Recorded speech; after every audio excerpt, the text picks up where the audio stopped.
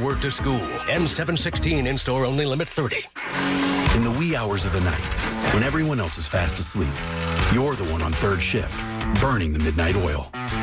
When a part fails and everything comes to a grinding halt, regardless of what the clock on the wall says, you leap into action. Grainger is with you and all the ones who get it done. With 24/7 customer support by phone or click to chat. Call, click Grainger.com, or just stop by. Grainger, for the ones who get it done. Things are a bit tight lately. That's why I love Kohl's. I went back to school shopping and got kids' clothes for under $6, sneakers for less than $20, and an extra 20% off already great deals, like 25% off backpacks. And get this, you can save more with a Kohl's card and earn Kohl's Cash. Talk about more style and more savings. Select styles, 20% off ends July 24th. Some exclusions apply. See store or Kohl's account for details. Martin Law, the law firm for injured workers. They wrote the book on workers' compensation in Pennsylvania. Turn to the team you can trust. Visit paworkinjury.com. Located in Center City, Bristol, Malvern, Allentown, Reading, Sunbury, and Harrisburg. Our attorneys are ready to listen and get you the justice you deserve. When you or a loved one are hurt on the job, you deserve the best. paworkinjury.com. Martin Law, the law firm for injured workers. For over 35 years, Health Partners Plans has been proudly caring for people in the community. Our nationally recognized Medicaid plan offers a growing network of doctors and hospitals so you can get care close to home. Health Partners can help you get the care you need, including doctor and hospital visits, prescriptions, immunizations, eye and dental care, and more. To learn more, please call 1-800-553-0784 or visit hpplans.com. Health Partners, trusted care where and when you need it. 20,000 bonus points, 18.99% variable APR, and a $32 statement credit when you spend $200 before your dog's 8th birthday. Credit card ads have all sorts of numbers, but they mean nothing to you if you don't get approved. So here's Credit Karma's number, 50. Like members who shop on Credit Karma get approved over 50% more often than the national average. Now that's a number you can rely on. Credit Karma. Apply with more confidence. Member approval rates in 2021 over 50% higher than 2020 CFPB national average. The Machine is coming. Bert Kreischer, the Birdie Boy Relapse Tour. 2 shows, Saturday and Sunday, September 3rd and 4th. This is how bad of a parent I am. I went to a parent-teacher conference. I make a cup of coffee, I grab 2 Diet Cokes, go to the parent-teacher conference, crack my Diet Coke, take a sip, and realize I have a Coors Light. There's more at BertBertBert.com. I pushed back into it, and I killed that Coors Light. Tickets on sale now at Ticketmaster.com. Don't miss Bert Kreischer live. Hard Rock Hotel and Casino, Atlantic City. When it's getting heated, Philly, Dunkin' is keeping it calm, cool, and cold brew. With an ice-cold cold brew. And not just any cold brew, but one topped with brown sugar cold foam coolness. With Dunkin's new brown sugar cream cold brew. America runs on Dunkin'. Price and participation may vary. Limited time offer. Terms apply. Hello? Whether you're at home or on the go, listen to 97.5 The Fanatic on Odyssey on your smartphone, Roku, LG Smart TV, Waze, and more. That's Odyssey, AUDACY. Check it out now. WPEN Burlington, Philadelphia, a Beasley Media Group station, home of the most entertaining sports talk in Philadelphia. 97.5 The Fanatic, Philadelphia. It's time now for Cuz Radio. What up, Cuz? Deshaun Jackson gets a block. Are you kidding? Talking with the Cuz. Yo, Cuz, how you doing? Stairs rips one into the night. Stolen by the doctor. Yes, he's got it. Here he comes. Ray, rock the baby to sleep and slam dunk. Look, Cuz, don't even try it, okay? Now here's Anthony Gargano. Why don't you get the hell out of here, Cuz?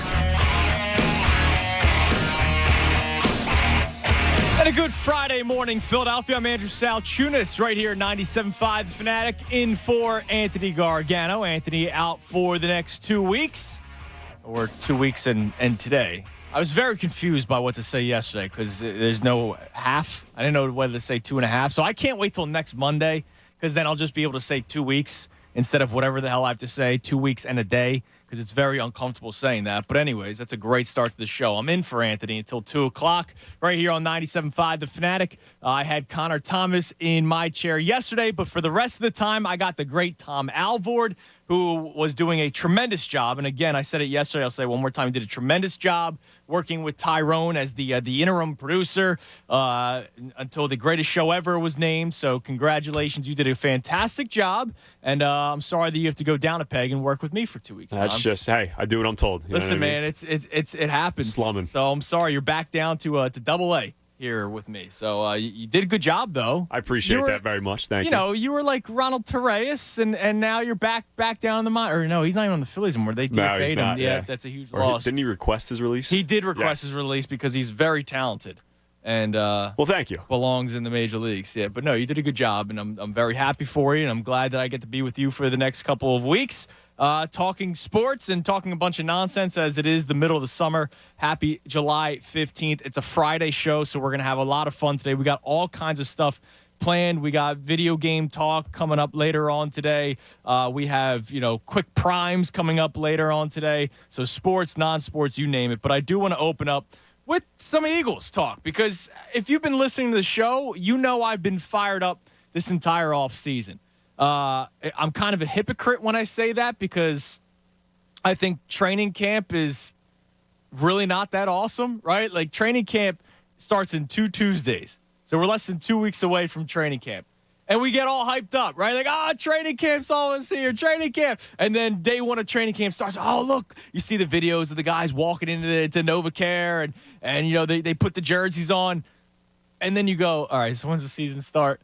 And I know there's people that love training camp, but I think they're still caught up in the days of Lehigh, right? Like, Anthony and I had the Lehigh conversation before he took his time off.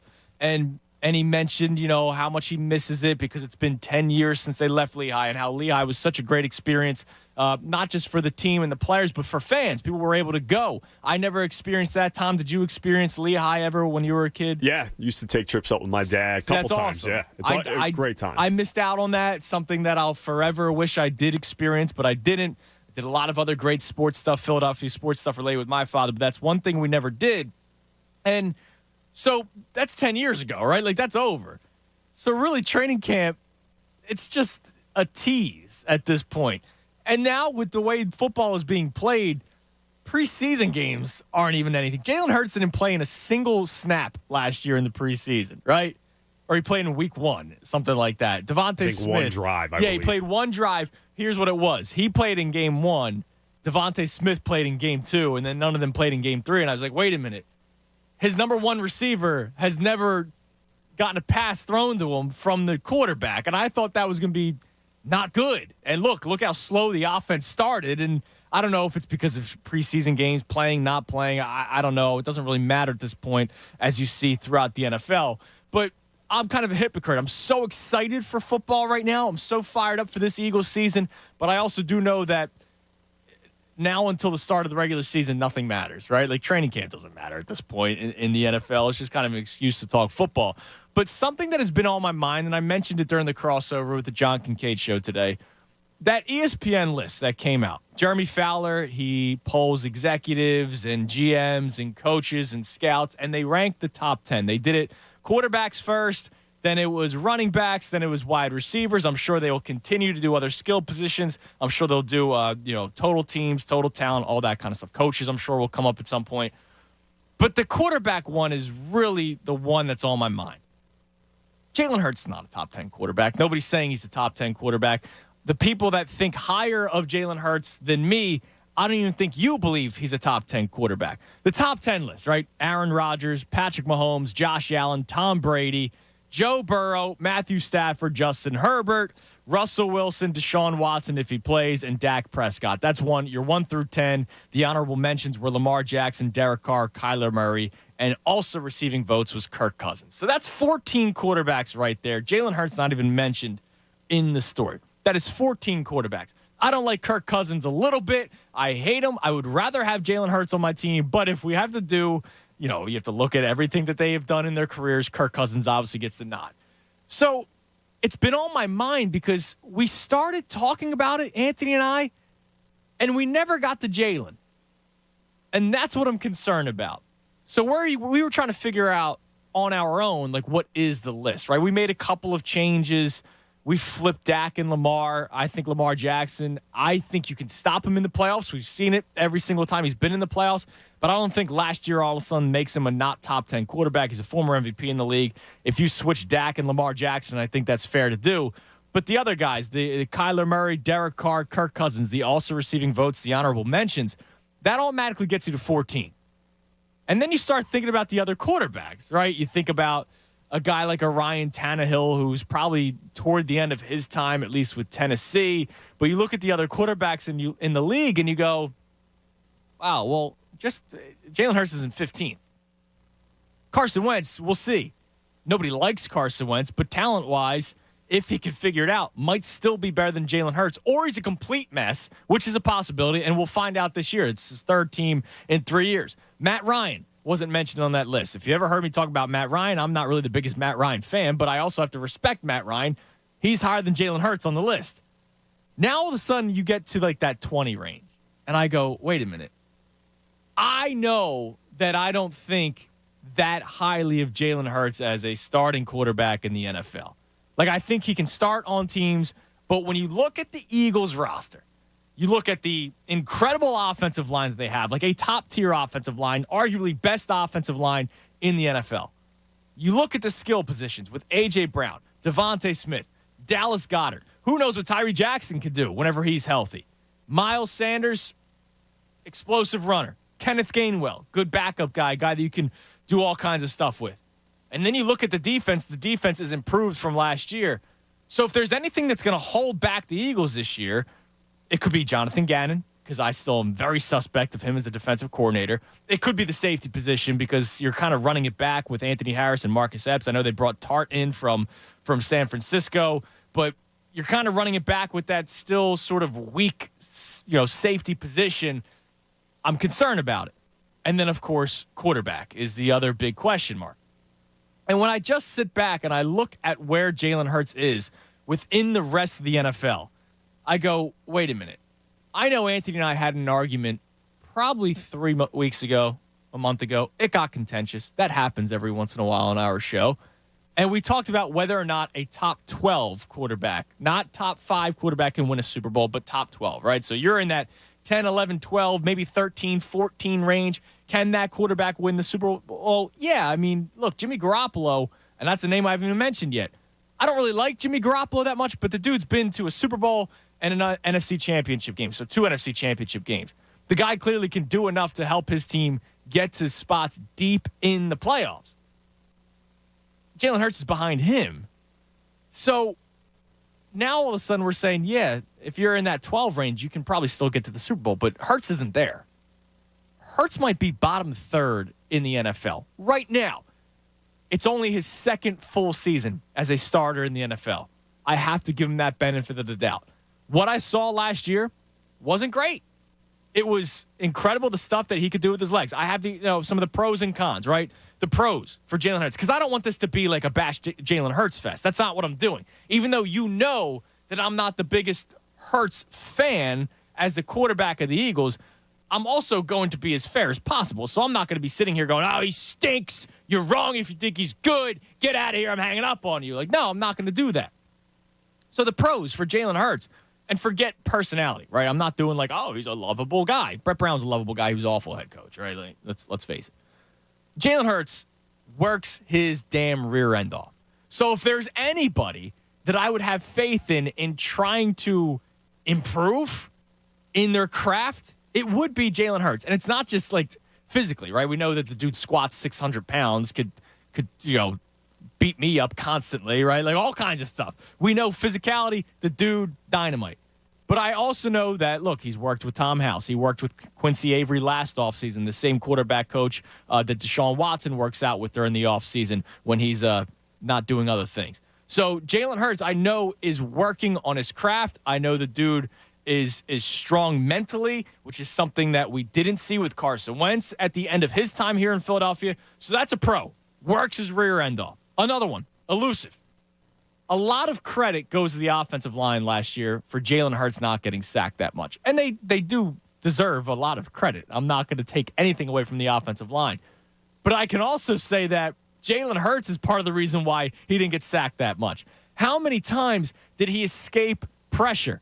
And the beauty is, when he couldn't get away and actually run for positive yards, he got rid of the ball. So he was elusive enough to avoid a sack, but then was also smart enough to get rid of the football. Again, something we didn't see with Carson Wentz, especially toward the end of his time here in Philadelphia, when he tried playing hero ball and he would fumble 6 times a game. He'd throw dumb interceptions. We saw it last year in Indianapolis. I'm sure we're going to see it this year when he's playing for the Commanders. So Jalen Hurts, elusive. Another thing, dual threat. When the arm is good, which we saw games where he did throw the ball well. I'm not saying 80 yards downfield. I'm just saying he hit his guys in stride. He had good timing, good connection with his receivers. That dual threat, his ability to run, he'll always have a spy on him. You're playing 11 guys on defense, but one of those guys is completely locked in on your quarterback, and then you have 4 guys rushing you. So now all of a sudden, there's only 6 guys to take care of all your skill players. Jalen Hurts is a reason why defenses have to do that. So those are all credits to Jalen Hurts. Those are all things that make you excited about him as the quarterback. But then there are the cons. Like every player has. Like every player has a con. Tom Brady has a con, right? If he needs to try to escape pressure, yeah, he can slide and dance in the pocket. But if he has to roll out, he's not the quickest guy in the world, so he can get caught. Now, has that stopped him from having the greatest career of quarterbacks in football history? No, it hasn't. But I'm just saying there are cons for every single player. Jalen Hurts just has a couple of them. And we know that the lack of arm strength is one of them. And again, not just throwing it 80 yards downfield. We saw him do it. A lot of people would always point out, what do you mean? I thought he couldn't throw it far. No, he can throw it far. But if he's rolling to his right and then he has to stop and throw to his left, he has struggled with that in the past. He hasn't been able to do that. We talk about lack of reading a defense. So far, I still remember the Tampa Bay game. And this is one thing that I warned a lot of people of during that winning streak toward the second half of the season when the Eagles were beating up on teams that didn't have quarterbacks because of COVID and because of injury. And a lot of the defense were suspect that they played. The second you played in a game where you needed Hurts to try to win with his arm, you were going to struggle. And we saw that against Tampa when they're down 31-0 in a blink of an eye. I still remember Quez Watkins wide open downfield like 2 or 3 times. Devontae Smith wide open a couple times. That play where Devontae Smith is literally standing in the end zone like this with his arms open, like, please throw it to me. And it took so long to get there, not only because the throw was weak, but because he didn't read the defense well. Now that he can improve on. I know he can. Arm strength, he might not be able to. But reading a defense with more time in the NFL, he can improve on. And one last con I have, while he is elusive, sometimes he's quick to drop the head, which is the missing Quez Watkins wide open downfield because he put his head down trying to avoid pressure when there was no pressure. Sometimes, just sometimes, he sees ghosts. So, Jalen Hurts, there are pros that make him one of the more elusive and exciting quarterbacks to watch in the NFL when things are going well. Cons that could hold back a team.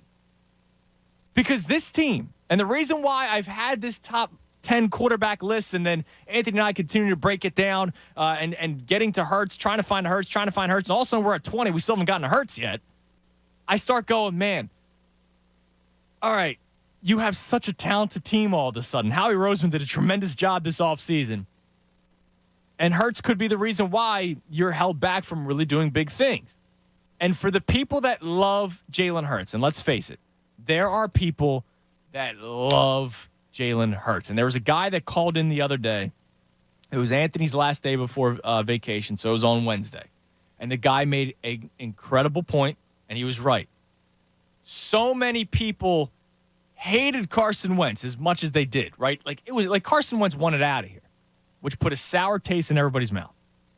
People hated Carson Wentz so much that it almost led to them overly loving Jalen Hurts. And now it's going to be hard to come off that hill for a lot of people. I love the dude. Guy's got a great personality. Guy's got great work ethic, all that kind of stuff. I think he's exciting to watch. Last year, I was excited to watch Eagles football, whereas the previous year I wasn't. It was such a mess when they went 4-11-1. But there are a lot of questions that I have of the guy.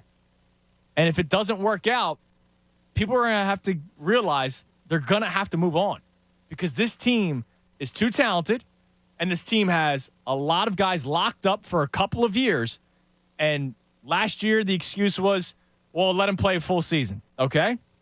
Now this year, it's, well, that was his first season. Let us see his second full season as a starting quarterback. If it doesn't get better, his time has to come to an end after this year. It's a make or break season. Whether that's fair or not, this year is a make or break season for Jalen Hurts. I don't know what I'm going to expect or what I'm going to see.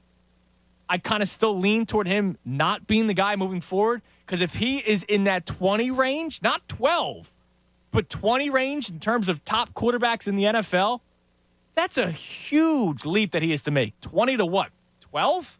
Because that's the number that Anthony said. You could be the 12th best quarterback in the league and win a Super Bowl. If he's not even top 20, that's a huge leap that he has to make. Tom Alvord, you and I have been talking Eagles a lot during our time together. So the Jalen Hurts list, I'm sure you guys went over it quickly on the Tyrone Johnson show, the afternoon show, formerly known as. And, I read through those quarterbacks, the top 10 that started off with Aaron Rodgers. And then it goes to Patrick Mahomes, Josh Allen, Tom Brady, Joe Burrow, Matthew Stafford, Justin Herbert, Russell Wilson, Deshaun Watson, Dak Prescott. That's your top 10. The honorable mentions were Lamar Jackson, Derek Carr, Kyler Murray. That's 13. Also receiving votes was Kirk Cousins. That's 14. So you're already midpoint of the league, right? Jimmy Garoppolo's got to be in there. Matt Ryan's got to be in there. Whatever order it is, that's 15, 16. Now you're going to the back half of the league. Where is Jalen Hurts in your mind right now? And if he is in that 20 range, can he make that leap this year? Because if it's not this year, you have that quarterback class. And the Eagles have told you, Tom, when they tried trading up for Zach Wilson, when they tried trading for Russell Wilson, when there was a lot of smoke about Deshaun Watson, like, we know that the Eagles have tried to make a move. They just really haven't been able to, or it wasn't the right time. So they're going with another year of Jalen Hurts, and that's fine. I'm all for it. It's his team. No Gardner Minshew, no backup quarterback talk. But can he make that leap, man? What do you think? Yeah, so when it comes to Jalen Hurts, right now I do believe he's in that 18 to 23 range when it comes to quarterbacks. I believe it's in him to make that leap. Do I think it's going to happen necessarily? No. I still have my doubts like you. We see those positive games from him. Like that Denver Broncos game, he was really, really good in that first half. I was out there. Yeah. Oh, yeah, that's right. You were. And I then watched the replay, and I realized I wasn't imagining things when I was out in Mile High.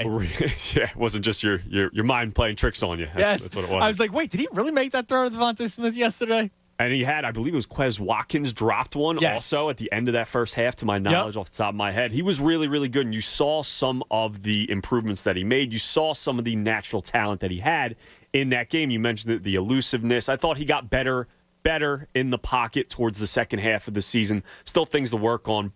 And then I also look at Andrew, there were 9 games last year where he didn't throw over 200 yards passing. Like, that is an issue from your starting quarterback. I know he does other things, obviously, with his legs, but 9 games, more than half of the games. Well, and you saw it in a game where he needed to throw more than 200 yards passing, the Tampa Bay Buccaneers game. I mean, they were done at halftime. Yes, correct. And now, listen, he was thrown to Jalen Reagor as his wide receiver, too. That obviously has an impact when you go from that to A.J. Brown, but it's still something to keep an eye on. I believe right now he's in the 18 to 22-ish, 23-ish range. He needs to realistically be in that 12 to 15 range after this season for the Howie Roseman, for us as Eagles fans, for everyone out there to have confidence that he is the guy going forward.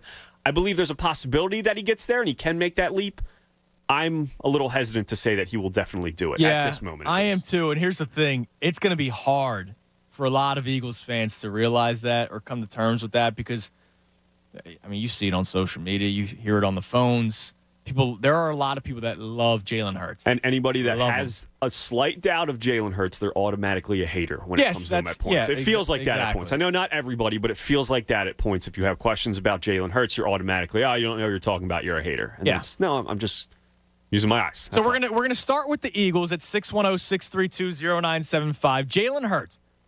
Now, I know that there's probably somebody driving in their car right now that's their face is beat red because I said he might be in the bottom third, right? Like there are people that think he should be top 15 right now in the conversation. But when I read you those names, he's not.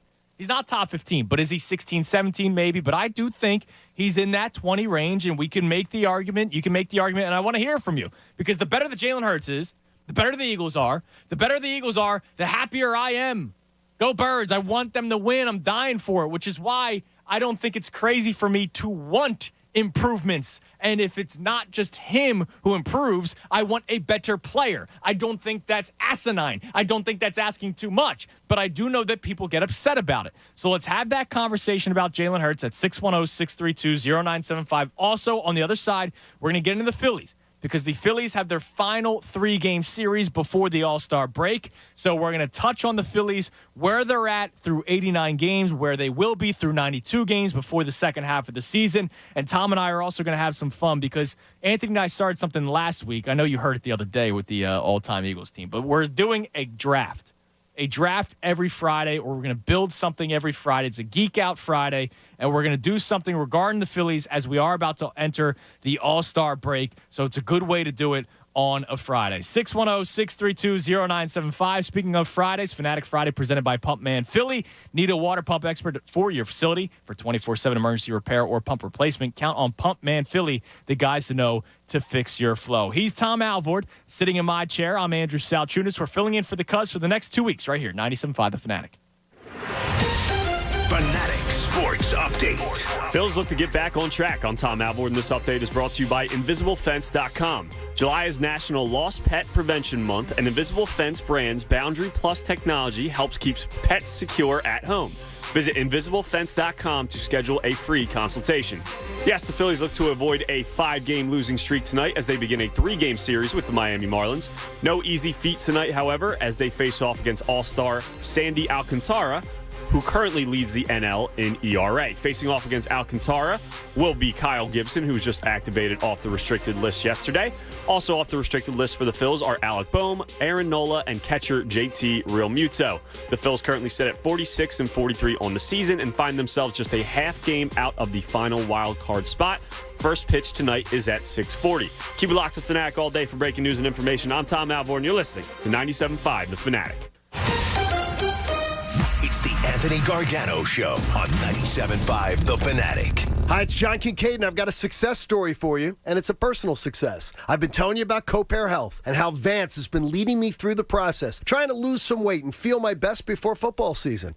How about 22 pounds in 11 weeks? And I feel great, and I feel confident, and I know that Copair has helped me out. For all of July, mention me, and you're going to save hundreds of dollars. While most costs are higher than ever, Copair is offering its greatest value to help you lose weight and feel better. This personal coaching system is going to help you understand what foods to eat, when to eat them, how you work out, and more importantly, get you in the right state of mind so the weight loss comes easy. Go to COPAREhealth.com. That's COPAREhealth.com and tell them John Kincaid lost 22 pounds in 11 weeks. I know I can do it. I can promise you. You can. You just need a little help. And Copair is going to give it to you. Go to COPAREhealth.com.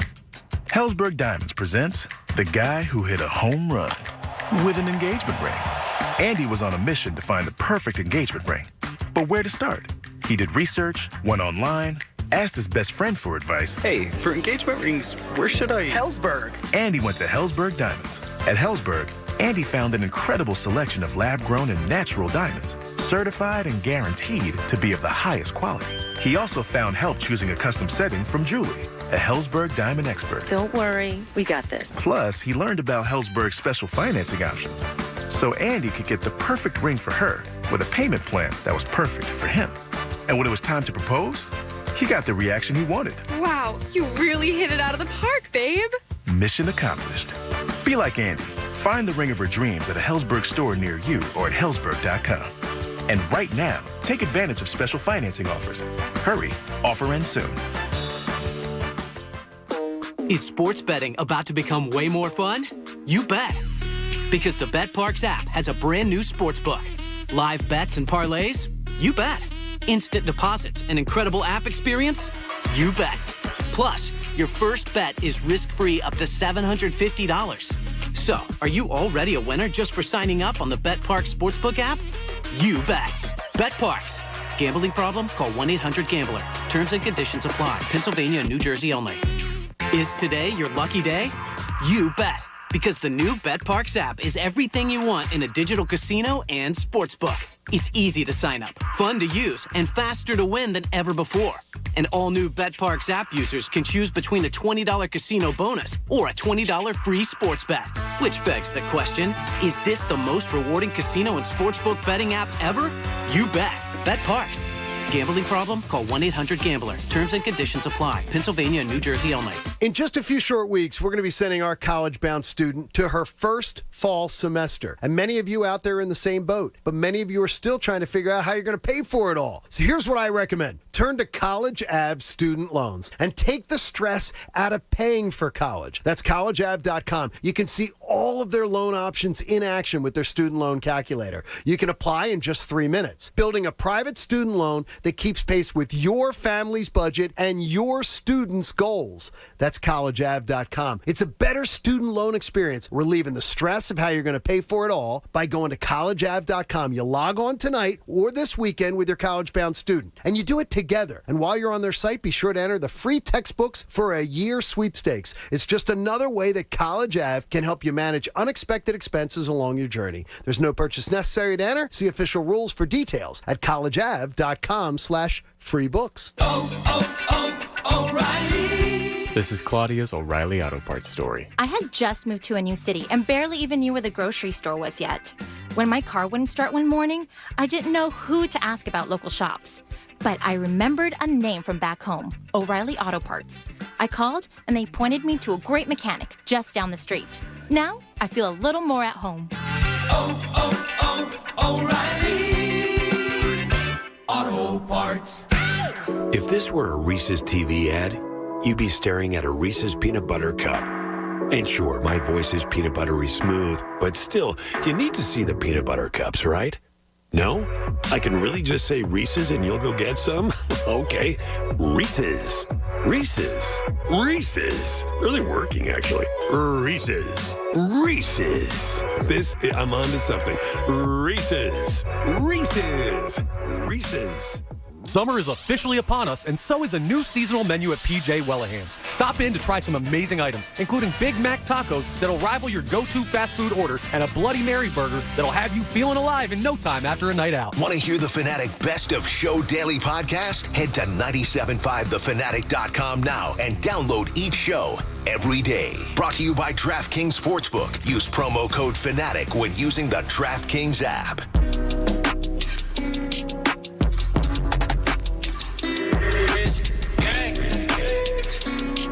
10:30, 97.5 The Fanatic. I'm Andrew Salchunas, filling in for the Cuz 10 o'clock hour, brought to you by Window Nation. Take advantage of Window Nation's 50% off sale on all style windows. Plus, make no down payment with no payments and no interest for 12 full months. Call 866-90Nation or visit windownation.com.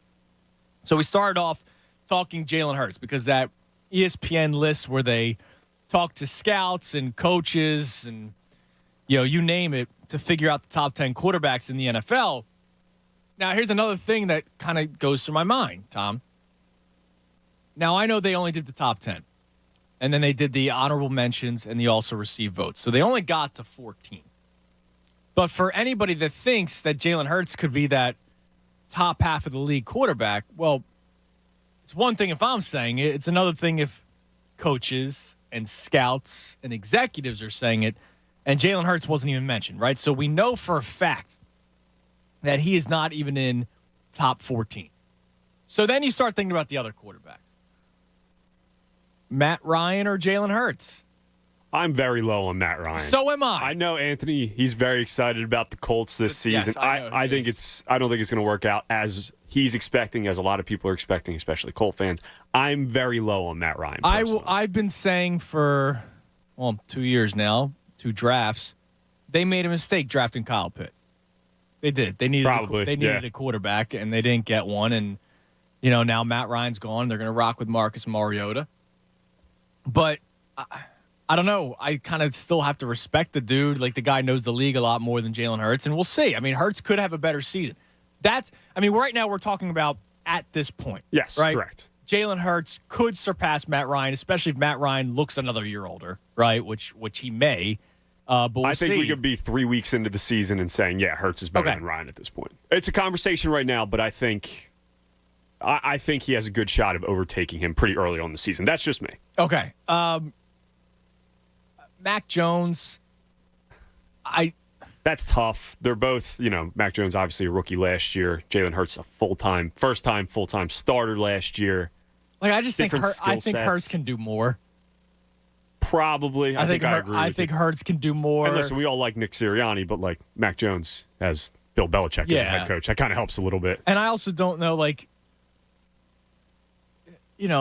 it's not like Mac Jones has a lightning arm, right? Like, it's not like if we're taking away from Jalen Hurts because of his lack of arm strength, how could I say Mac Jones is better if he also doesn't really have that great of an arm, and then he's not elusive? When it comes with arm strength, he was accurate last year, Mac Jones. Yes, but he was. The big-time throws downfield, I don't think you saw a ton of. So I'll go toss-up, but I'll lean toward You can have Hurts. a conversation. Yeah, I agree. I don't like Jimmy Garoppolo a little bit, but the guy wins. And he does. Is it because he's on San Francisco where they have a great defense and great running backs? Maybe. But the guy, I got to give him credit. That NFC Championship game where I thought they were going to get absolutely spanked, especially because he didn't play well against the Packers. Not at all. So NFC Championship game, I go, all right, this is a rout. They almost won that game. I just mentioned Tart. If he doesn't drop that interception, they win that game. Probably. And Jimmy Garoppolo played very well in that game. He threw for 3,800 yards last year, which is kind of crazy to me. Yeah, it's not great. And I don't believe he missed any time last season, early on in the season or anything like that. He played 15 games. Okay, so he a missed game or two. That's fine. But 20 touchdowns, 12 interceptions, that's very average. Mediocre, yeah. But the guy wins. Pedestrian. So I kind of have to give him the nod. Then there's the names like Teddy Bridgewater. I'd rather go with Jalen Hurts at this point. Agreed. Jameis Winston, you can make an argument that it is Winston. We'll see, right? I mean, he only played 7 games last year. He was great in those 7 games, 14 touchdowns to just 3 picks. I'll say Jameis Winston over Jalen Hurts. I'm not saying it to make any sort of point. I'm just saying the dude is starting to show that there may be a little bit more than what was just overhyped. Like, a lot of people thought he was overhyped. He played really well last year. He got hurt. It could have been a flash in the pan, those 7 games. He could end up sucking, and we'll find out. But right now, projection and, talent and all that kind of stuff, I'm going to go with Winston. So, 7 games you said he played. Yes.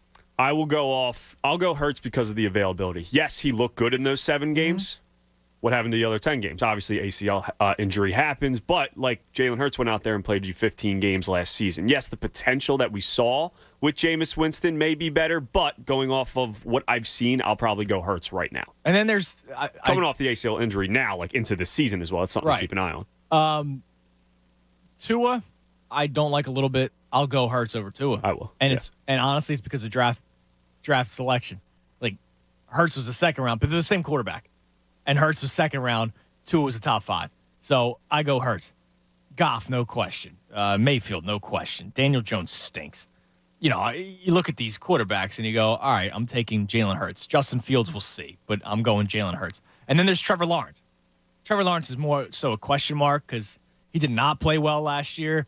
That team was a mess. Their head coach was grinding up with girls in a club, after lying, saying he was going to be with his family for a weekend, forgetting that social media and phones are everywhere. That is 2022, 2021 at the time. So I'm going to kind of just leave him to the side. I'm not even going to put him in the conversation. There's one quarterback I haven't mentioned on purpose, and that's Carson Wentz. Who knows, dude? Yeah, it's such a mystery. Such a toss-up, yeah. Because he had a good year statistically last year. 27 touchdowns, 7 interceptions. But the guy made the same boneheaded plays, and he's the reason why one of the reasons why they didn't make the playoffs. Yeah, the same rookie mistakes he's making in year 6 as a starter. Yeah, that can't happen. I mean, I go, so probably not. So now I'm curious if we have that same thought process, and I know it's a big if those last 2 games end differently, he still plays the same way, but they end up winning one of them and they sneak into the playoffs. That was just a complete disaster, complete meltdown for them to not get in the playoffs. I'm curious if we have that same thought process if they do find a way to squeak in. Like I said, a big if there, but we just remember he did have a pretty solid season. He had a good year. And but all we remember is those last 2 games. Yeah, he had a good year, and of course the plays that would be tweeted out from Barstool, Wentz is at it again. Remember, he threw the left-handed pass in his own end zone. I remember Booger McFarland said he Carson Wentz'd that about another player at one point in the season, right? So he became kind of a national joke, but we'll see what he's like in D.C. So let's say Hurts is above Wentz, which I'm still not 100% sold on that. But let's say that Hurts is above Wentz. Just talent, right? Hurts the dude. Hurts the locker room guy. Definitely better than Carson Wentz. Obviously, look, Carson Wentz on his third team in 3 years. And that does go into the quarterback position, right? So he may suck as a dude and people don't want to play with him, and so he stinks. But we went through those 14 names that ESPN had. You don't want to give Matt Ryan the nod? Then that's fine. That's fine if you don't want to give him the nod. But we got to give Garoppolo the nod. I'll agree with that. Because he's won. That's 15. I go Tannehill for now. I think that's fair. Over Tannehill, Jalen Hurts. Yes. That's 16. Winston, I say yes. You don't. I say no, but yeah. So regardless, depending on Winston, Lawrence, and Wentz. So right now, if we're putting Hurts in front of Winston and in front of Wentz and in front of Lawrence, that puts him at 17. If you then do the projection thing, Wentz could be really good with Terry McLaurin. Trevor Lawrence could actually be the number one overall pick, and with Doug Peterson and a couple more weapons, he could be better than Hurts. Much like I said about Matt Ryan, like 3 weeks into the season, I think we'll see Hurts overtake Matt Ryan. I think we could see a similar situation, like 3 weeks into the season, Trevor Lawrence is like, oh no, this kid's really good, and he's probably better than Hurts. So basically what we're getting to right now. But right now, though, we're talking. Hurts is in, if you include Matt Ryan in the conversation, Hurts is in the 17 to 21 range, where you can argue all those guys. 17 to 21 range. If he's 17, all right, that's not as big of a leap that he has to make to get to that 12th spot. Anthony said it the other week. The top 12 quarterbacks can win a Super Bowl in the NFL. 17 to 12 is still a pretty big leap that he has to make, but it's over guys like Jimmy Garoppolo, who I say adamantly I don't like. There's other quarterbacks that I don't necessarily like. So I go, okay, Jalen Hurts, he can make that leap up 5. But if he's 21 through 2-3 weeks in the season, I don't think he can leap 9 guys by the end of the year. Like, that's a lot of guys he has to leap. And I don't know if he'll be able to do that. And if that's the case, you're going to have to move on. So we'll have that conversation all day today. It's 610-632-0975. But we're also going to get into the Phillies.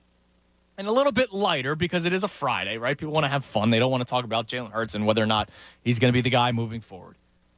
The Phillies have 3 games left before the All-Star break, and I still think they're in a good spot. They're 3 games above 500. Tom pointed it out before the show started. After all the mess of a 4-game losing streak and everybody started panicking, there's just a half game out of that final wild card spot. They really lost no ground. They had a game lead over St. Louis before they dropped 2 straight. They're now half a game behind St. Louis after dropping those 2 and dropping 2 to Toronto. I don't know why people are panicking. I really don't. Let the All-Star break happen. Let this series happen. They should take 2 of 3 against the Marlins again. They should. They did it last time. They should do it again. You take 2 of 3 against the Marlins. You're now 4 games above 500, heading into the All-Star break. You could potentially be back into that wild card spot. I know the Cardinals are playing the Reds heading into the break, so the Cardinals could sweep that team, and you might still be just outside of the out of the wild card. But for everybody that says we shouldn't be celebrating a wild card spot in July, you also can't say, "Oh my God, they're already out of the wild card spot in July." We can't take both sides, right? Let's just get in the middle. It's good that they're in striking distance in July when at one point they were 22-29 on the season, which led to them firing their manager. Now they're 3 games above 500. They could be 4 games above 500. They could be 5 games above 500. They could be 6. All this stuff is possible. The Phillies, I think, are in a good spot right now. With everything that has gone on, it has been a messy season. It's been a crazy season, and I still think they're in a good spot, even with all the injuries that they're sustaining, even with the lack of talent in center field, all the question marks that we have all over the team. injuries to the starting pitching staff, I still think they're in a good spot. Tom, I know you and Tyrone have talked about it a lot. I kind of heard you guys talk about it yesterday. I'm not panicking, man. I'm not panicking. It's like, I don't understand why people, because they lost 4 in a row, they just ignored the fact that they went, 20-8? The 28 games before that? Yes. Yeah, I really don't have much panic either. I do have worries, that's for sure. I'm still worried about center field. I'm still worried big time about starting pitching and starting pitching depth. Like Ranger Suarez and Zach Eflin both being on the IL right now, that's hurting this team, especially some availability issues that we've talked about. That's not helping the team either. But can I count on Zach Eflin at this point in his career and count on him down for a playoff stretch come September that this dude's going to be, one, going to be healthy enough to pitch and us to rely on him, and two, is he going to be good enough? Because when Zach Eflin's on, he looks like one of the better pitchers on this team. But when he's off, it's, 3 innings, 6 earned runs, and then he's on the IL the next day because his knees bother him. So still have issues and concerns about this team, but I'm not panicking, man. Like you're right. This team was, 22 and 29. Joe Girardi got fired. Bryce Harper broke his thumb. You haven't had Gene Segura, one of your more consistent hitters on this team. And like I just said, don't have 2 of your starting pitchers on available because they're on the IL. And we're still 3 games over 500. We're still a half game out of the playoffs. And by the way, striking distance. That schedule gets pretty easy come the second half. Now, we said that a little bit last year. I feel like this is a different team. It's a totally different team, man. It feels like it, yeah. Totally different team. So I'm not panicking. Like I said, concerns, but the panic button, I'm still nowhere close to it at this point. Yeah, no, I mean, you look at these teams, and I think the manager's a big part of it, right? Sleepy series with Sleepy Zombie Joe do not go well. That's why I know that they're going 2-1, at least, in this series coming up with Miami. With Joe Girardi, they probably get swept. Seriously, Joe Girardi, they probably go, oh, well, the All-Star break's 3 games away, and we're in Miami. Let's have a good time, and let's just go out and play some baseball.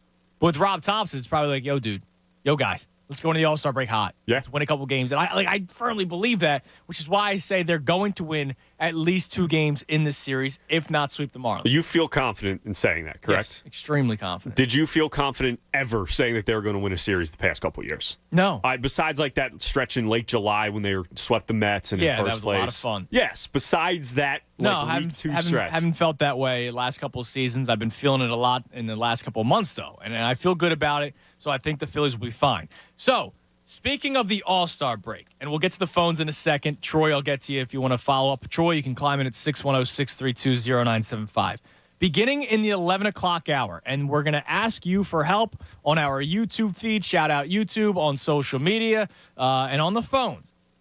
Tom and I are going to build the all-time first and second team Phillies rosters because it's going into the All-Star break. So the All-Stars of Phillies history. Now, I'm not going to do it the same way Anthony did it the other day, where if you played it down, but you were a Hall of Fame wide receiver, you're on the team. No, we're going to do, they actually made a major impact with the Phillies at some point in their career, and probably more so than 1 year, too. It's like it has to be a stretch run. The reason why I say first and second team is because there's no argument that Mike Schmidt is the greatest third base. Like, there's not even an argument, right? It's Ryan Howard at first base. It's Mike Schmidt at third base. It's Chase Utley at second base. It's Jimmy Rollins at shortstop. Like, your infield is pretty much set. We'll go Steve Carlton as the ace. Roy Halladay will probably be the ace of the second team. All right. The only really argument will be catcher. Right field, it's over with Bryce Harper. Bryce Harper's already on the first team. Who else would it be? Bobby Abreu? Like, I know you got some of the old school guys, but who else would it be? Jason Worth didn't play here long enough, yeah. Abreu, he'll be second team. Okay. But Bryce Harper, I mean, the guy already won. Yeah, you're right. Bobby Abreu never won MVP. Yeah, you're right. And Bryce Harper, I also will expect to continue to play at a very high level the remainder of his career. I was just thinking, like, years here. Yeah. Because Harper's now in his 4th year. He's in his 4th season. And Abreu, I believe, played what? Yeah, he played for a while. A good time. So that's what I was thinking, but you're probably right. But he's with also going to be here, so I'm kind of projecting a little bit. Okay. It's not like this is his final year. But so that only leaves a couple of positions open. And then you have, like, the left field conversation. Was the Bull better than Burrell, right? Like, we can have those kind of debates. But really, a lot of the first-team guys are locks without any sort of debate. We will fill in the guys that aren't locks. But the second team, we could have a little bit more of a debate. Like, I think Carlos Ruiz is the greatest catcher in Phillies franchise history. I do believe it. God rest his soul. It's not Darren Daulton.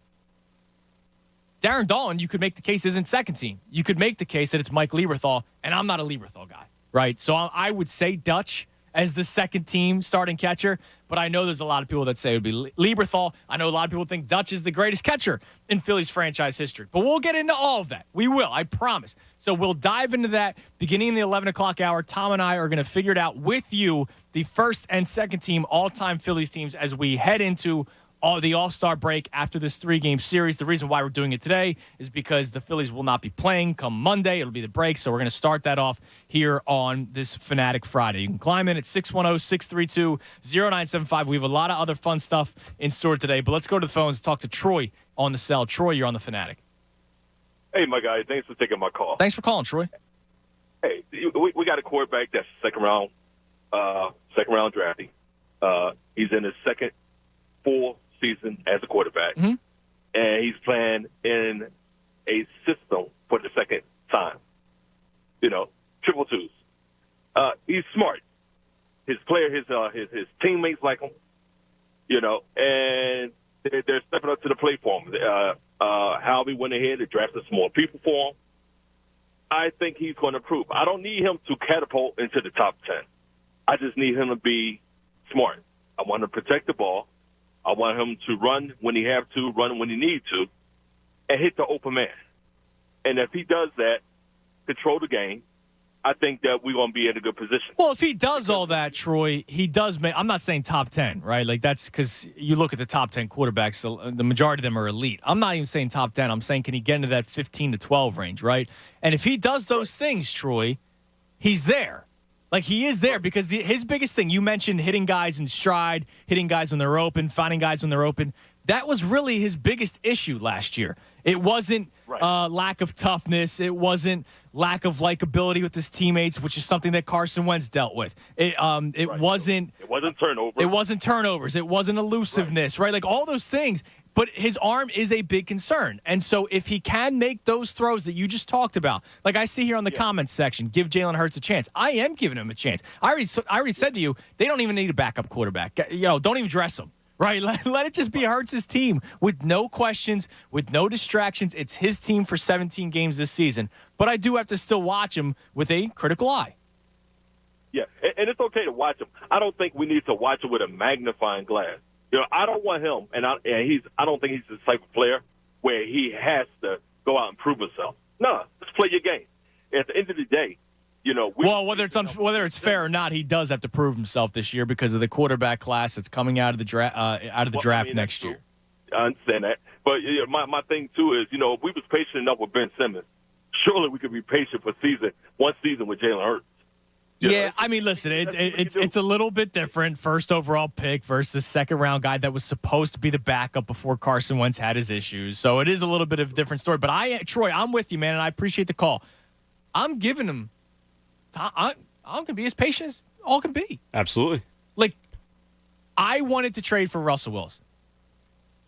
Right? I wanted Russell Wilson. Yeah. It was not a question in my mind. People rip me, you're part of the microwave society. Yes. Half the time I eat my food cold or lukewarm. Sometimes I will put something in the microwave for 30 seconds just so that it's not ice cold. All right? I am a part of that microwave society. Shame on me for wanting to see championships sooner rather than later. I don't care about 5 years from now. Oh, well, if you trade all those picks for Russell Wilson, you might be in trouble 5 years from now when he retires. I don't care. I don't know where I'm going to be 5 years from now. I could be dead. Who knows, right? Like 5 years from now, it's a long time.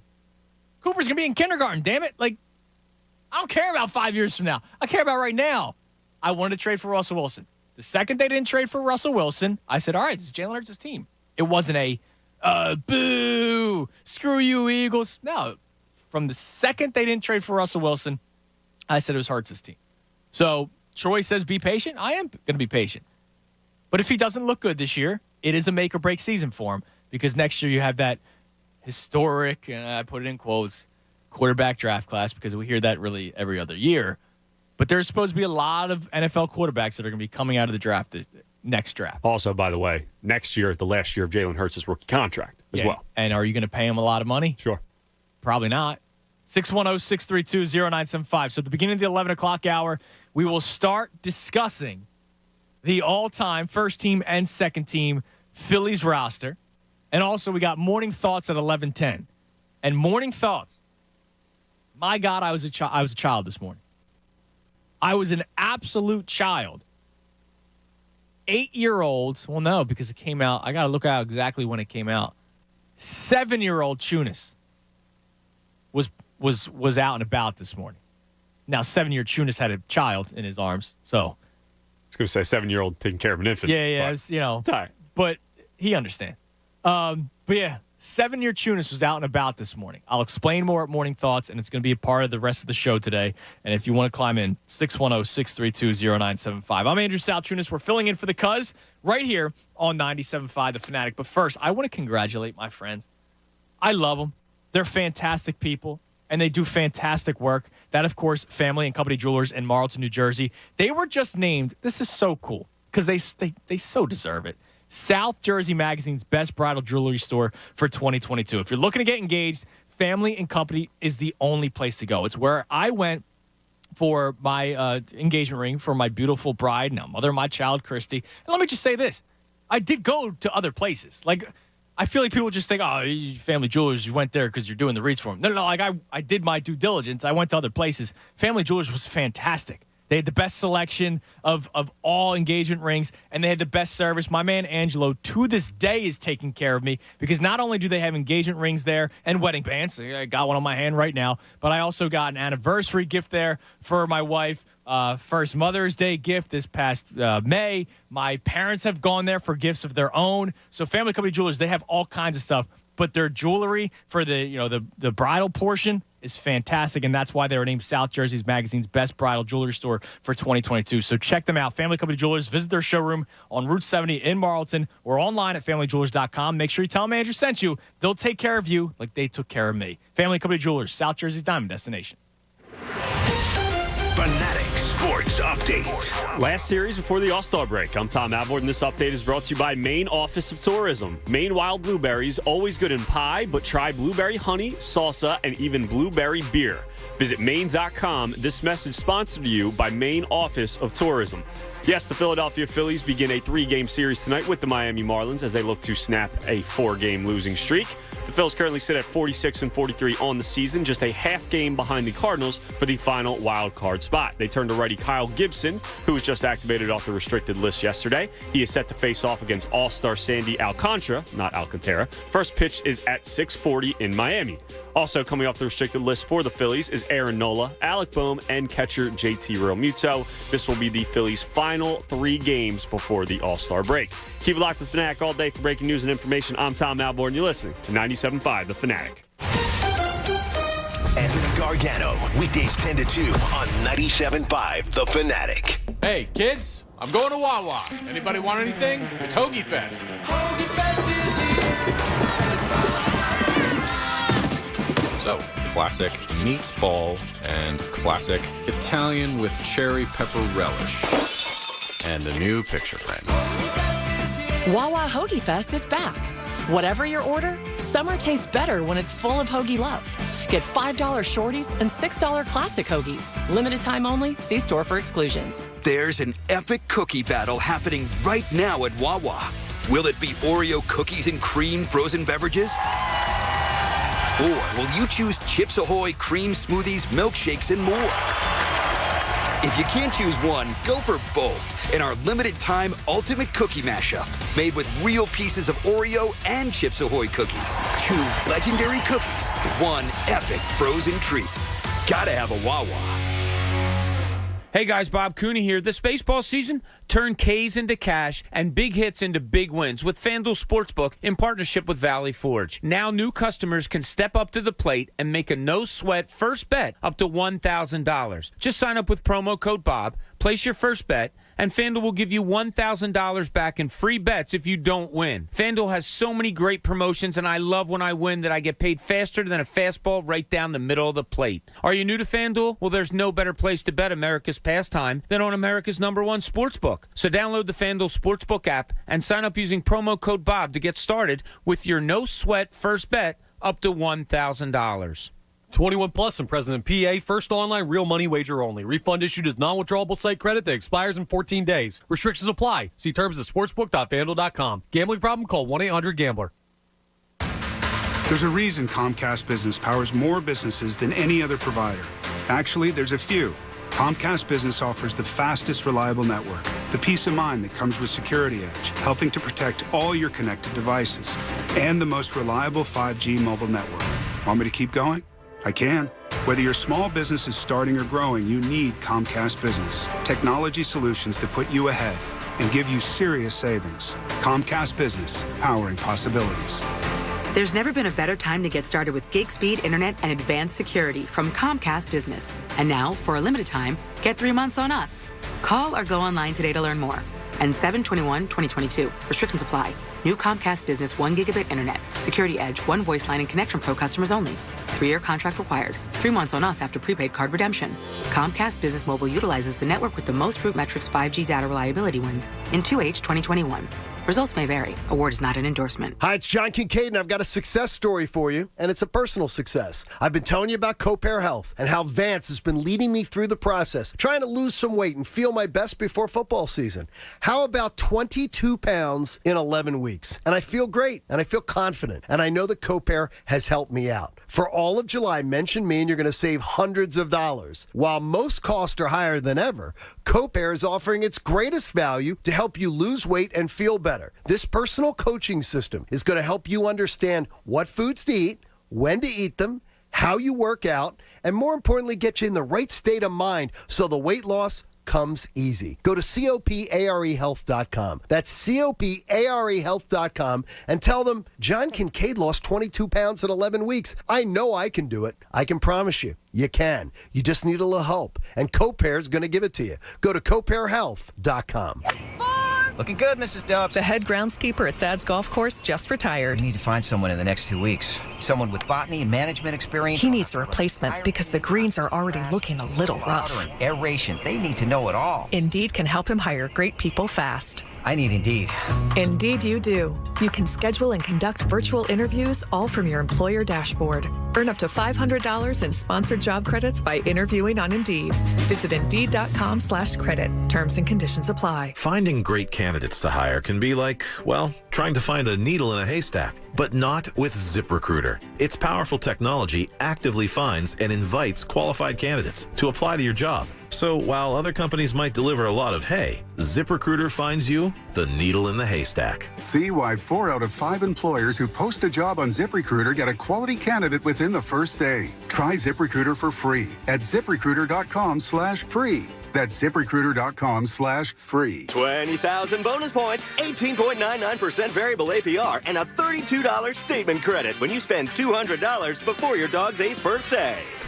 Credit card ads have all sorts of numbers, but they mean nothing to you if you don't get approved. So here's Credit Karma's number, 50. Like members who shop on Credit Karma get approved over 50% more often than the national average. Now that's a number you can rely on. Credit Karma. Apply with more confidence. Member approval rates in 2021 over 50% higher than 2020 CFPB national average. WPEN Burlington, Philadelphia, a Beasley Media Group station, home of the most entertaining sports talk in Philadelphia. 97.5 The Fanatic, Philadelphia. 11 o'clock, 97.5 The Fanatic. I'm Andrew Salchunas, filling in for the Cuz for the next 2 weeks and a day. I'm a very simple man, Tom. It's a good song. Yes.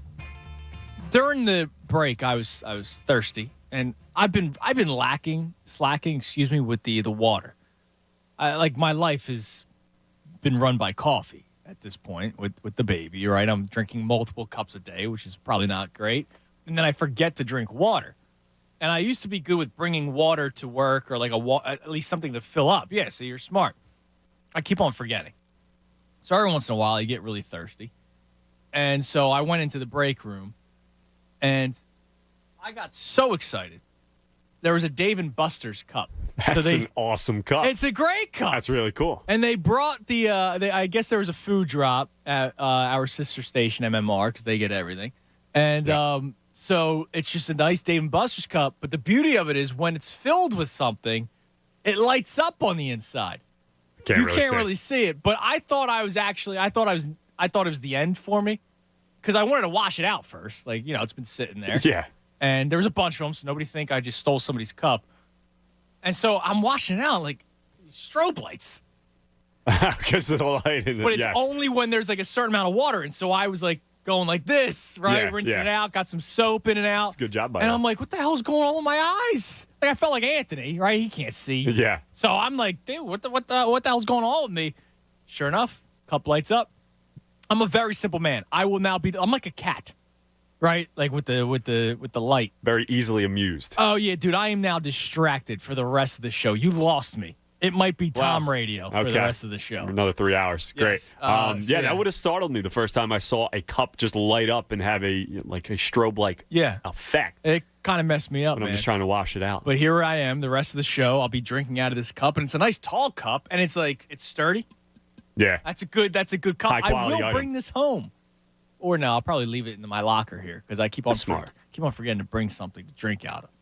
I always have a water next to me at all times. Like I just it's not even like, oh, I'm trying to be healthy. Like no, I feel like I'm just thirsty all the time. Well, if I were to forget a water, I couldn't do the show. Really? I drink water throughout the segments, like before I do my updates, everything.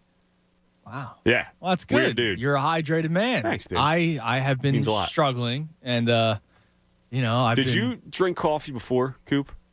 Yes. You did? Yeah. Okay. I know a buddy of mine who had a baby just 2 weeks after we did, who didn't, and now does. Because I don't drink coffee. I'll drink it every now and then. Like if I'm really tired one day, I'll go to Dunkin'. I'm 2 cups in the morning.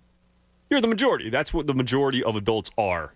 But I was 2 cups in the morning, and then I was like 2 cups in the afternoon, cut that back down to just 2 cups in the morning, and now I'm back to at least 1 in the afternoon. You have an excuse now, though. Yeah, there's a reason behind it. I feel like I'll be that dude that didn't drink coffee beforehand, but then eventually, hopefully, when I have a child, I'll probably be like, you probably will. A couple days. You probably will. A couple things before we get to Wallace at 610-632-0975. I want to give a yo. I'm sorry that I didn't give you much of a heads up. I know it's on the bottom right there. Because we got a yo. Yo. I'm wearing my Flacco's t-shirt. Saw that. Flacco's Conshohocken. I'm a big fan of Flacco's. That's where I went and got my tuxedo for my wedding a couple of years ago. And you guys heard me doing some reads for Flacco's for the holiday season last year. They have absolutely everything. But Anthony and I, as we've really embarked on this journey at the beginning of COVID, trying to give shout-outs to small businesses, local businesses throughout the area. And we've been rocking gear. And so today I have the Flacco's t-shirt on. And it's a very comfortable t-shirt. It's a nice shirt over And there. so a shout-out, yo, to Flacco's, as I will be wearing them. YouTube, you can see it. Shout-out to YouTube. And speaking of YouTube, Brandon checks in. Now, yesterday, I don't know if you heard the Instagram fiasco. Yes, where you're struggling with your password and getting in. So, fortunately... And following me, by the way. Oh, I'll take care of that Yeah, later. sure. Fortunately, I had it open on my laptop. Okay. So I was able to do some things where I got it back on my phone. But nice. I don't get one of the security questions was, well, you forgot this password. Type in one of your previous passwords. Well, this is my first and only password. Like, how can that be how can that be one of your questions? I get it if you've had if you've had a Yahoo email for like 10 years. You probably don't have more than one password. But like an Instagram account you just made, what, a year ago? Yeah. Why would you have more than one password? Well, that's what I'm saying. That makes no sense. That was so stupid. So I figured it out at some point today, and I'll explain right now. I will use Instagram. We will go live during a break, and it'll be for your chance to win FanFest. Okay. So I'm going to give a keyword during the Instagram live. So you're going to have to jump on over, and then I'm going to mention it on the air at some point, and then when you hear it, you'll call in and all that kind of stuff. So we'll do that later on today, probably in the 12 o'clock hour. But let's go to the phones before we get to morning thoughts at 11:10, and before we start breaking down this Phillies all-time first and second team roster. Let's go to Wallace in Florida. My man Wallace, what's going on, dude?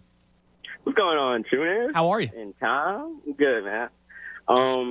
So real quick about the Phillies, I got a question for you. I'm not in the panic mode. You know, it's 4 games stint, but I do think both games were winnable, even with how Zach pitched, because I feel like he only pitched like that because of the pressure. And I definitely think the first game was winnable had we had everyone be available, right? Yes, which you didn't have. Exactly.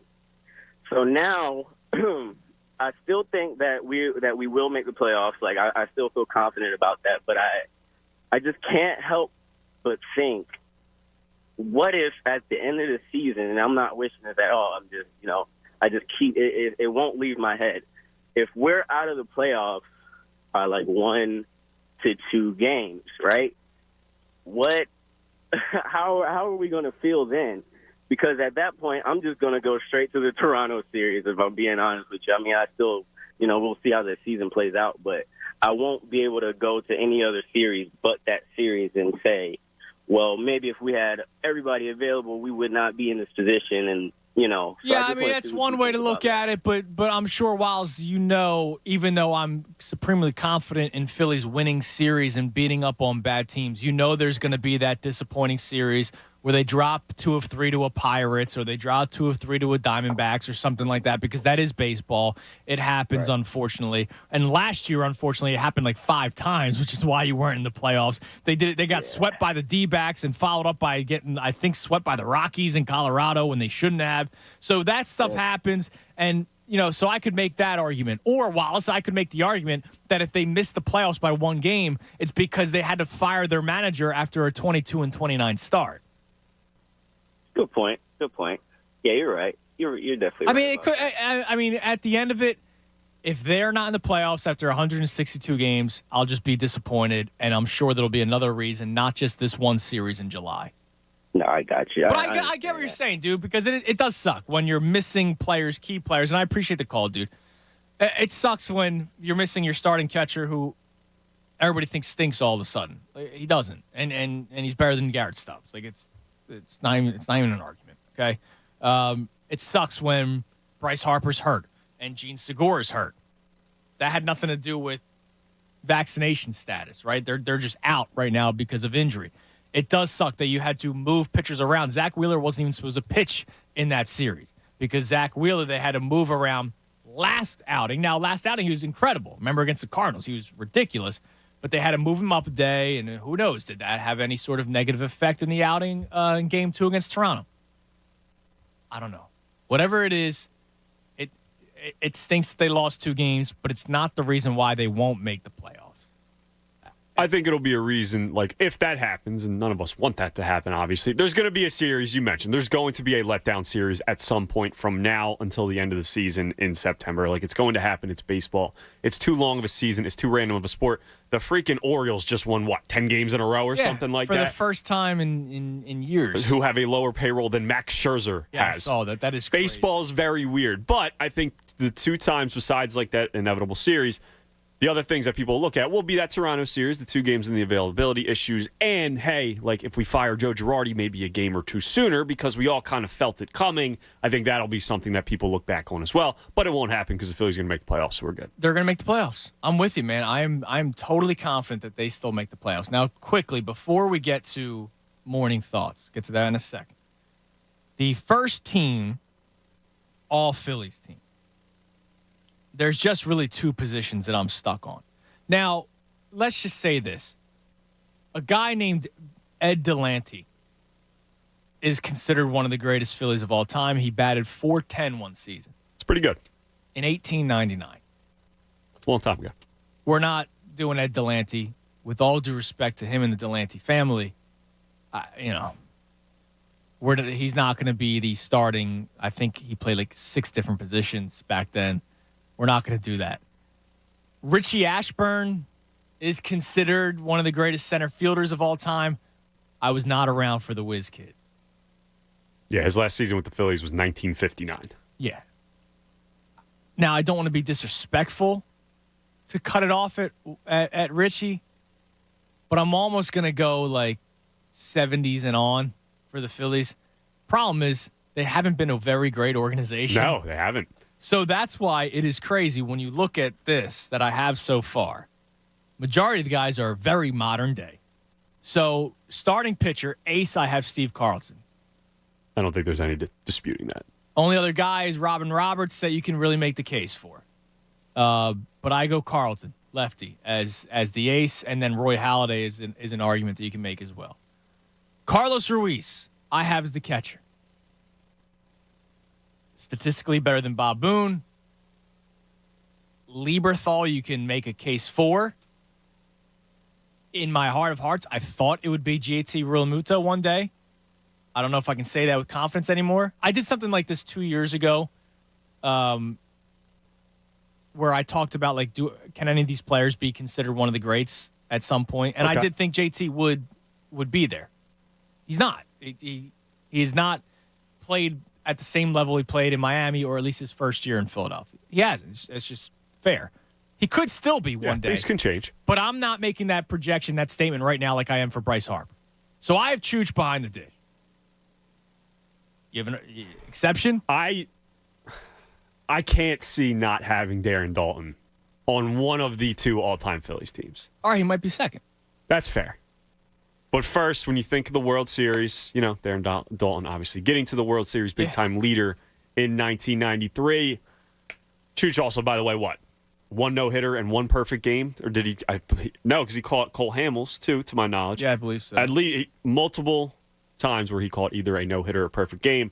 I feel like I'm fine with Chooch number one. On the first team, excuse me. I love Dutch, and I met him, had the, God rest his soul, I had the luxury of meeting him here through the station. He batted below 200 3 different times with the Phillies. He hit above 200. He hit 201 one year, 208 one year, 204 one year. That is early in his career. And then he came around pretty strong towards the end, batting, 270, 257, 300, 249. So, yeah. That's, with power thrown in there as well. He had some good seasons. He did. He was an 3-time All-Star, which Carlos Ruiz, I believe, was only one. I mean, you can make the case that it's Dutch. Maybe it's my bias because he was, the guy I grew up watching, Chooch. But, I feel like I'm kind of leaning Dalton now. Now that I'm looking at the stats a little bit, I feel like I'm kind of... All right. I think so. All right, you can go Dutch then. Then Ruiz is second. Well, we have one team now. I'm anti-Lieberthal. You're anti-Lieberthal? Yeah. He should be in the conversation, but, yeah, I don't think he's better. Hall of Fame. I hate that the Phillies do that. All right, hon, we'll continue. Let's do some morning thoughts, Tom. Wake up, Philadelphia! No! God, please, no! No! Time now for Morning Thoughts. Hey, lady! Shut up! Will you just shut your trap? Shut up! Please go away. Let me sleep for the love of God! Yo, cuz, what were you thinking about this morning? Tom, I was 7-year-old Chunis today. So I've heard. So, a couple of years ago, oh, wow, even younger. The initial release date was August 11th, 2000. So I was 6 going on 7. Look at that. 6-year-old Chunis with an infant child today. So a couple of years ago, Christy got me a refurbished N64. Awesome gift. For Christmas. Awesome gift. It's like really cool because I've had this conversation not too long ago, which is what led to a purchase that I made, which is the reason why Morning Thoughts is my morning thought. But I had the conversation of, man, I used to have all these games when I was a kid, but I did the trade-in, right? Went to GameStop, traded in like 20 Nintendo games and the console and got like $100, which was enough for a game and a half. I'm shocked you got that much from Yeah, GameStop, I mean, honestly. but I had so many games, and like I had the legends, right? I had the Super Mario 64. I had, The Smash classics. Bros. I was a big Mario kid. Like, still am to this day. Like, I love Mario games. Like, I think they do a fantastic job. It's sports and it's Mario, right? Like, I'm not a Zelda guy. I'm not any of these other things. And then Warzone, like, I cannot be a fan of it. So, a couple weeks ago, me and my buddy were talking about like those games that we used to have, and one of them that I mentioned was Paper Mario. Great game.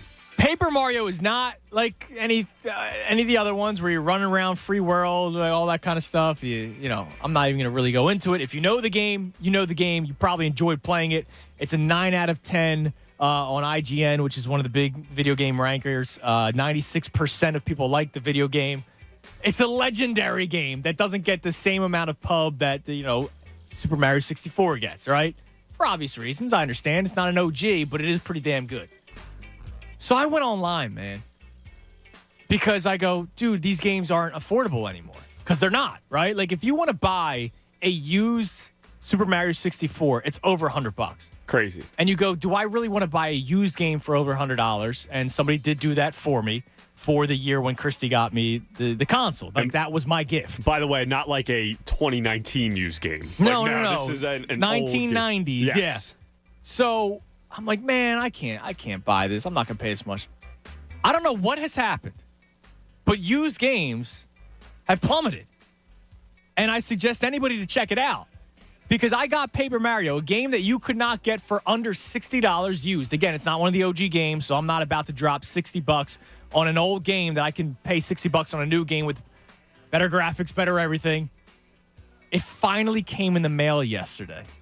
I ordered it back in May. I forgot that I bought it because it had been so long. It took that long? Finally came in yesterday, man.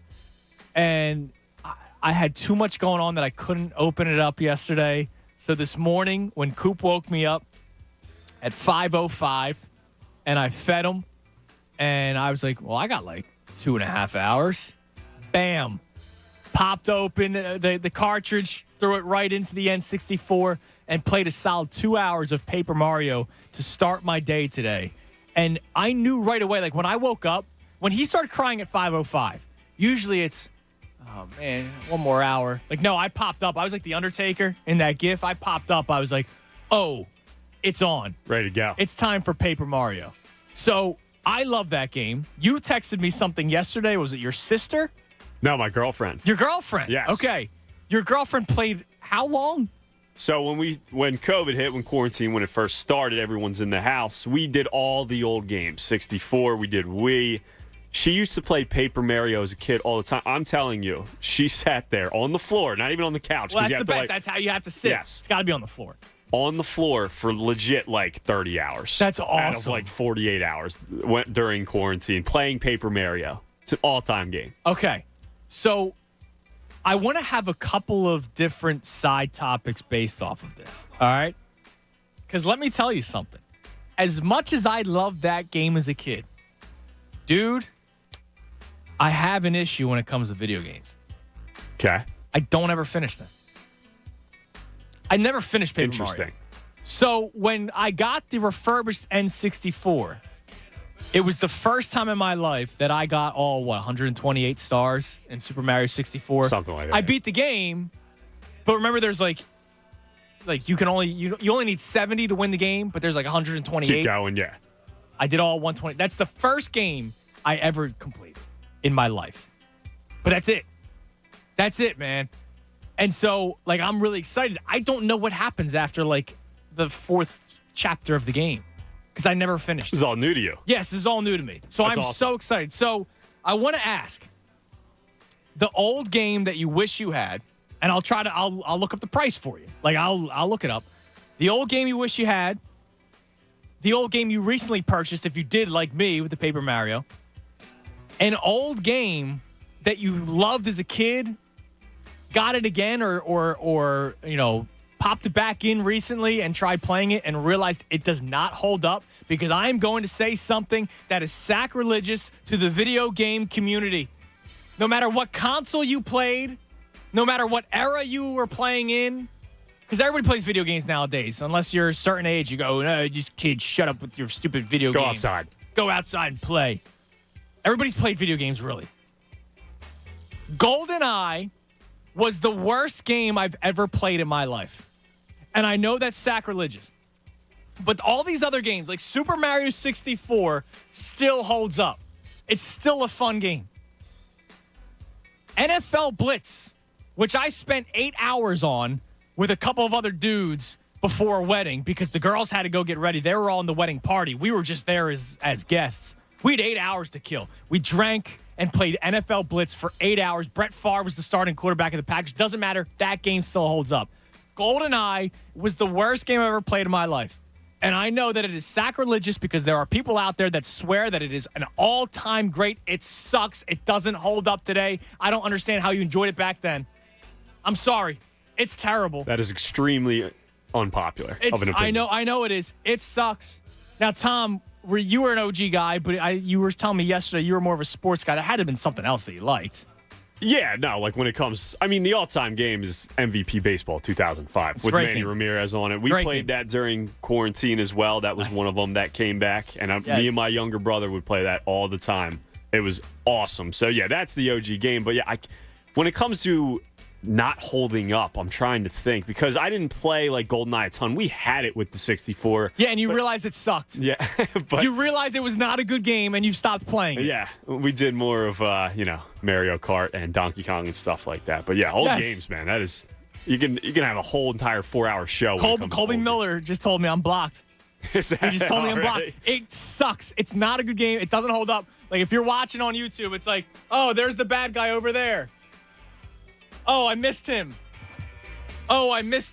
It's not good. It's not fun. It's not enjoyable. I played it for maybe 5 seconds, and I turned it off. To that, from that to Call of Duty, yeah, a little bit different. I mean, it doesn't even hold up. But sports games do. Some of them do still hold up, especially when you go through the old rosters and all that kind of stuff. Dude, NFL 2K5 is still the best football game ever. It's better than any Madden. Speaking of prices going crazy, the last NCAA football game that was created, I don't even remember 14. the year. Was that what it was? Yep. 14? Dude, the prices, especially during like quarantine. Oh, skyrocket. Astronomical. Skyrocket. Yeah, just because of, people want to play and there was no college game. So we have Jalen Hurts discussion. We have Phillies first half of the season or leading up to the All-Star break because we passed 81 games. But the Phillies going into the All-Star break with this final series against the Marlins, how you feeling about them? Where do you think they go the rest of the way? What concerns do you have? We'll talk about that. Also, the first team and second team all-time Phillies rosters. We'll get into that because I think a majority of the first team is easy, which is why we are also doing a second team. There will be some debates.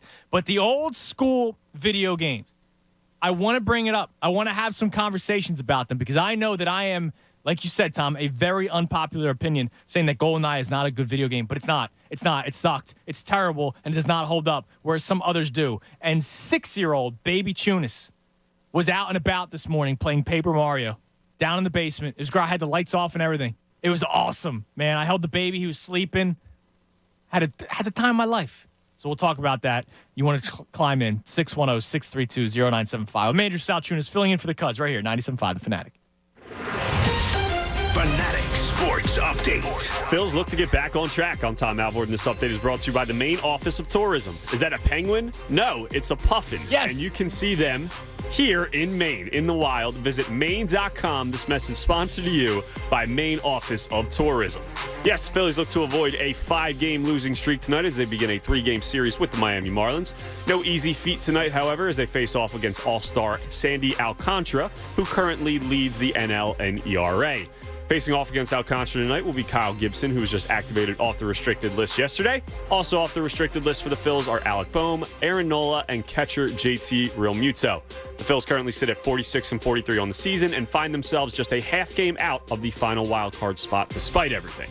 First pitch tonight is at 6:40. This update is also brought to you by Bradford White Water Heaters. You may not always need a new water heater, but when you do, choose Bradford White. Keep it locked to Fanatic all day for breaking news and information. I'm Tom Alvord, and you're listening to 97.5 The Fanatic. It's the Cuz, Anthony Gargano. Weekdays 10 to 2 on 97.5 The Fanatic. Is today your lucky day? You bet. Because the new BetParks app is everything you want in a digital casino and sportsbook. It's easy to sign up, fun to use, and faster to win than ever before. And all new BetParks app users can choose between a $20 casino bonus or a $20 free sports bet. Which begs the question, is this the most rewarding casino and sportsbook betting app ever? You bet. BetParks. Gambling problem? Call 1-800-GAMBLER. Terms and conditions apply. Pennsylvania and New Jersey only. Could your favorite casino app be even better and faster than before? You bet, because the all-new BetParks app has been built around what you really want. Easier sign-up, better gameplay, and faster withdrawals in all the slots and table games you love. Plus, make your first deposit and get a 100% match up to $750 and an additional 500 free spins. So, are all of your favorite games just a tap away? You bet. BetParks. Gambling problem? Call 1-800-GAMBLER. Terms and conditions apply. Pennsylvania and New Jersey only. Texting enrolls you into recurring automated text messages. Message and data rates may apply. If you are a man over 40, listen up, because this could impact how much you're getting done during the day and at night. The harsh reality is, once you hit 40, your body has less free testosterone. Here's the good news. Nugenix, the #1 selling testosterone booster at GNC, has changed the game again for men over 40 with Nugenix Total T, their most powerful man-boosting formula ever. And guys all over America are raving about it. Jeremy P. says, this is the best product I've found to raise T levels. I plan on using the product for the rest of my life. And how about Shane D? He says, I had no drive and was tanked out at the end of the day. After 3 months, my energy level is through the roof. I work out like most 19-year-olds. I am 47. Guys over 40, you need Nugenix Total T. And right now, you can get a complimentary bottle. Just text BREAK to 42424. It's the #1 selling free testosterone booster at GNC. But you can only get your complimentary bottle by texting BREAK to 42424. That's BREAK to 42424. Text BREAK to 42424. Concerts, festivals, family gatherings. There's an Everfresh juice for that. Shooting hoops, sitting on the stoop. There's an Everfresh juice for that. Picnics, pool parties. There's an Everfresh juice for that. Days on the beach, nights on the town. There's an Everfresh juice for that. Crack of the bat, peanuts and hot dogs. There's an Everfresh juice for that, too. There's an Everfresh juice for every occasion. Everfresh has over 40 flavors to choose from, including our premier apple juice line with your favorite apple to eat. Now available in a bottle to drink. Just twist the cap. Everfresh juices and juice drinks. Nature's refreshment. Look for delicious 100% juice, Honeycrisp apple, or any Everfresh juice or juice drink flavor at McCaffrey Supermarket on Heacock Road in Yardley. You know the signs of a natural gas leak. Ooh, it smells like rotten eggs. But what's your next move in that situation? Scoot, run, bolt, flee. Gas leaks are no good for me. If you smell gas, it's time to go. Leave the scene and call PECO. 1-800-841-4141. Give us a call and we'll send someone to check it out. PECO is here to help 24/7. Hellsberg Diamonds presents The Guy Who Got It Right. Tim needed an engagement ring. He did research, listened to hints from his fiance's friends, She wants a lab-grown, oval-cut, and white gold with a halo. and he went to Hellsberg Diamonds.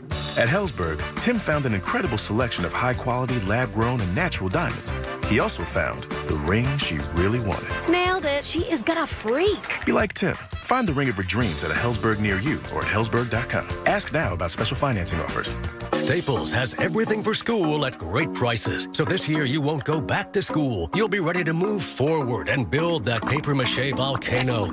I am not cleaning this up. Ooh, yeah, I meant the kids. Staples will help them move forward. Right now, Crayola 24-count crayons and 4-ounce Elmer's glue are just 50 cents each, and 1-inch binders are only $1.99. Everything on your list at amazing prices. Staples, we're not going back. We're going forward to school. N716 in-store only, limit 30. Finding great candidates to hire can be like, well, trying to find a needle in a haystack. But not with ZipRecruiter. Its powerful technology actively finds and invites qualified candidates to apply to your job. So while other companies might deliver a lot of hay, ZipRecruiter finds you the needle in the haystack. See why 4 out of 5 employers who post a job on ZipRecruiter get a quality candidate within the first day. Try ZipRecruiter for free at ZipRecruiter.com/free. That's ZipRecruiter.com/free. When it's getting heated, Philly, Dunkin' is keeping it calm, cool, and cold brew. With an ice-cold cold brew. And not just any cold brew, but one topped with brown sugar cold foam coolness. With Dunkin's new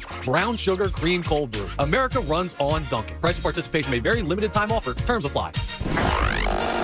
Listen to 97.5 The Fanatic everywhere. On Alexa at 975thefanatic.com. The Fanatic app. And now on Odyssey.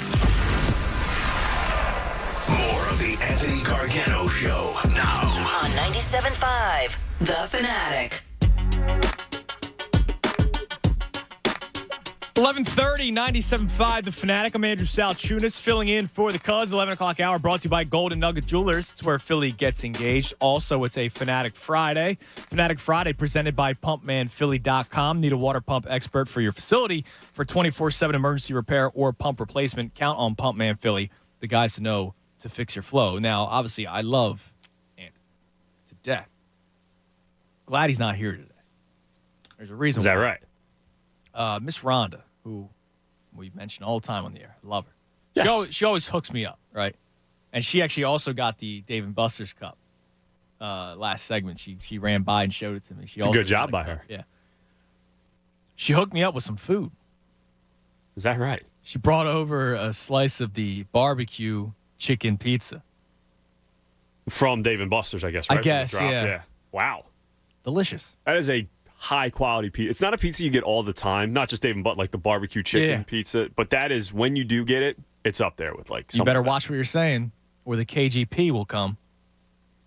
You're not allowed to put anything on pizza unless it's pepperoni. Oh, gotcha. Yeah. Gotcha. So, which is just wrong.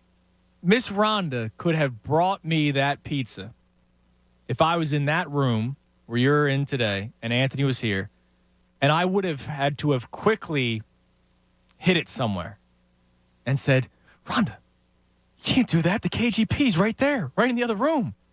And I would have had to have either like eaten it in the bathroom, right, Nam de Asimo style, or I would have to have like bring it home. And at that point, it would have been out for hours. Yeah, it's not as good. It was a delicious slice of pizza. I'm sure it was. But, you know, some people think it's sacrilegious. I don't understand that, man. Just like I believe people think it's sacrilegious that I say GoldenEye stinks, but it's one of the worst games I've ever played in my life.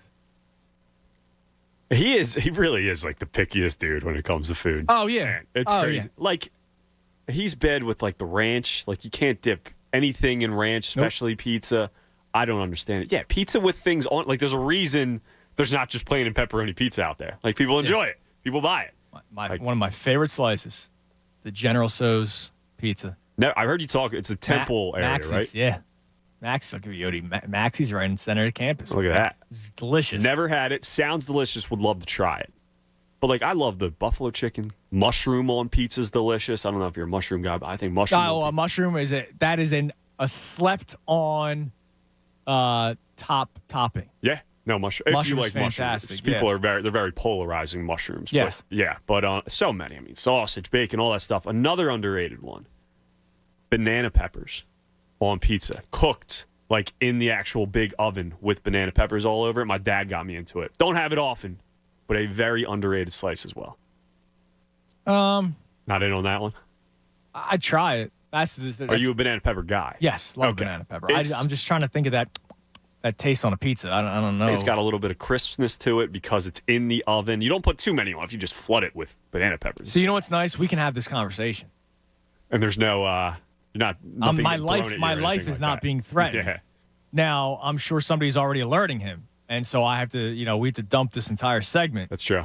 Before our lives are at risk. But yeah, I mean it's nice to be able to have a pizza conversation where, Matt Ockman checks in because he's having a heart attack right now. Yeah, he might be. If he's listening, he might actually come in from vacation right now to just beat the crap out. Get a flight home early. Yeah, just because of us talking about the pizza. So yeah, we got a lot going on the show today. I just opened up the old school video game conversation, which I love having. People always wonder, Andrew, you seem like a smart, sophisticated man. Very well dressed, and people say this stuff about me all the time. Is that right? Yeah, it's just not Is here. it the mirror? It's just not here. You seem like a guy of high class, right? Like, people say this all the time. It's crazy. You must just not have heard it. But no, I don't read. I don't read books. No, I don't watch classic movies, or really many movies to begin with. I spend my time playing video games when I do have free time. And I'll go all genres. Somebody checked in on Twitter saying that I prioritize sports video games, which is why I probably didn't like GoldenEye. No, that's not true. I just told you. I am a Mario guy. Like, that was everything Mario, I was in, right? Even Donkey Kong, I was in. All those games, GoldenEye sucked. It was not a good game, and I'm sorry.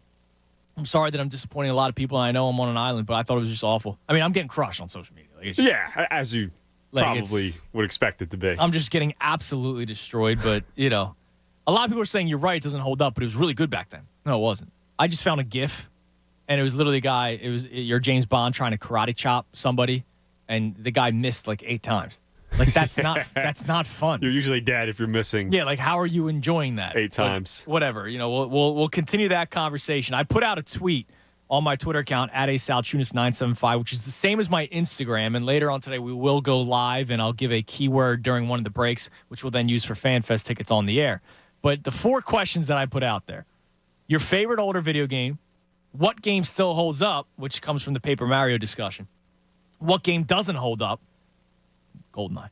And what game did you trade in that you wish you didn't? Did you ever trade in a game, or did you keep all yours? Were you you were smart? Okay. I would trade in like every game I had to get Madden like 16. Right. And then yeah, I regret it like 3 years later. And you'd be like, damn, why? I really wish I. So was there a game that you traded in that you were like, damn, why did I do that? Because some of them are so expensive now. Yeah, I mean, I probably had the like last college game, College 14. Oh, or that NCAA sucks. Well, you 14. probably thought they'd make another. Yeah, exactly. I'm just And like, they I don't just care. stopped. I don't care. For freaking McNabb's on this one. Are you kidding me? I got to get this new Yeah, one of and then course play you it for do. 2 weeks, and then that's pretty much it. I'm trying to think of one that I traded in. That I feel like trading in the system, because we traded in all those old stuff. That the N64. We had to borrow my younger brother's buddy's PS2 to play some of the older games. Yeah. My girlfriend thankfully kept her Wii and Nintendo 64, but like we traded in everything. I traded in all the PS2 games, the PS2 console. So probably regret trading them in, the consoles, more so than the games, I guess I would say. Okay. Yeah, Because they're worth big time money. That was the only one that I traded And in, they're was the fun N64, and I hadn't traded in one since because of the regret that I felt. Yeah. By the way, Mr. Snuffy on our YouTube chat says that GoldenEye is supposed to be played with friends. Well, here's 2 things. One, you're making the mistake that I have any. That's number 1. That's a good point. Number 2, that's not a good game then. Like, if it can only be good multiplayer. Well, like, can Call of Duty be good solo player? Yeah, their stories are usually pretty good. No? Yeah. I haven't played Call of Duty in like 10 years. That's what I figured. I mean, I haven't really played a story in a while, but I figured that'd be good. But, whatever. Star Fox, somebody just checks in. A-Dub. My man A-Dub 609, that's a great game, Star Fox. I don't think I remember that one. Oh, dude, it's legendary. 64? I have it. I'll let you borrow it. Is it the Fox that actually... You're flying. I don't Star think I Fox. remember that. No. Oh, dude, I'll let you borrow it. It's a legendary. Okay, I I'm can't looking believe you forward don't even to it. know what we're talking about. I probably would if I saw. Let me look it I'll up. bring it in on Monday. Yeah. So, listen, I promise it's not going to be all video games talk the rest of the day, but I guarantee you that that's probably the most pertinent thing right now is the fact that I said GoldenEye stinks. Like, I'm sure that's what's on everybody's mind. You better watch it back, dude. It is 97.5 The Fanatic Sports Talk, so I guess I have to continue to talk some sports. And the thing that we started the show with today was Jalen Hurts. And so we put out a poll, right, on the account. And do you want to read the sponsor? You want me to read the sponsor? You got it right in front of you? All right, go ahead. What do you got? I got you. So today's poll is brought to you by Marvin E. Cans Heating and Air Conditioning. Marvin E. Cans Heating and Air Conditioning is open and able to assist you with any emergency service and replacement needs, including installation of air scrubbers and other air quality products. Visit marvinecans.com. So, on the official 97.5 The Fanatic. Not the burner account. Not the burner account. The official 97.5. Not 97.5 middays. Which the one that said, well, you always get like that Tom Alvord kid sucks. That's the burner account for the station. Yes, it is. I wonder who runs it. During today's discussion, we have Jalen Hurts ranked somewhere between the 17th to 21st best QB in the league. Do you believe he can make the leap into the top 12 this season? And the reason why I say 12, hopefully you were listening on the air when that conversation was being had, was because Anthony and I got into a debate probably a month or 2 ago that you have to be in the top 12. Like, you can be the 12th best quarterback in the NFL to win the Super Bowl. Yeah. Like, that's the lowest you can be, but you don't have to be top 5. You don't have to be top 4. The days of Nick Foles, which I think make a lot of people funny, right? Like, I think a lot of people think, oh, well, if Nick Foles can win a Super Bowl, then anyone can win a Super Bowl. That was magic. That was the magic school bus, right? That was, what was her name? Miss Lippy? Miss Lippy? No, it wasn't Miss Lippy. That was Billy Madison. But that was the magic school bus, right? Yeah. Nick Foles win the Super Bowl. One of the greatest days of my life, everybody's lives. That's an Eagles fan. I get it. you can't really. It doesn't happen. Miss Frizzle, thank you, Haley. That doesn't happen often. It's a great name. So we basically determined that you have to be top 12 to win a Super Bowl. That's why we put 12. So the results, can he make a jump, Jalen Hurts, between 17 and 21? The reason why we have 17 and 21, just to kind of remind you, you and I kind of debated on a couple of quarterbacks. Like I had Jameis Winston ahead of Jalen Hurts, Matt Ryan more so out of respect, and I'm not a big Matt Ryan guy either. Like I'm with you. I don't really like Matt Ryan, but I have him out of respect ahead of Jalen Hurts. You don't. So we couldn't really determine exactly what number Hurts was at. So we put between 17 and 21. There's no finite number. There isn't. There never will be, right? Aaron Rodgers is listed as number 1 on this list. You could make the case that it's Patrick Mahomes or Josh Allen or still Tom Brady, right? Like it's always up for debate. But we had between 17 and 21. And we said, can we make a jump to 12? What are the results, Tom? Yes, so you only have 2 options, and Leo Dale on Twitter says, need a maybe button, not an easy answer. Well, this is not an easy conversation. No. This is we're trying to figure out answers here. So you can choose between yes. And only cowards say maybe. that too, yeah. Cowards say maybe. Yes or no? Yes, very simple. Yes, kid's a stud. No, too many flaws are your 2 answers. Yes is winning at 52%, obviously, then no at 48%. Oh, so that's pretty close. Very close. Listen. More saying yes, though. If I were to answer, because there is no maybe answer, I say no, like I do. But that doesn't mean that he's very far behind, right? Like we went through the other names. Now, getting to 14, it is kind of tough, though. So the top 10, again. It's tough because of the other quarterbacks. People might look at that and just say, yeah, he'll make that jump. But, like, then you look at some of the other quarterbacks in that, like Kyler Murray. Like, is he going to be better than Kyler Murray this upcoming year? Well, that's the thing. So the honorable mentions were Lamar Jackson, Derek Carr, Kyler Murray, and then also receiving votes was Kirk Cousins. I don't like Kirk Cousins a little bit, but I understand why he would be higher than Jalen Hurts. So that makes 14. Right now, that's 14 quarterbacks ahead of Jalen Hurts. And then there's the reason why we got to that 17 to 21. You have to give the nod to Jimmy Garoppolo, even though I do think he stinks. The guy does find ways to win. He comes up big in big games like we saw in the NFC Championship game. So that's 15. Ryan Tannehill we have as 16. So then it's 17 to 21 out of a handful of guys, Matt Ryan, Jalen Hurts, Carson Wentz, Jameis Winston. That's the 17 to 21. But is he going to jump Jimmy Garoppolo? I think he stinks. So I think he could, right? All right, so that gets you to 16. Is he going to jump Ryan Tannehill? He might.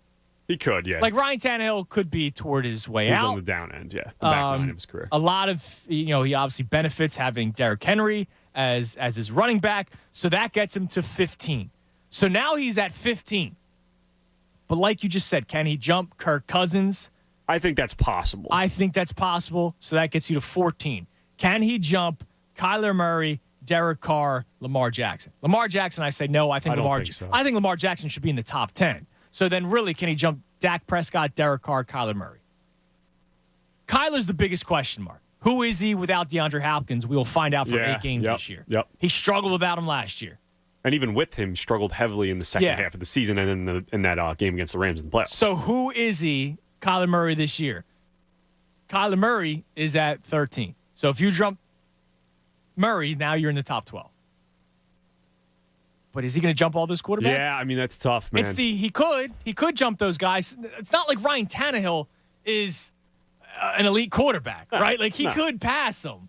I just don't know. Like, Ryan Tannehill, he was awful in their playoff game, the Titans. Murray threw, 4 interceptions or 3 picks, something like that? He pretty much lost them. He definitely lost them the game, yeah.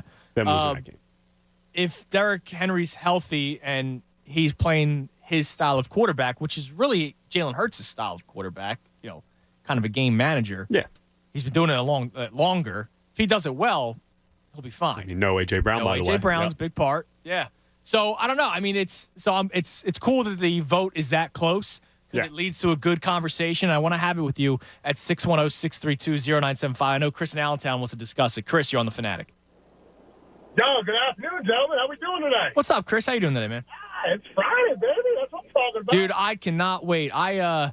I basically dried out this week. Christy and I, my wife, we're trying to diet, trying to eat right. We got a nice trip to Mexico next June, so we're trying to look good for that. So that's a long time from now. So I'm trying to limit the alcohol consumption. Dude, and when I get home at 3 o'clock, I'm cracking one open. You know what? Skip the beer, go right to the spirits, man. Those will keep the calories right That's true. off. It's a good point, Chris. Very smart. Very smart indeed. So Jalen Hurts, I think he's ranked exactly where he needs to be ranked at right now. Okay. Now, we have the talent, and what he does with the talent, we'll see what he does with the talent that he has. I noticed a lot of stuff for him last year. He's a one-read guy. He doesn't get off his number one target. He doesn't do any kind of progression. What I saw, his arm strength is not great. But, again, obviously the Eagles drafted him for a reason. He's got a full off season to work out with. He's got better talent all the way around him this coming season. I mean, Rager, you know what I mean? So, to me, he has a lot to prove. I don't want him to ruin my season like he did last year. I watched each game, and I'm like, yep, we're going to lose. Yep, we're going to lose. And it was like, we got that stretch of bad teams. It's like, yeah, we're going to go to the playoffs, but we're really not a playoff football team. Yeah, I mean, they let's be honest. Like they really benefited from a very, very easy schedule the second half of the season. The reason why they were so successful running the football was, yes, they have an offensive line. They have Jalen Hurts. They have Miles Sanders. But look at the teams they played against, right? But I do think they're a better team this year than they were last year. So if they make the playoffs this year, I don't think it's a fluky playoff berth like it was last year. No, I think team-wise, I think we have – I mean, again, Jonathan Gannon is a question mark, too. I mean, I don't know about Jonathan Gannon right now. Until we see we have a better linebacking core, we got better corners. You know what I mean? Like, there's a team aspect to this. I mean, not every football team that goes to the Super Bowl or playoffs is because of a quarterback. Tom Brady, nevertheless, you can put him on any team, and he's probably going to take him to the playoffs. Right. But at the end of the day, it's not always about the quarterback. It's also about the teams. I mean, you go back in the early 2000s, the Carolina Panthers, the Tampa Bays, those number one defenses that drove, the Baltimore Ravens, that drove their team. Yeah, but here's the thing, Chris, and I appreciate the call, man. It's a different league now. That's the other thing. I get what you're saying, right? Like, Jalen Hurts does not have to be a top 5 quarterback to make a run to the Super Bowl. We said, look at Jimmy Garoppolo. I think he's not a good quarterback. I don't think he blows, right? But I don't think he's an elite franchise quarterback. Look, there's some pain in you saying that. San Francisco has been trying to replace him for years now. Yes. For years now, they have been trying to replace him, even though they got to the Super Bowl with him and an NFC Championship game last year. What does that tell you when the team itself is trying to get rid of him? Okay, so it's not just me, it's the team. It's their own coach, general manager, you name it. He doesn't totally suck, and look at how successful that they have been able to be. Now, to Chris's point, that team had elite defense, great skill guys, one of the most talented receivers in Deebo Samuel, where they ran the ball with him, which is part of the reason why he doesn't want to be there anymore. One of the best coaches in the league also. Yeah, it's true. He's still a good coach. Yeah. He's made it to the NFC Championship game twice in the last 4 Wait, years. how was he as the coordinator of the Falcons? He led them to the Super Bowl. Oh, yeah. Didn't they lose? Okay. The dude's been to 3 championship games and 2 Super Bowls. Yeah. Listen. Maybe John Lynch is a very good general manager. That's also possible, too. Maybe I could go out there and say, hey, run left, run right, because I have good running backs. Jimmy Garoppolo, they don't respect you at all. You're going to have somebody wide open downfield all the time. Kyle Shanahan. I think you're under. You probably like McVay, too, don't you? This will be your last day on this program. Is that right? All right, good luck, buddy. Say that you like Sean McVay. I don't like Sean McVay. I don't think he's a bad coach. I don't think he stinks. He outsmarts himself. He just won the damn Super Bowl, Andrew. Cooper Kupp's open every play, but let's run 8 straight with Cam Akers. Stupid. 610-632-0975. But anyways, Hurts doesn't have to be a top 10 quarterback. You need other factors to be able to win a Super Bowl. But a quarterback is a pretty big part of it. And if Jalen Hurts is in that 20 range, you're not going to win anything. Can he make that leap? We're discussing that at 610-632-0975. Frank, we'll get to in a second, doesn't even think that Hurts is a top 20 quarterback. We have him in that 17 to 21 range. He doesn't even have him in the top 20. So those first three numbers are out the window, according to Frank. I also have a game that I'm going to tell you about. I want to ask you a question. The game that you're most hyped up for when you were a kid. So hold on. Think about it during the break. Video game. Video game. Okay, got it. Yeah. Because I remember somebody, sent me a tweet about going to the mall with your mom and having to sit, she goes shopping so you could play the sample games. Awesome time. My mom didn't let me leave her side. So for me, the trip to the mall was I was probably going to get a game out of it, but I had to wait the entire time. It wasn't like let's go pick up the game. It was like I'm going to go shopping too, and it's like damn. So there's a game that I pre-ordered when I was a kid. Came out in 2005. I'll explain more. Looking forward to it because it is perfect for me. It's about sports. It's about my man Mario. 610-632-0975. I know you're going to hang on through the break to listen to that. I'm Andrew Salchunas, filling in for the Cuz right here on The Fanatic.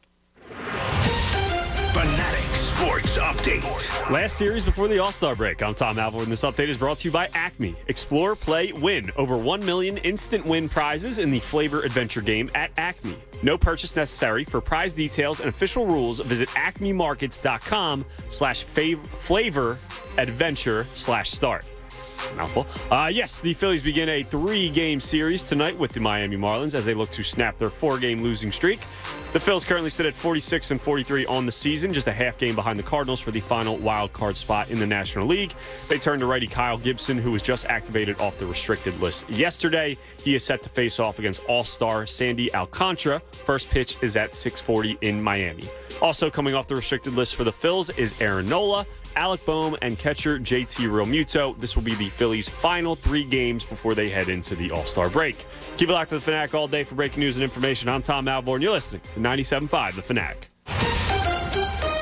It's the Anthony Gargano Show on 97.5 The Fanatic.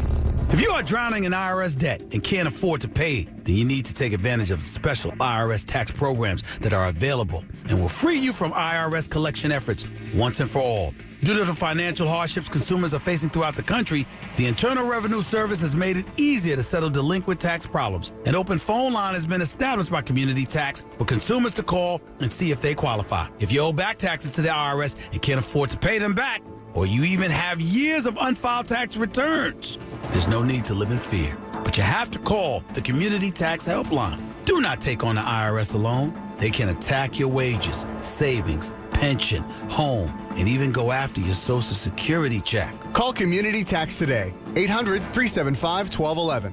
To end your tax troubles, call now, 800-375-1211. Get a free consultation. Call 800-375-1211. That's 800-375-1211. It's Hoagie Fest. Today's the day. Follow your taste buds. They'll show you the way. Hoagie Fest is here. Na na na na na. Wawa Hoagie Fest is back.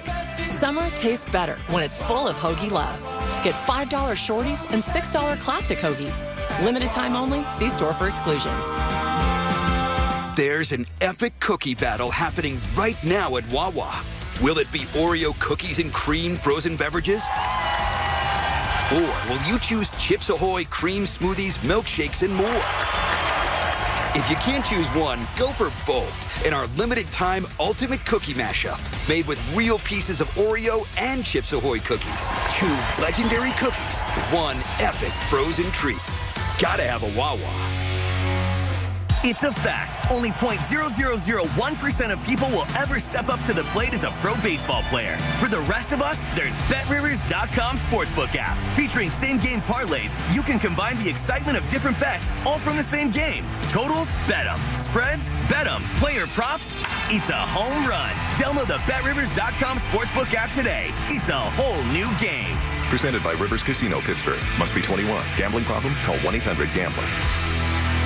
It's John Kincaid. You know, there's only one thing I really need to be happy. That's keeping my wife happy. And that's why a beautiful backyard paradise at our new home from Landis Block and Concrete will do the job for me. Beautiful patios, an outdoor kitchen, a fire pit, a retaining wall, whatever we want. Landis Block is going to be my resource for outdoor living. You just need the imagination, the space, and a budget. So lean on them. Trust them. You're not going to have to worry about a thing. Check out the photo gallery at landisbc.com. That's landisbc.com, because Landis Block is going to create the Kincaids a jaw-dropping outdoor paradise. For over 35 years, Health Partners Plans has been proudly caring for people in the community. Our nationally recognized Medicaid plan offers a growing network of doctors and hospitals so you can get care close to home.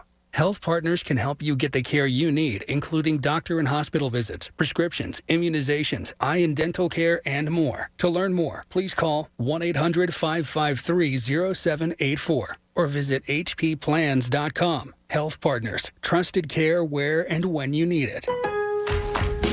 Welcome to Lowe's Summer Savings. Find great deals across the entire store and check out the back aisle for savings you can't pass up. Get up to an additional $500 off now on select major appliances, or snag our Allen & Roth Harlow Brush Nickel Widespread Faucet. Was $99, now $79. Enjoy great savings all summer long at Lowe's. Home to any budget, home to any possibility. Appliances in-store must ask cashier to apply discount at time of purchase. Online must enter applicable promo code at checkout. Savings vary based on purchase amount. While supplies last, about 7/14 through 7/20. Looking for a great place to check out this summer? Well, visit Kathy and the gang at the Yard Pub in Havertown. The Yard Pub has delicious food and a wide variety of entertainment throughout the week, including Quizzo on Wednesday and live music on the weekend. Thursdays, grab a table and try the Yard Pub's spicy pork or shrimp tacos with $4 Corona Premier drafts and $3 Corona Extra and Corona Light cans. The Yard Pub, 300 Westchester Pike in Havertown. For more, visit theyardhavertown.com. Follow them on Facebook at The Yard Pub, Havertown. Buffalo Wild Wings has happy hour bar food from 3 to 6, Monday through Friday, and great deals on drinks all day. It's the perfect way to offset a long day.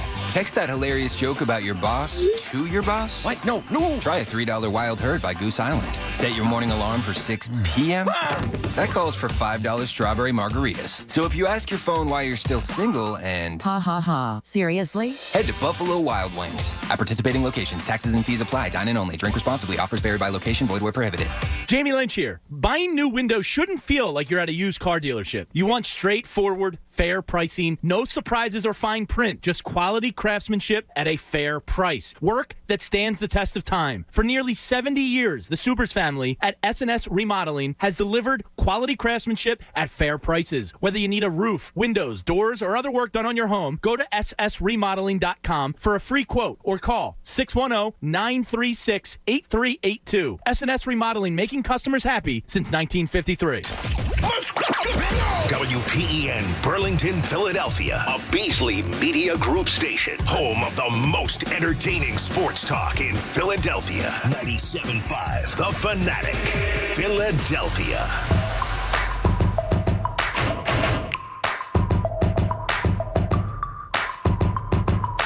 Just ahead of 12 o'clock, 97.5 The Fanatic. I'm Andrew Salchunas filling in for the Cuz. You can climb into the show at 610-632-0975 as we continue to discuss all kinds of stuff. We've been talking about Jalen Hurts and where he ranks in the NFL. Not just where he ranks, but whether or not he can make a certain leap. Because on Monday, ESPN came out with the top 10 list of the quarterbacks in the league. Jeremy Fowler spoke to executives, scouts, coaches, you name it. And they came up with the top 10 list, and then they had the honorable mentions, and it went to 14 quarterbacks, and Jalen Hurts was not one of them, right? So he's not in the top 14, according to people that actually know the league, not just me, right? And then you start going, okay, well, where is he? And we went through the list of quarterbacks, and we have him as early as 17, but as late as 21. So we had the poll up whether or not Jalen Hurts could make that jump into the top 12 so that they could be a potential Super Bowl contender year in and year out. And it's kind of split right now. It's split that people do think he can make that jump, and then there's a lot of people that doubt it.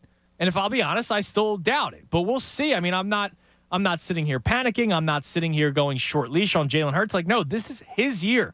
Let's let him see if he can really figure things out, because they're not winning the Super Bowl this year. Unless Jalen Hurts is that top 10 quarterback this year, like they're not winning the Super Bowl this year, they still have room to grow. And that's not me taking a shot at the Eagles. Like they're a playoff team. I just don't think they're ready to win a Super Bowl just yet, but they could potentially make a run to the conference championship game. The NFC is not as deep. Look at the quarterbacks that have left. It's really just Rodgers that you have to be afraid about. And we've seen Rodgers struggle in the playoffs in recent years. So they could actually win a playoff game this year. So I'm not trying to crush Jalen Hurts. I'm not crushing this team. I just go, all right, right now, Hurts is between 17 and 21. Can he make that jump up to that top 12 spot? So we're talking about that today. We also have the Phillies. They have their final series before the All-Star break. They're 3 games above 500 right now.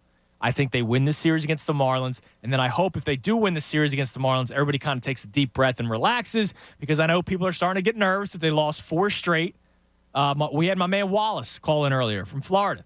He's already saying if the Phillies don't make the playoffs and they miss out by a game or 2, he's going to blame this series in Toronto because guys weren't available because of vaccination status and blah, blah, blah, blah, blah. And I listen, I hear what you're saying. But if they don't make the playoffs, it's not because of those 2 games. It's not. But I'm also not in the mindset of if they miss the playoffs. Like, no, I'm in the mindset of they're making the playoffs. Here's what they still need to do. They do need to get a better center fielder. They need to acquire a middle of the starting rotation pitcher. They probably need to bolster the bullpen by at least one more arm. The bullpen has been very good in the last month and a half, but they're still improving. Like, I don't need to see George Familia ever again. My man Alex was DMing me yesterday or 2 days ago. He goes, honestly, dude, you have to tell me, like, what is the point of George Familia? Well, he got paid $6 million. That's why he's still on the team. To me, that's the only reason why he's not DFA'd. He got paid $6 million. There will probably come a time, if he continues to pitch this way, there will be a time where he's done. But I don't think they're going to just give up on $6 million this soon. They're going to keep him out there. And then at some point, I'm sure they'll be done with him if he doesn't turn things around after the All-Star break. And happy day when that happens, right? Like, I don't need to see that guy pitch anymore. But yeah, there are places, there are areas they need to improve as a team, but I think they're in a good spot right now. Just a half game out of that final wild card spot. It is just middle of July, but at one point they were 22 and 29, so I'm happy. On the side of those 2 sports conversations, something fun about video games. If you didn't hear Morning Thoughts today at 11:10, we do it every day at 11:10. 2 months ago, I bought Paper Mario for the N64. It finally came in yesterday. I forgot about it, honestly, so it was a nice surprise when it came in. And, dude, I loved it. I played about 2 hours this morning before I came to work because Coop woke me up at 5 o'clock. It was awesome. So I have a couple of questions regarding the old video games. What is your favorite older video game? What game still holds up? What game doesn't hold up? What game did you trade in that you wish that you didn't? Paper Mario was that one, by the way, for me, because that's why I bought it. Like, I was so bummed out that I traded that in at one point. But here's a game that Tom, I asked you before the break, a game that you were hyped up for. It's the only game I ever pre-ordered. Mario Baseball. Really? Yes. Because baseball is my favorite sport, and Mario's my Mario favorite guy. video Yeah. game thing. And I was like, dude, wait, it's my 2 favorite things in one. And I played that thing. You want to talk about your girlfriend playing Paper Mario for 30 straight hours? 30 straight days for me. And I will still dust it off every once in a while. It holds up. I got too good at it, which is a Yeah. problem because it is a kid's game. So, like, when I play it now, I play it on super hard mode, and I'm still throwing no-hitters pitching and a stuff. shutout. Yeah. Yeah, like it's kind of done. But like more the nostalgia feel. It came out in August of 2005, and I still remember. I pre-ordered it. It was, if you're a New Jersey person and you know the Deptford Mall, the pre-order was at the GameStop outside of the Deptford Mall. There's 2 GameStops there, so I had to go to that GameStop and then go to the mall. So then my mom's trying on the clothes. Yes. And I'm just sitting there with the game Shaking. in my hands. Yeah. Come on, can we go home? But I played that thing dawn till dusk. That's awesome. Was there a game that you were like either pre-ordered or were super hyped up about? Yeah, I mean, always the Madden games. I always got, pumped up to play next season. Oh, because there's new rosters, there's new rankings and stuff like that. I got to make sure this third string receiver's on the team at this exact overall. The one to me that I used to love the Tony Hawk games. Okay. Pro Skater 1, and then they did Underground and Underground 2, I believe, were the only 2. But then they came out with American Wasteland, which I don't know if you ever played the Tony Hawk games. I did. Wasn't there a Tony Hawk 8 or something like that? No, that's like past this. This Okay. was back in like early 2000s, probably, maybe mid 2000s. And it was purple case. It was just him holding it. But like you kind of could go all over California. Yes. And like make, build your own park and stuff like that. And I skated like twice in my life. I fell off. I was like, no, it's not for me. But love those games. I pre-ordered American Wasteland. And that is one, dude, that I regret. Also trading away now that I just think of it because we have the PS2 because my little brother's buddy left at the house. We don't have that game. Now, I'm sure it's not crazy expensive. What is it, American Wasteland? American Wasteland. It's probably like $30, but I just haven't gotten around to it. But that game was awesome. Let me see. Let me go. And still holds up. Doesn't pop up right away. Let me go Amazon, American Wasteland, I think it was PlayStation American 2. Wasteland. You can buy it used for $24. Look at that. Can you order it for me? Oh, dude, new and used from $11.99. Look at that. Dude, and it's in used good condition. Arrives July 25th to the 29th. Look at that. That's perfect. Now, I have to get the PS2's at my parents' house. So that's the other issue. I'd have to borrow the PS2. But that is good to know. Definitely. Speaking of PS2, and we'll get to the phones in a second. I told this story probably 2 weeks ago. I've been living with Christy for 5 years now. She had in a box, because we just moved, right? Yeah. A PlayStation 2 that I did not know about. Just had it? Had it. What? So I had one that completely stopped working like 2 or 3 years ago. Like it was done, right? But I never it was one of these I never got rid of the games just in case one day I bought because I made that mistake with the N64. I didn't want to make that mistake ever again. Even if maybe I'll see it at a garage sale here or there randomly, something like that. So when I was off for the week and I did a lot of cleaning up post move that I wasn't able to do because Cooper came early, I found it. Awesome. And, dude, I played Slugfest for 8 hours. Did you? Yeah, I was like, Christy, you go do something. I was holding the baby, playing Slugfest, long time. See, now you're saying Slugfest, you said Mario Baseball. Were you more into those games than the, No, I played the show. I played MVP Baseball. Okay. I was an MLB 2K guy more than the show. Agreed, definitely. If I'm being honest with you, just like an NFL 2K guy, NBA 2K. Well, duh. I wasn't an NBA Live guy. Who is?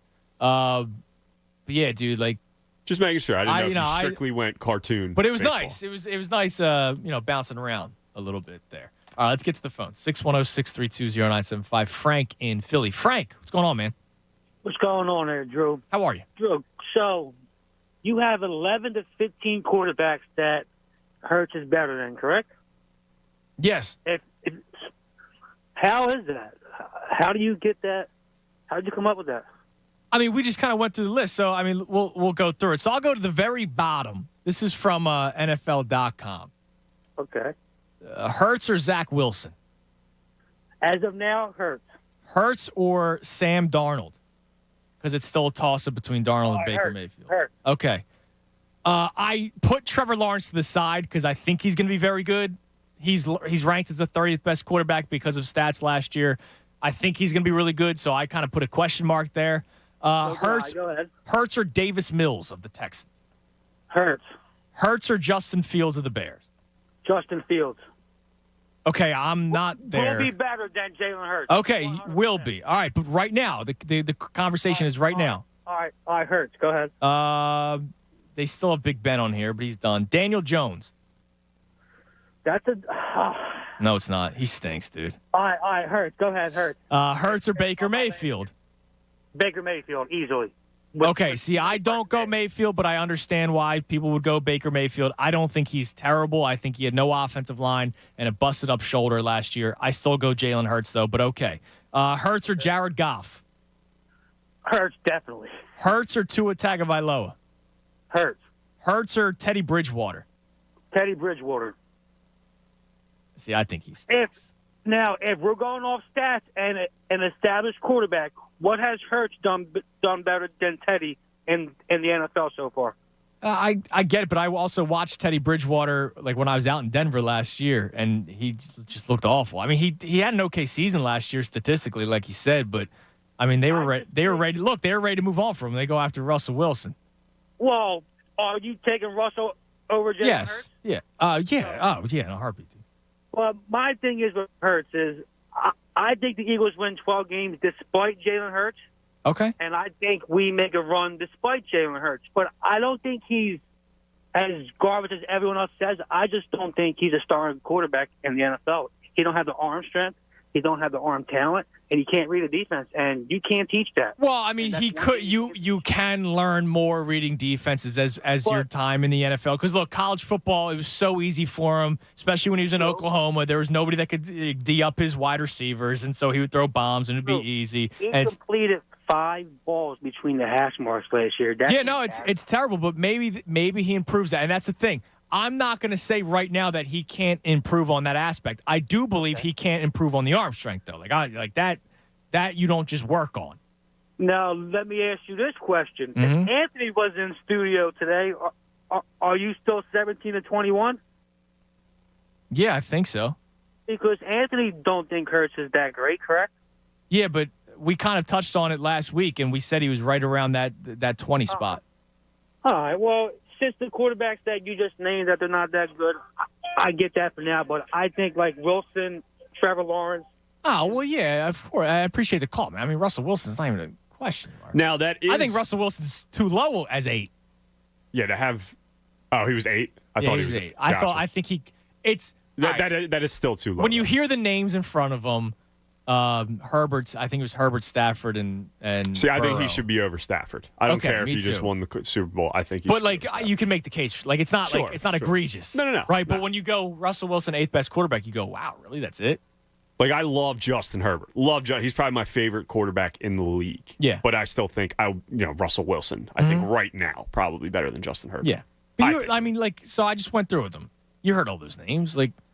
Now, a point that he did bring up, which we didn't bring up. There's also the potential of other guys jumping into the top 12. Like Trevor Lawrence could make a that's why we jump. put a question mark next. Sure, but even like a Justin Fields, we'll see. Like I don't think he makes that kind of jump, but there's some talent there. Maybe he makes a big jump like that. Maybe he gets to 14 or something. But that's saying Hurts doesn't improve. Now he's out on Hurts. Now he said the Eagles can win 12 games. Even if Jalen Hurts doesn't. Despite of Jalen Hurts, he said, which I don't think is necessarily the case. Now, you must have the 2000 Ravens defense or the 85 Bears defense if that's the case. I do think they make the playoffs, and Jalen Hurts does not have to be a top 10 quarterback, top 12 quarterback. And if that's the case, you move on from him after the season because you clearly have enough talent. But he seems more out on Hurts than I am. Yeah, I would agree. I have my questions, but I'm not like he thinks he's outside. He's not. You're not saying Teddy Bridgewater's better than him. Yeah, like come on. Let's go. Mike and Delran. What's up, Mike? How are you? Yeah, what's going on, bro? How you doing? I'm wonderful. How are you? How's the dad life, man? Good? It's good, man. He let me play Paper Mario for 2 hours this morning. That's awesome. You have the big blowout yet? Like all the way up the back and all that? Oh, dude, constantly. I don't know if I told this story. I apologize because it's right around lunchtime. But a few weekends ago, I was down the shore, and he was in my arms, and I was eating a Wawa hoagie on the beach. It was nice, and then all of a sudden, I looked at the bread, and there was a stain on it, a thumb stain. Oh, dude. And I was like, oh, no. But I fortunately did not take a bite of that part of it. But, dude, the sandwich was done after that. That's gross.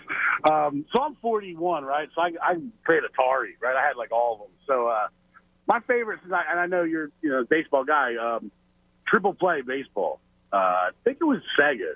EA Sports did it. I think it was one of the only baseball games EA Sports did. Triple Play Baseball was one of my favorites. But I had Triple Play Baseball. It was McGuire on the front of that one in an A's uniform, I believe. I think so. Yep. That was a great game. But when the Wii came out, right, my daughter, my oldest, she graduated high school now, but she was little. She wanted the Wii, right? So they had Wii Bowling. You ever played the Wii Bowling before? Yes, of course. So what you don't realize is when you go to start that game, you have to pick if you're left or right-handed, right? Yes. So your hand, if you're right-handed naturally, when you go to bowl, it would probably come inward a little, right? Like your right hand when you're bowling, you're not going to go outward, right? You're going to come inward. So the game knows that. So if you set the controller up to be left-handed, but you bowl right-handed, you could do a complete roundhouse move with your hand inward, and that ball's still going to go straight. So what I would do is I'd set it up as like, left-handed, and I give it to my daughter, and she's like 6 years old, and she's bowling perfect games. Oh, that's awesome. And nobody could understand why, right? Because the ball would just keep going straight no matter where her arm went. I mean, I was betting cousins and brothers that my little daughter, 6 years old, could out-bowl them at Wii Bowling. Hey, you had a money line bet going on? That's awesome. Because I knew that you could cheat by switching the hands. and nobody really knew it. I had that going on for a few months. My parents, they couldn't figure it out. But yeah, man, you got Wii bowling, you got little kids, you make some money, man. Put it on there. But Jalen Hurts, I understand. Like I've been one of the guys that I'm not sure. Right? It's questionable. It's not out of this world to be questionable about him. But the team is totally different. I want to give a benefit of the doubt that he's going to make that leap. Right? The guy said he only completed 5 passes between the hash marks. I got it. But that was with Jalen Reagor or Sega Whiteside. You know what I mean? Like, right. He didn't have that. I mean, I'm telling you right now, I'm going to give you a hot take right here. I think they win the division. I think they win the Eastern NFC East. And I guarantee you that 3 of these 4 guys are going to be Pro Bowlers. Jordan Mailata, Darius Slay, A.J. Brown, and I think Jalen Hurts is going to be a Pro Bowl alternate. Go Birds! Go Birds. I appreciate the call. Wasn't he one last year already? He did get it last year, yes. Yeah, it doesn't really mean much to me. Yeah, I'm not a big Pro Bowl guy. Doesn't really matter to me, the Pro Bowl. If we're talking all pro, it's a different story. Different story. So our last 2 callers, Mike a lot higher on very Jalen Hurts different opinions than me and the caller. I'm higher than the caller, the previous caller on Jalen Hurts. It's gonna be a wild year. Oh yeah. Because here's the thing. I thought it was crazy last year. There's a lot of contention when it came to the Jalen Hurts conversation. Even because the sad thing is, I was enjoying, Anthony and I were, getting in arguments about it. I was enjoying the path to the playoffs because I saw it, right? Like they were playing Garrett Gilbert, they were playing the Giants, they were playing bad teams, and the Eagles took the ball out of Jalen Hurts' hands. And I was like, look, they're going to make the playoffs, right? Like, and a lot of people would say, well, what does it even matter? I'd rather have the high draft pick. I don't care. I'd rather an extra week of football, man. I think experience goes a long way for young players, a playoff game. And you also learn a lot. And what did we learn? When it came to having to throw the football, Hurts was not ready for it or may not be able to do it. And now you have this year. So I had a lot of fun. But I also knew the entire time in my back of my mind, if you play the Buccaneers, you're done. If you play the Buccaneers, you're done. And look, they got crushed. Can Hurts make an improvement where you're not down 31-0 at halftime? A lot of it because of you. The defense was awful. Jonathan Gannon sucks. But how many times did they have good field position, Tampa, in that series, in that playoff game? I think their first 3 possessions after the opening kickoff were like, at least within the 40-yard line. Going like 50 of their yards. own 40. Yeah, it was like a 60-yard drive. The one, the interception was right near the end zone. I mean, you had better quarterback play in that game. If Russell Wilson's the quarterback of that team, if you have Kirk Cousins in that game, that's a closer game. You still lose. Well, he probably would have peed his pants before that game even happened, and that's why they missed the playoffs. If you have Derek Carr in that game. Yes, right. We'll go there. If you have Jimmy Garoppolo in that game's closer. It is. He was awful, in not the entire season. He was awful in that Tampa Bay game. Awful. AJ checks in. He's the only person that I've ever met with an equal love for Mario Baseball. He loves it, man. I don't think I've ever played it, I'll be honest. What game was it? Or what console was it? GameCube. Dude, I forgot about GameCube. Oh, dude, I did not. Trust me, I did not. It lives in your head at all times. I was a Madden on the GameCube guy. No. Yes. It's the same thing, dude. It's not. Whatever. I still remember. I don't think I ever owned a GameCube. Buddies did. The worst Madden game was the QB Vision one. Yeah, where they had like the yellow cone. Yes. And I remember, listen, I'm not that great at Madden online because people can do ridiculous things. Yeah, it's not even fair. I could beat the computer at a very high level, like I could turn it up. But like I need a mobile quarterback. Not because I do the run back 20 yards and then run around the defense. I just need a mobile quarterback. I like running bootlegs, all that kind of stuff. They're better in that game, yeah. In that Madden, because whenever you had a mobile quarterback, the cone was like this big, and you could never complete a pass. Like you had to be Peyton because it took up the whole field. Yes. Hated that. Yeah, that was stupid. I appreciate trying something new. Yeah, I do. But they did it right. They got 1 year and then they were done with it. But yeah, that was bad. Let's see. What was the other thing? A lot of Mario Kart. A lot of Super Smash Bros. Oh, somebody tweeted in, was it A-Dub? Again, I think it was my man A-Dub.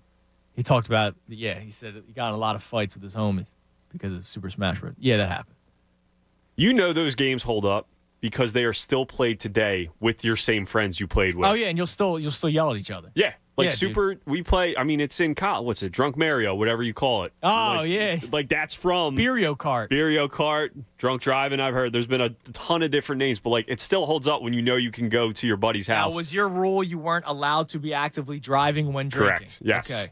So what was your strategy there? You got to drink it real quick I was and then usually, go, or do you I do a was little bit at a usually time? a shotgun right out the gate, or because I was usually better than people, I would get to the finish line and then drink away. Or if the blue shell came through and I got hit, my guy's bouncing around. There. Yeah. So, Or even if like you're going straight, like just like you have like a straight path for like 5 seconds. You're like, all right, I can just let go and hang on. Yeah. Yeah. So they hold up. Those You're games still always doing that. hold up. Yeah. I'm gonna go home and just play more video games. Just play Beerio Kart by yourself. Happy Friday. Is it the summer? Is it nice? Is the sun out? 610-632-0975. A lot of fun going on. Matt and Hunter will get to you guys. And I also have something coming up at the 12:50 break. I'm going to do it one more because I too late put it out on social media. At 12:50, so the next commercial break, I'm going to go live on Instagram. And I'll explain more on the other side. But I'm going to give a keyword. And when you hear the keyword on the air, you'll call in for FanFest tickets. I'll explain more coming up on the other side. 610-632-0975. Fanatic Friday presented by PumpmanPhilly.com. Need a water pump expert for your facility for 24/7 emergency repair or pump replacement? Count on Pumpman Philly, the guys to know to fix your flow. I'm Andrew Salchunas right here, 97.5 The Fanatic. Fanatic Sports Update. Phil's look to get back on track. I'm Tom Alvord, and this update is brought to you by Acme. Explore, play, win. Over 1 million instant win prizes in the Flavor Adventure game at Acme. No purchase necessary. For prize details and official rules, visit acmemarkets.com/flavoradventure/start. Yes, Phillies look to avoid a 5-game losing streak tonight as they begin a 3-game series with the Miami Marlins. No easy feat tonight, however, as they face off against All-Star Sandy Alcantara, who currently leads the NL in ERA. Facing off against Alcantara will be Kyle Gibson, who was just activated off the restricted list yesterday. Also off the restricted list for the Phils are Alec Boehm, Aaron Nola, and catcher JT Realmuto. The Phils currently sit at 46-43 on the season and find themselves just a half game out of the final wild card spot, despite the 4-game losing streak. First pitch tonight is at 6:40. Keep it locked to Fanatic all day for breaking news and information. I'm Tom Alvord, and you're listening to 97.5 The Fanatic.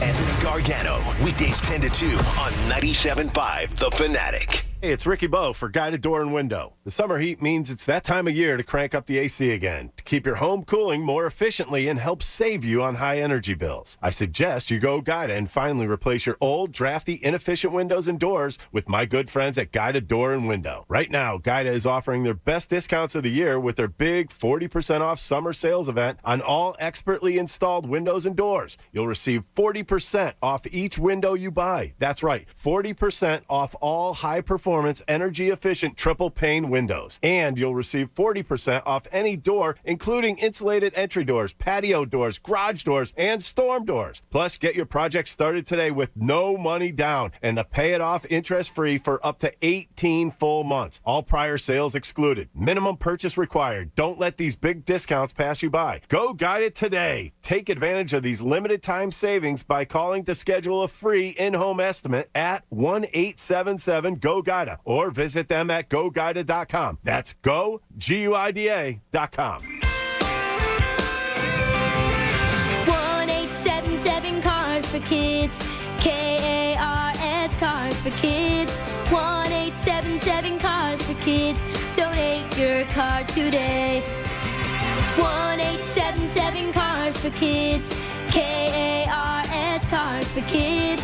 1-877 Cars for Kids. Donate your car today. Donate your car today at carsforkids.org. That's cars with a K. Your car, running or not, can be picked up as soon as the next day. No title? No problem. With gas prices at all-time highs, now's the time to donate. 1-877 Cars for Kids. KARS Cars for Kids. 1-877 Cars for Kids. Donate your car today.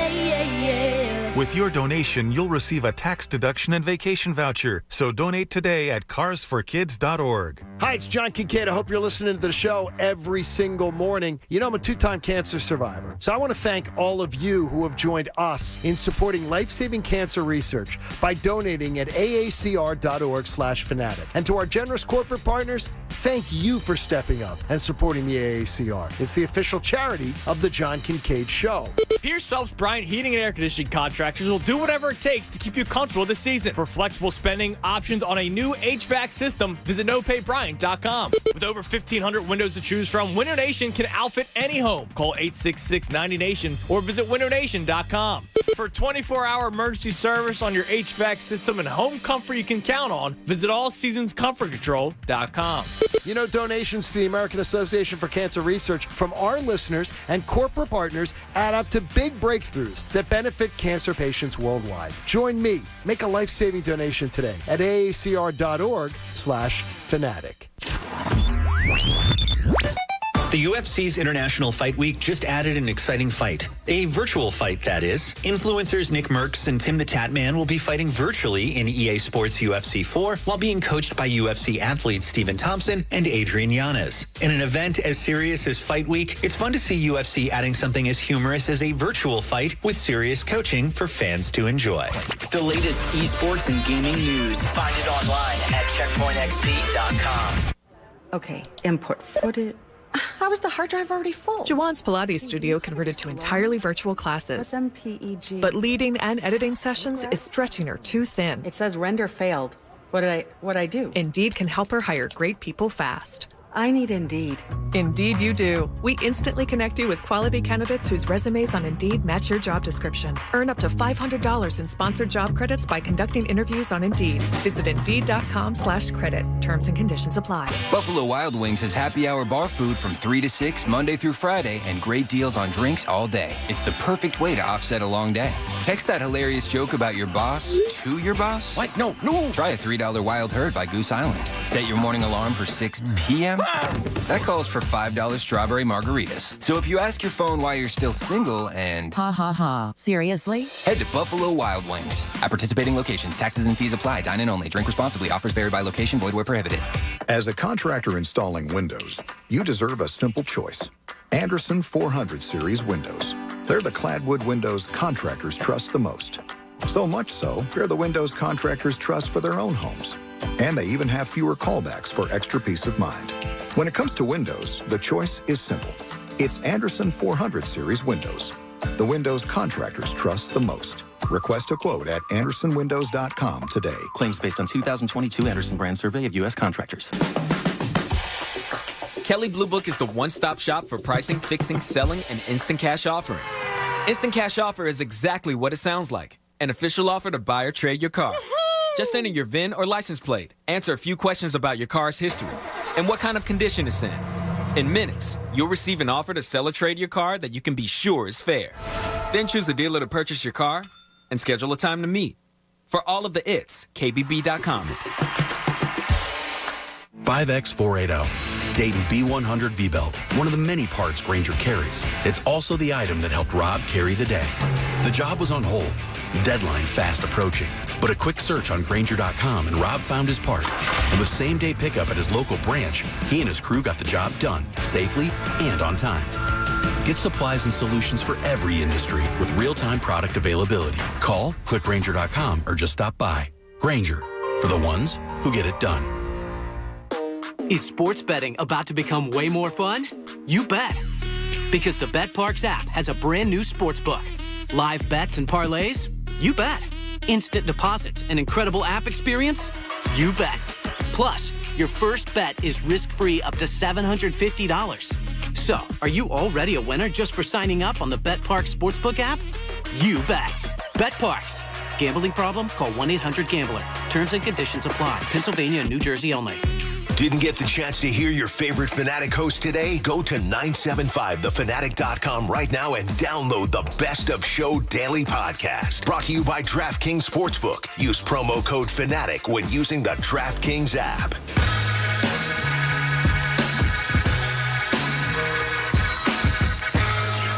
It's 12:30.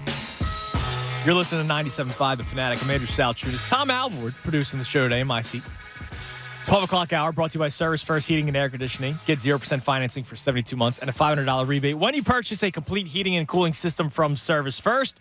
Learn more at ServiceFirstHVAC.com. Tom will be producing for me for the next 2 weeks and change. Anthony will be back at, I guess, the end of the month, right? Does the next 2 weeks roll into August? Well, I know August 1st, the new show is starting.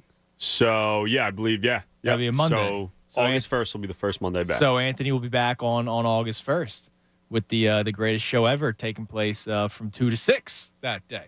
But until then, you got me, 10 to 2, Tom producing the show. And you can join us at 610-632-0975, by the way. So I like to FaceTime my wife at least once a show. I like to see the baby, see how he's doing. Good job, buddy. I miss him. I love that little guy. Sure. She's all right. I love my son. But he can't answer the phone, so yeah, exactly. I need her to help out a little bit. So last night, I have I know, I get it. It sounds boring. I like to follow routines. I like to organize. I like to plan. I do too. Anthony does none of those things. Okay. So I kind of have a routine. Like one of the last things I do before I go to bed is I set up the coffee for the next day. I set it for 7 a.m. because that's when I used to be up. So normally I hit 7 a.m., but then I end up turning it to the brew section at 5 and just hitting it then. So I get the coffee ready. But last night I go to make the coffee. There's not enough left of the coffee ground, the ground, right? It's a huge loss. Stinks. Whatever. I go, all right, we have the I'm K. not used to your board. I'm sorry. Yeah, it's the bottom left somewhere. So we have the K-Cups. She doesn't like the K-Cups. I don't think the K-Cups are strong enough, but in desperate times, call for desperate measures. So she don't like the K-Cup. So she took Cooper to a local coffee shop in our area, got herself a cup of coffee. Do you think she then purchased the beans at said coffee shop when she complained that we had no coffee left and then complained this morning about the K-Cups? Do you think she bought the coffee? She didn't, Tom. I know you're trying to be nice. Sense. She didn't, Tom.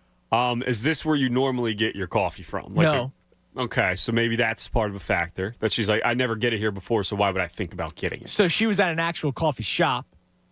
We usually just go, shop. A little bit pricey, though. So maybe sometimes you don't want to do the coffee shop. But listen, again, now one of us then has to go to the store later. Yes, correct. Because tomorrow I'll be on the air, 9 a.m. to noon with Pat Egan. So I'm still working tomorrow. I need the coffee. And I don't want to. I too believe the K-Cups are too light. I think the K-Cup is a bit of a ripoff. Now, you don't drink coffee, so you don't understand. Now, I know what they are, though. I make coffee stronger. It has led to beefs here at the station when we used to actually have a kitchen here, which we don't anymore. We had a coffee maker. I like my coffee a little stronger. And so a K-Cup does nothing for me. Just like the diner coffee is the worst coffee in the world. It smells delicious, but when you taste it, you're just drinking brown water. Yes. Very liquidy. It does nothing for you. If you're tired, it does nothing for you. The K-Cup a little bit better. The K-Cup is ridiculously overpriced. You're basically paying like $2 a coffee. Whereas if you buy the bag of itself, you save money. Yeah, absolutely. The K-Cup is a ripoff. Just like GoldenEye is one of the worst games ever. I know I am out on my own island with some of these things. Chris literally just tweets in, bro, you're wrong for hating on GoldenEye. Sorry. It's terrible. You are in the vast minority. Oh, yeah, I know. It might not be safe to leave the building today. Yeah, I'm telling you. Because there's GoldenEye stands that are going to try to beat me up. Karate chop you. Yeah, and miss like 8 times. Dumb game. Chris does mention that Ken Griffey baseball was great, and it was. It was good. Love that game. Still holds up. Now, another one. I don't know if this counts because we're doing more console About backyard baseball. Love on a backyard PC. baseball. That Love it. holds up. It's a little bit easy now, but Yeah. it's still that's like an all-time game. Way too many hours spent on it. Yeah. I'm going to tell you something that's totally embarrassing, but I don't care. When I was a kid, my dad taught me how to do the game book for when we would go to Phillies games. Yeah, mine did the same. Yeah, I once did it while playing backyard baseball to continue to learn. Okay. So it was to continue to learn. It wasn't to just keep track of Pablo Sanchez. No, it wasn't. Okay. But I did a game or two. I still remember to this day. I'm all right with that. Because we went to a Phillies game and he was like, "Who the hell is Pete Wheeler?" I'm like, "Oh yeah, don't worry about that one, Dad. You can Great speed, Dad. You can rip that page out." Yeah, man. It was a learning experience. I kind of wanted. Is it the game? It's not the game book. What's it called? Scorecard? Is that what it is? Yeah.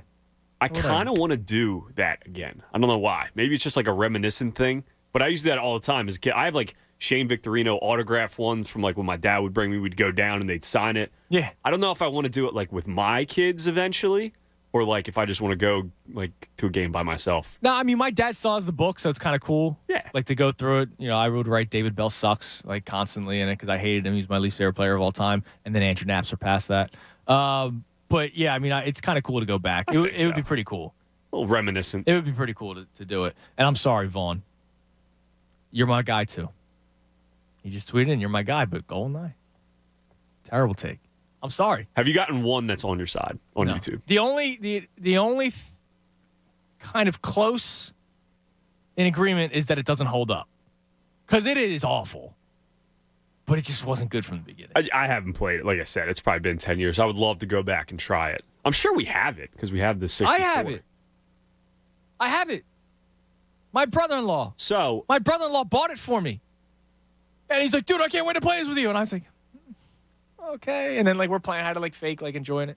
Now I was gonna say, you just sell it at this point because you could probably make some money off that. But if you got it as a gift, you can't really do that. Yeah, I mean, you could. Because what if he ever wants to play it again? Oh, it broke. And I threw it out. Yeah, I guess I could do that.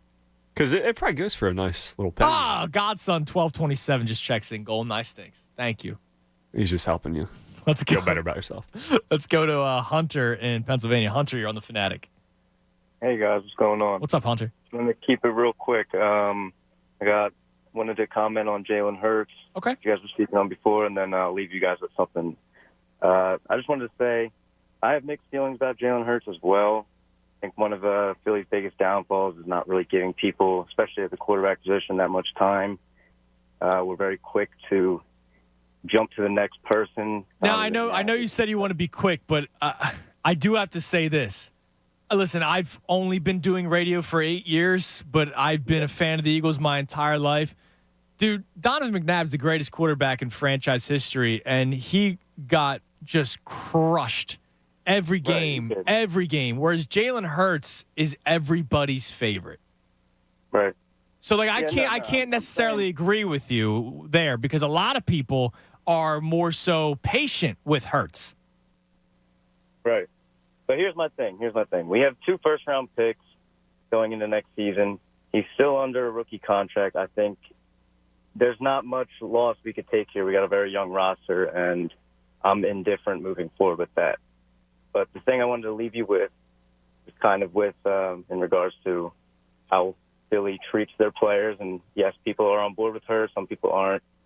Do you believe that Philadelphia ever gave Nick Foles the proper chance to be a starting quarterback for the team? The fans or the Eagles? The Eagles themselves. Which time? I would say after the Saints playoff game where they lost. Oh, so you're saying his second time here with the Eagles, after they won the Super Bowl and moved on? The first time. No, I'm going to go with the first time we traded him, but then he came back. I think he's shown Philly a lot of sparks. Granted, he does not produce anywhere else. Granted, his health may be a concern. Quarterback like that is only as good as your offensive line. But have we ever given Nick Foles the proper chance with what he has shown us? Remember, we traded for Sam Bradford. Well, listen, I'm going to say, look, Sam Bradford, you traded for former first overall pick. And Hunter, I appreciate the call, man. Enjoy the rest of your day. Foles. How's everyone doing? Foles got hurt. Mark Sanchez played the other 8 games that year. Sam Bradford was the first overall pick.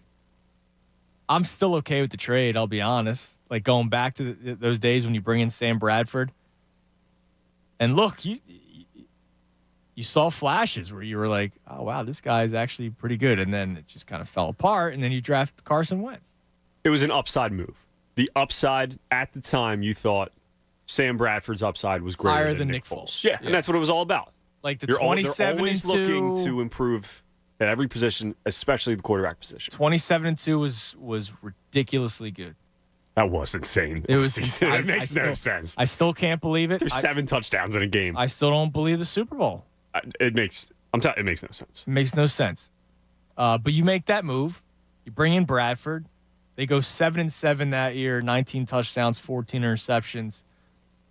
Remember with the preseason game against Green Bay? 10 of 10. Yeah. It was after the very first Fan Fest. Was it really? I was watching at Xfinity Live, and I was like... So after, like a couple hours after that first. Yeah. Wow. I was like, oh, my God. Because Fan Fest used to be in August. Yes. And so I was like, oh, my God, dude, this guy's going to be great. Adam Schefter picked them to win the Super Bowl. Yeah. And you had Chip's offense. Yep. And you had, a guy that had a lot of upside in Sam Bradford. And it just didn't work out. Now, Nick Foles leaves Philadelphia, awful in St. Louis, considers retirement, backup for the Chiefs, backup for the Eagles, wins the Super Bowl, incredible, does the incredible stuff the following season in replace of Carson Wentz. Still to this day, just like I would make that move for Sam Bradford, still to this day, you keep Carson Wentz over Nick Foles. Dude, I don't know what would have happened if Nick Foles was the guy for 10 years here. I don't know. I would lean toward it not have... Probably not a ton of winning. A 500 team. Yeah. Some really high highs, sure. Yeah, I mean, but look, it's not like the guy totally sucked. Well, he does elsewhere, but... That game in the Super Bowl was like... some of the best quarterback play I've ever seen. One of the greatest performances I've ever seen in my life. It was head-to-head with Tom Brady. One of the greatest performances I've ever seen in my life. But then we see games. And Tom Brady was better. That's the other thing.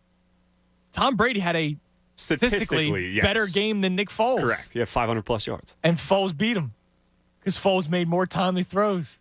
And some of those throws. And that only interception was because Alshon bobbled it. And it went into Gilmore's hands. Just classic. Wild, man. By the way, Bert Coucher checks in. He's out on Goldeneye. All right, so there's a couple of people. Not completely alone. That are starting to check in. Were you a Crash Bandicoot, man? I'm getting a lot of Crash love. Yes, and I believe I actually played that on GameCube. Okay. I was never really a big Crash guy. It's a fun game. But that's getting a lot of love. Austin Krell checked in with Grand Theft Auto Vice City. Awesome, obviously. Yeah, Grand Theft Auto is legendary. Even though they should probably make another one, not just live off 5 for 15 years. They're going to. Yeah. It's in the works. When Cooper's 7. No. Trust me, it's going to happen soon. You say so. Paying attention. Yeah, a lot of great stuff coming in, man. So I appreciate the conversation today. Let's go to Matt in Allentown. Matt, you're on the Fanatic. Hey, I just wanted to keep it short and say that there was an article I saw today written about how there were 35 players someone would like to see Tyrese Maxey traded for, and it really bothered me. Say that again, Matt. Can you not hear me? I just lost you. You said 35 players that somebody would want to trade Tyrese Maxey for. Okay. And I don't agree with many of them. Some of them were so unrealistic. Like, you're never going to get Giannis or Steph Curry. But well, then that's just stupid, whoever wrote that, because obviously I'd rather have Giannis. Like, that's just stupid. It's a waste of time. Right, but I just don't understand why we still have this sentiment that Tyrese Maxey is not a part of the Sixers team going forward for a long time. Yeah, I mean, listen, if Tyrese Maxey gets you Kevin Durant, I do that trade in a heartbeat. Okay. But, I mean, but some of them are stupid. Like, Giannis isn't going anywhere out of Milwaukee. And then, there's – I'm not trying to trade Tyrese Maxey just to trade Tyrese Maxey, too, Like, I would rather build with him unless it's Kevin Durant. Okay. Yeah, no, I totally agree, but I just got to think that, Tyrese Maxey is such a fan favorite at this point. I can't imagine why we're looking at completely stupid hypotheticals. I would have rather seen an article, 35 players I wouldn't trade if Tyrese Maxey was on the table. Yeah, no, I hear you, Matt, and I appreciate the call. Yeah, I mean, that's a middle of the summer story. Low on content kind of thing. That's a middle of the story, July 15th story. Kevin Durant, I do the trade in a heartbeat. Other than that, yes, would I trade for Steph Curry in a heartbeat? It's not realistic. No, they're not looking to dish off Steph Curry after winning. Like I could do 150 players I want to trade Gene Segura for. Like, I'd read that. Yeah, which. Oh yeah. I'll put it up on the website. I can't wait to. We're gonna need to do that soon. Yeah, I heard. Yes, by the way, a lot of people on the YouTube chat are asking, was I a Pokemon kid? I loved it. Now, it was only the original 3. Yellow, blue, and red. I played the next generation, which I think was Sapphire, if I'm not mistaken. I think you might be right. But that didn't really stick for me, and I have not played since. That's on Game Boy, correct? Yeah. Dude. Red, it was what? Red, blue, and yellow or gold, whatever. I think red I played the most. The but yellow I love one, those games. you Love started with Pikachu.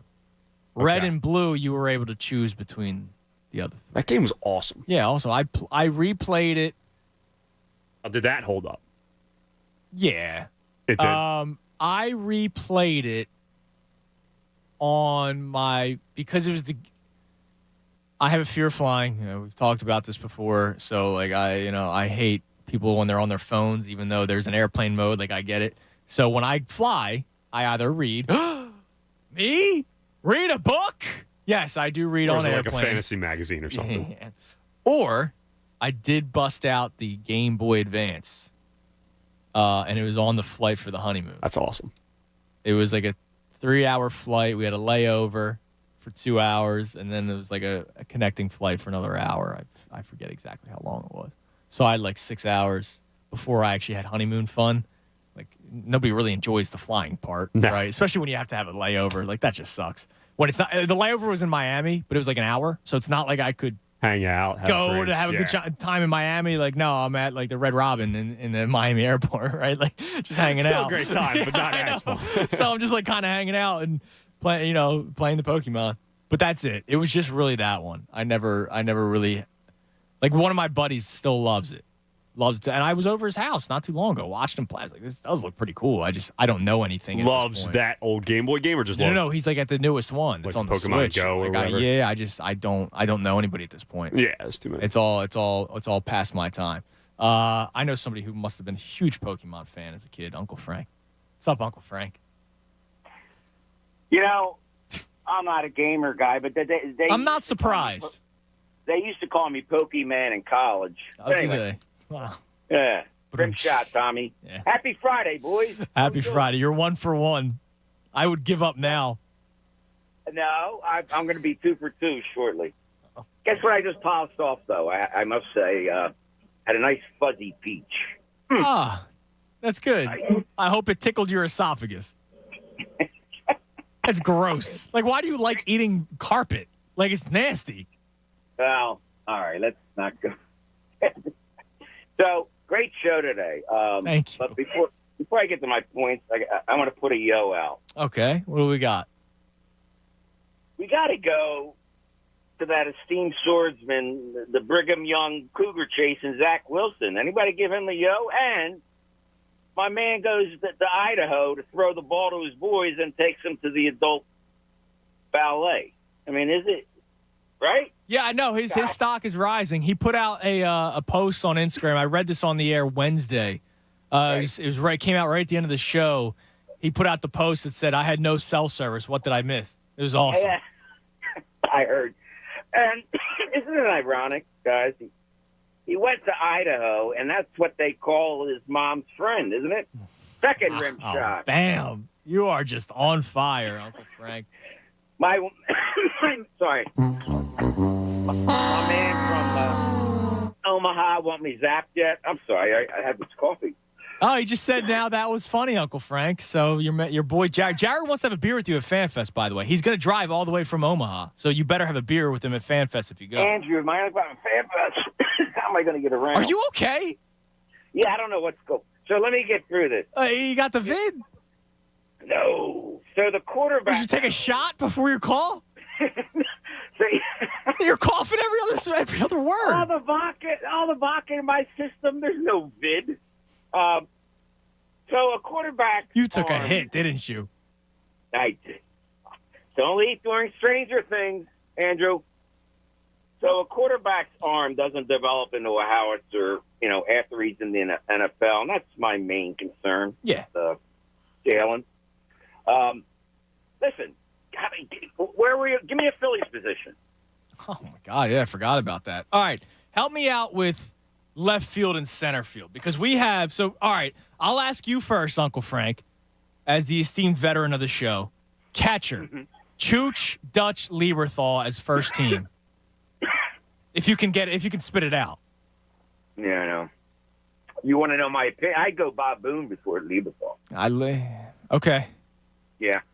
I would go – Dutch was a team lead. I love Chooch. Dutch was the team leader. That's a tough one.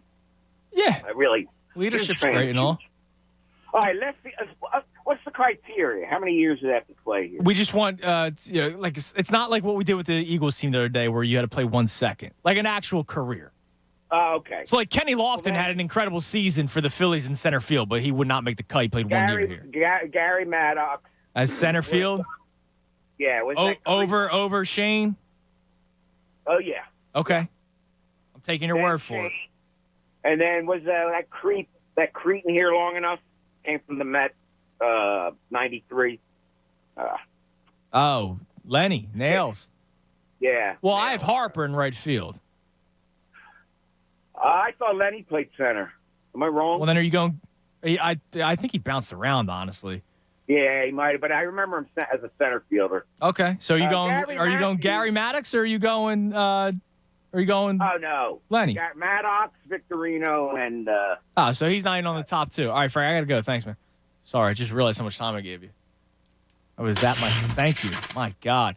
We'll continue the conversation. Yes, so we're trying to figure out the first and second team, all-time Phillies teams. So we'll run through this on the other side, Tom, because we need to come up with the second team because first team is pretty much set. There's just a couple of debatable spots, but we'll come up with second team Phillies all-time team. And we got a lot more. The video game conversation has been fantastic. I've had a lot of fun with that. Who won it? Checks in. NFL Street.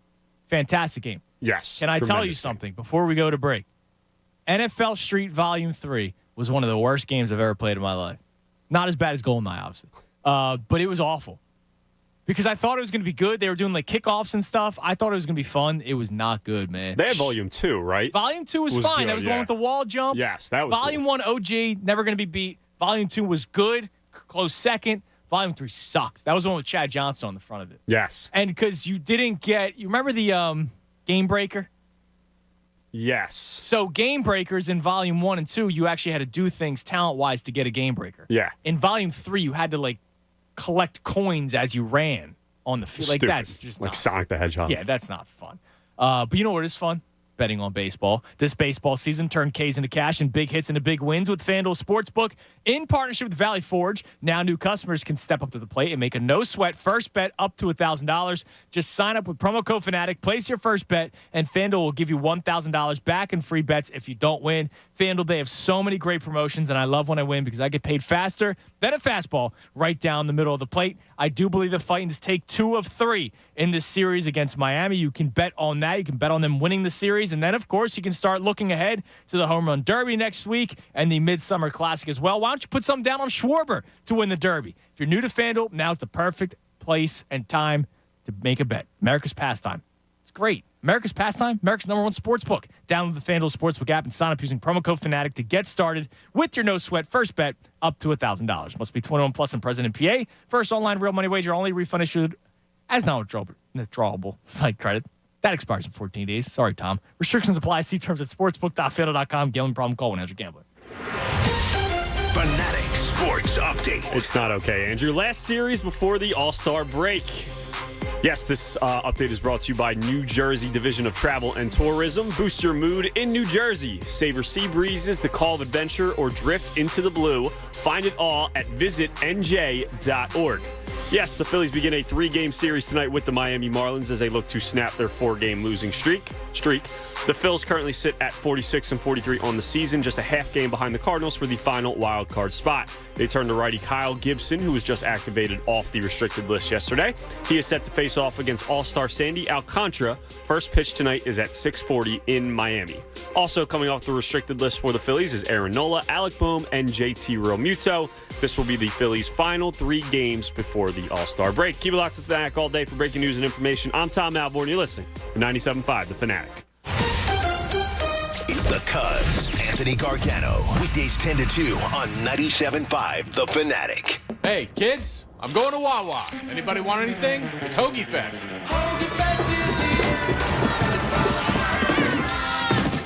So, classic meatball and classic Italian with cherry pepper relish.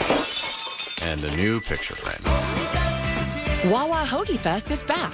Whatever your order, summer tastes better when it's full of hoagie love.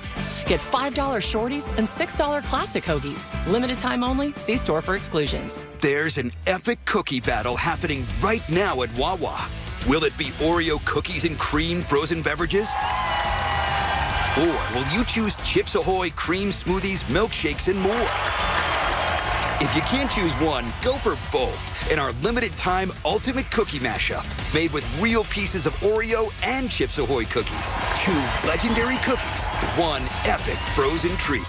Gotta have a Wawa.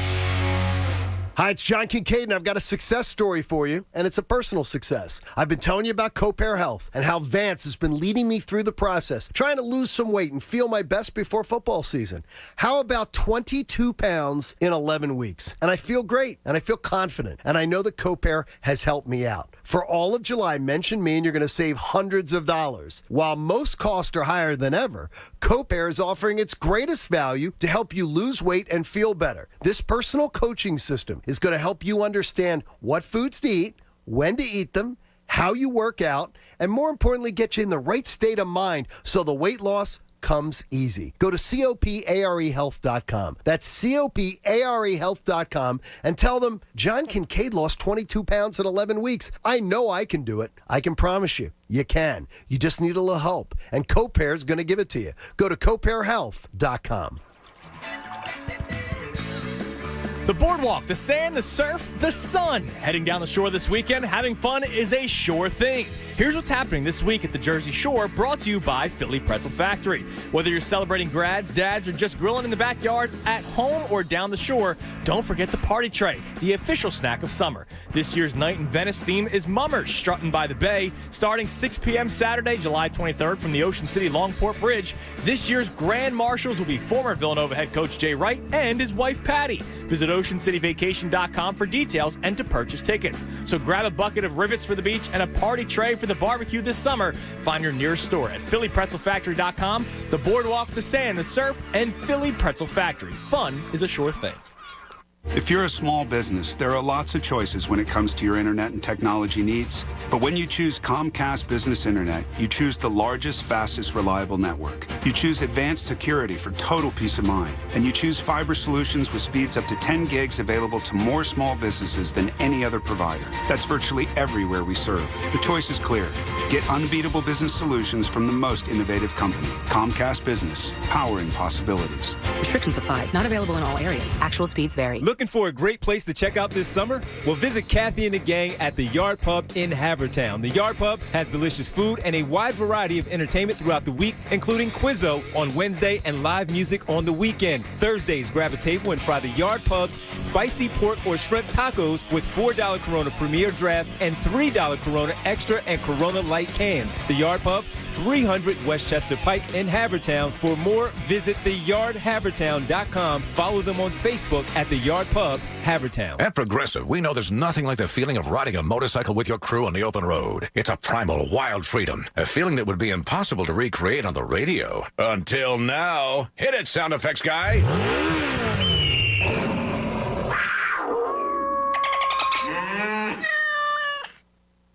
No. You know, we really lost lost a stride at the end there. Get 24/7 roadside assistance with Progressive, America's #1 motorcycle insurer. Progressive Casualty Insurance Company and affiliates. Roadside assistance subject to policy terms and limits and may require comprehensive coverage. It's not easy being the one everyone counts on to keep the facility running, no matter the weather or supply chain hiccup. But we get you, Raymond in Buffalo, and Maria in Miami, Jules in Minneapolis, and Stan in Central Indiana, taking control of everything that's under your control. At Grainger, we're here for you with experienced branch staff at over 250 locations so you get the product you're looking for. Call, click Grainger.com, or just stop by. Grainger, for the ones who get it done. You know, energy costs can dramatically affect your company's bottom line. How about putting 30 to 40% of those costs back into your company at little or no cost to the company? At Beyond the Bulb, they provide energy efficiency upgrades to commercial and industrial customers in the PICO and PPL utility service areas. They're energy efficiency experts. They were just awarded the PPL Direct Discount Contractor of the Year. They're going to use local rebate programs to help offset the costs to your business. So go to beyondthebulb.com. That's beyondthebulb.com, or dial 484-246-6542 for a brighter bottom line. WPEN Burlington, Philadelphia, a Beasley Media Group station, home of the most entertaining sports talk in Philadelphia. 97.5 The Fanatic, Philadelphia. 1 o'clock, 97.5 The Fanatic. I'm Andrew Salchunas, filling in for Anthony until August 1st. We figured that out. So August 1st, he'll be back that Monday. And, so looking forward to having him back. But I'm having a good time. Tom Alvord will be with me the entire time producing the show. You're doing a tremendous job today. Connor Thomas was with me yesterday. But for the rest of the way, it's me and Tom. I forgot to remind people, and I'm sorry about it. I did the Instagram Live last break. I forgot. You immediately reminded me. Haley immediately reminded me. I just completely forgot. But I did do it, and I gave the keyword. Now, I'm not saying it right away, but when I do say the keyword or name, you'll hear it, and we'll go to the contest line, and the first 5 people, shout out to everybody that did check in on the Instagram Live, will win a pair of FanFest tickets. Listen, I'll be honest. I'm doing it because I'm trying to bolster the Instagram a little bit, but it was pretty cool. Like, I've never done that before. I don't watch lives either. I don't really use Instagram. Somebody reminded me yesterday that I still have Sundays 9 to 12 on the bio. Do you? Nice. That's how often you're looking at it. Yeah, I'm not really a big Instagram guy, but I do know it's an important part of the industry is having that kind of social media exposure. Presence. So it's the same handle as my Twitter, asaltunas975. I'll continue to have some fun stuff with it. My wife bugs me about it. Like, you should do this, you should do this, you should do this. So shout out to her. She gets on me for it, and it's probably a good thing. You know, sales gets on me for it. Like, you should do this. You should do this. Just trying to help you out, dude. That's all. Hashtag ad, like all that kind of stuff. I'm like, all right, yep, I'll do it. So I'm trying to bolster the Instagram presence a little bit. So if you can give me a follow, that'd be pretty sweet. All right, so let's continue this. First team and second team all-time Phillies roster. And we kind of cut it off 1960. Somebody tweeted in earlier, Richie Ashburn should be in center field. You're right, but I don't know. Like, he's not. I would like to put him on it, but you know, he was a legend in all kinds of reasons. Let me see. I want to see exactly. Now they have Lenny listed as a center field. I thought he played some right. Listen, I thought he was left. I wasn't around, obviously. Let's see. Game logs. Is there? Oh, come on, we don't have career game logs there. You want to look at one of his season, all 162? Yeah, I don't want to do that. Fielding. All right, for Philadelphia. So he played left field for a handful of games. They listed him as outfield. I swear he played some right field. Like, I remember I've watched that damn rain delay show. The 93 Phillies special. Oh, yeah. I've watched that rain delay special 100 times. I could have sworn I remember seeing him in right field at times, but maybe I'm wrong. So left field is still up in the air. Lazinski. How about him? Or Pat Burrell. And I go Pat the Bat. I feel like I go Lazinski. Do you? Like, Burrell's an all-timer. Burrell is more for off-the-field things, but that's fine. That's neither here nor there. The Bull hit 223 home runs here in Philadelphia. Pat Burrell hit 251. So he beats him in home runs. So I'll go. I have Blazinski's up here. So in 11 years in Philly, like you said, he hit 223 homers. His average was 281 in 11 years. Burles was 257 in those 9 years. So that's advantage. When it comes to RBIs in 11 years, Blazinski was 811. Burrell 827. Okay. And again, 2 less seasons. That's true. We're going to go to, I guess, runs we can do, or OBP. Which one do you want to do? OBP, 363 for Blazinski. 367 for Burrell. It's pretty close. How many years did Burrell play? You said 9 seasons here in Philly. That can be a toss-up, and he'll always have the World Series, you know? So yeah, 485 slugging. The all-important slugging. Do they have 489. How about that? Look at that. OPS, 852 in 11 years. 852 for Burles. Was it really? Yeah. 1,166 hits for Burrell in his time. 1299. Yeah, so it's kind of a toss. Pretty damn close. They both were awful defensively. That's fine, though. Who But cares? Burrell, oh, wait, hold on. What was his WAR? This will be the deciding factor. Is that on Baseball Reference? Yes. I'm on Baseball Reference. Yes, top of the page. Hold on. His WAR was better than Burrell's. Look at that. I don't know why I can't find more. Top left of the page. Under the more bio. That's career WAR, though. So not for Phillies. His is 26.2. 4-time All-Star, 1980 World Series, Greg Luzinski, that I forgot, so that's my bad. They both won the World Series. How many? You got All-Stars from Pat Burrell? Pat the Bat? Pat Burrell. Wow, never played in an All-Star game. He was snubbed famously that one season. Yes. Never played in an All-Star game. I think we got to go Luzinski. All right, so we'll go Bull in left field. So we got Uncle Frank went Bob Boone. I looked up his numbers. It's not that great. We going Dalton or Ruiz? What are we doing? Because we have to have. Listen, I'm a Chooch man. But do we just want an all 2008 team at the same time? That's your show, dude. Like Dutch had some pretty bad offensive seasons, man. When he was early in his career. Early until he was like 32. A long time. Hey, man. It's not about when it happens. Dude, Chooch. 3-time All-Star, Silver pitchers, Slugger, man. 1997 World Series. Yeah. 1997. That doesn't matter. 97. 93. Marlins. Yeah. I'm just reading. Baseball Reference, man, on the fly. 3-time All-Star, Silver Slugger. All right, I think Chooch made it once, right? 93 World Series, they lost. Phillies won in 08 and made it back in 9. Was a part of one of the best Phillies teams of all time, 102 wins. And then what? So where's Chooch hitting in that lineup? Because what did Chooch hit with the Phillies? Oh, Chooch was like 6th, 7th, 8th. Okay, and what was Dalton? He's middle of the order. Sure, I think that matters. A lot less pressure on a. All right, listen, man. Carlos Ruiz. I'm not gonna yell and scream. You want to go Dutch? All right, Dutch.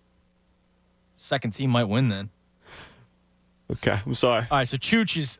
I don't. We can do Ruiz if you want to do Ruiz. No. He'll go second team. I was not a fan of Mike Lieberthal. That's fine. I mean, he has the numbers with the Phillies. Mr. Wall of Fame. But yeah, I mean, when it comes, I was not a fan of Mike Lieberthal. Never really liked him.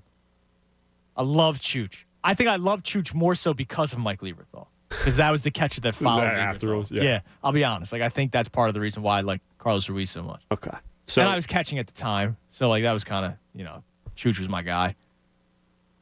We can put Chooch number 1. No, I'll put him second. Okay. But as long as Lieberthal's not second team. No, I definitely Chooch over Lieberthal. All so right, we have Dalton, Howard, Utley, J-Roll, Schmidt.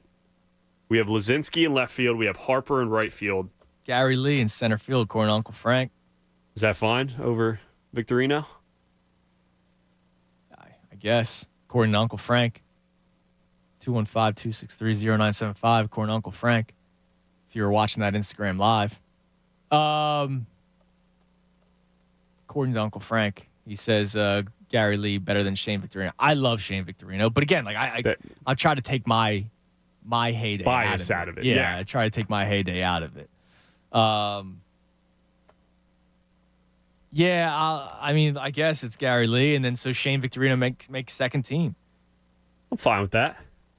So now this is where it gets interesting, right? This is why I did it in the first place, was so that we could have the second team, because this is probably more up for debate. Now, immediately for first base, my first thought goes Tomey. No? I go Dick Allen. Okay. That's Dick Allen, I think, has to be. But then again, so Dick Allen, do you want to bring up Tomei's stats real quick? Yeah, I believe Tomei only played 4 seasons here, I believe, off the top of my head. Dick Allen played 9. Okay, advantage there. Let me get it up real quick, sorry. He played 4 seasons in Philly, yeah, so that's... Yeah, Dick Allen was 204 home runs, 290 batting average, 371 OBP, 530 slugging. Yeah, you're right. So I go Dick Allen at first base. I'm cool with that. What about Travis Lee?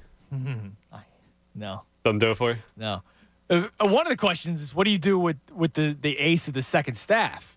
Well, that's what was part of my question. Are we just doing one pitcher? Because I thought we were going to maybe do like a rotation for the first team. No, I'm just going one pitcher. Okay. So it's really Robin Roberts. If you want to go, if we're doing the cutoff, then we can't do Robin Roberts. Also, we're not doing closer? Well, Jonathan Papelbon.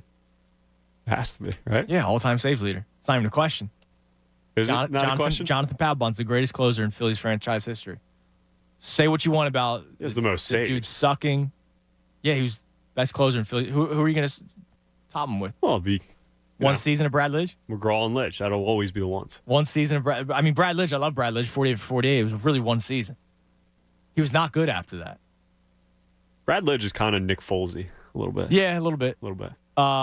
Jose Mesa, who was the saves leader before Jonathan Papelbon. Love Jose It's Papelbon. Mesa. I'm sorry. Jonathan Papelbon's the greatest closer in Phillies franchise history.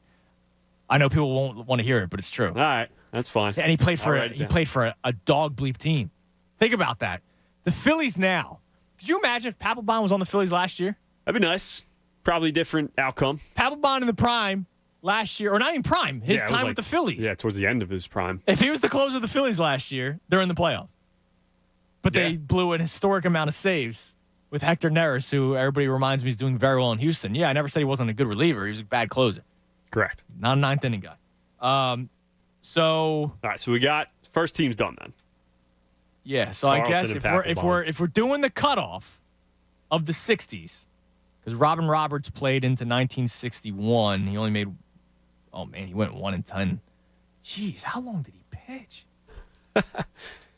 He pitched probably like 300 plus innings too. He pitched 19 seasons. Think about this for a second. Robin Roberts, at the age of 34, pitched for the Phillies in 1961 when he went 1-10 with an ERA of 5.85. You'd think he'd hang it up after that.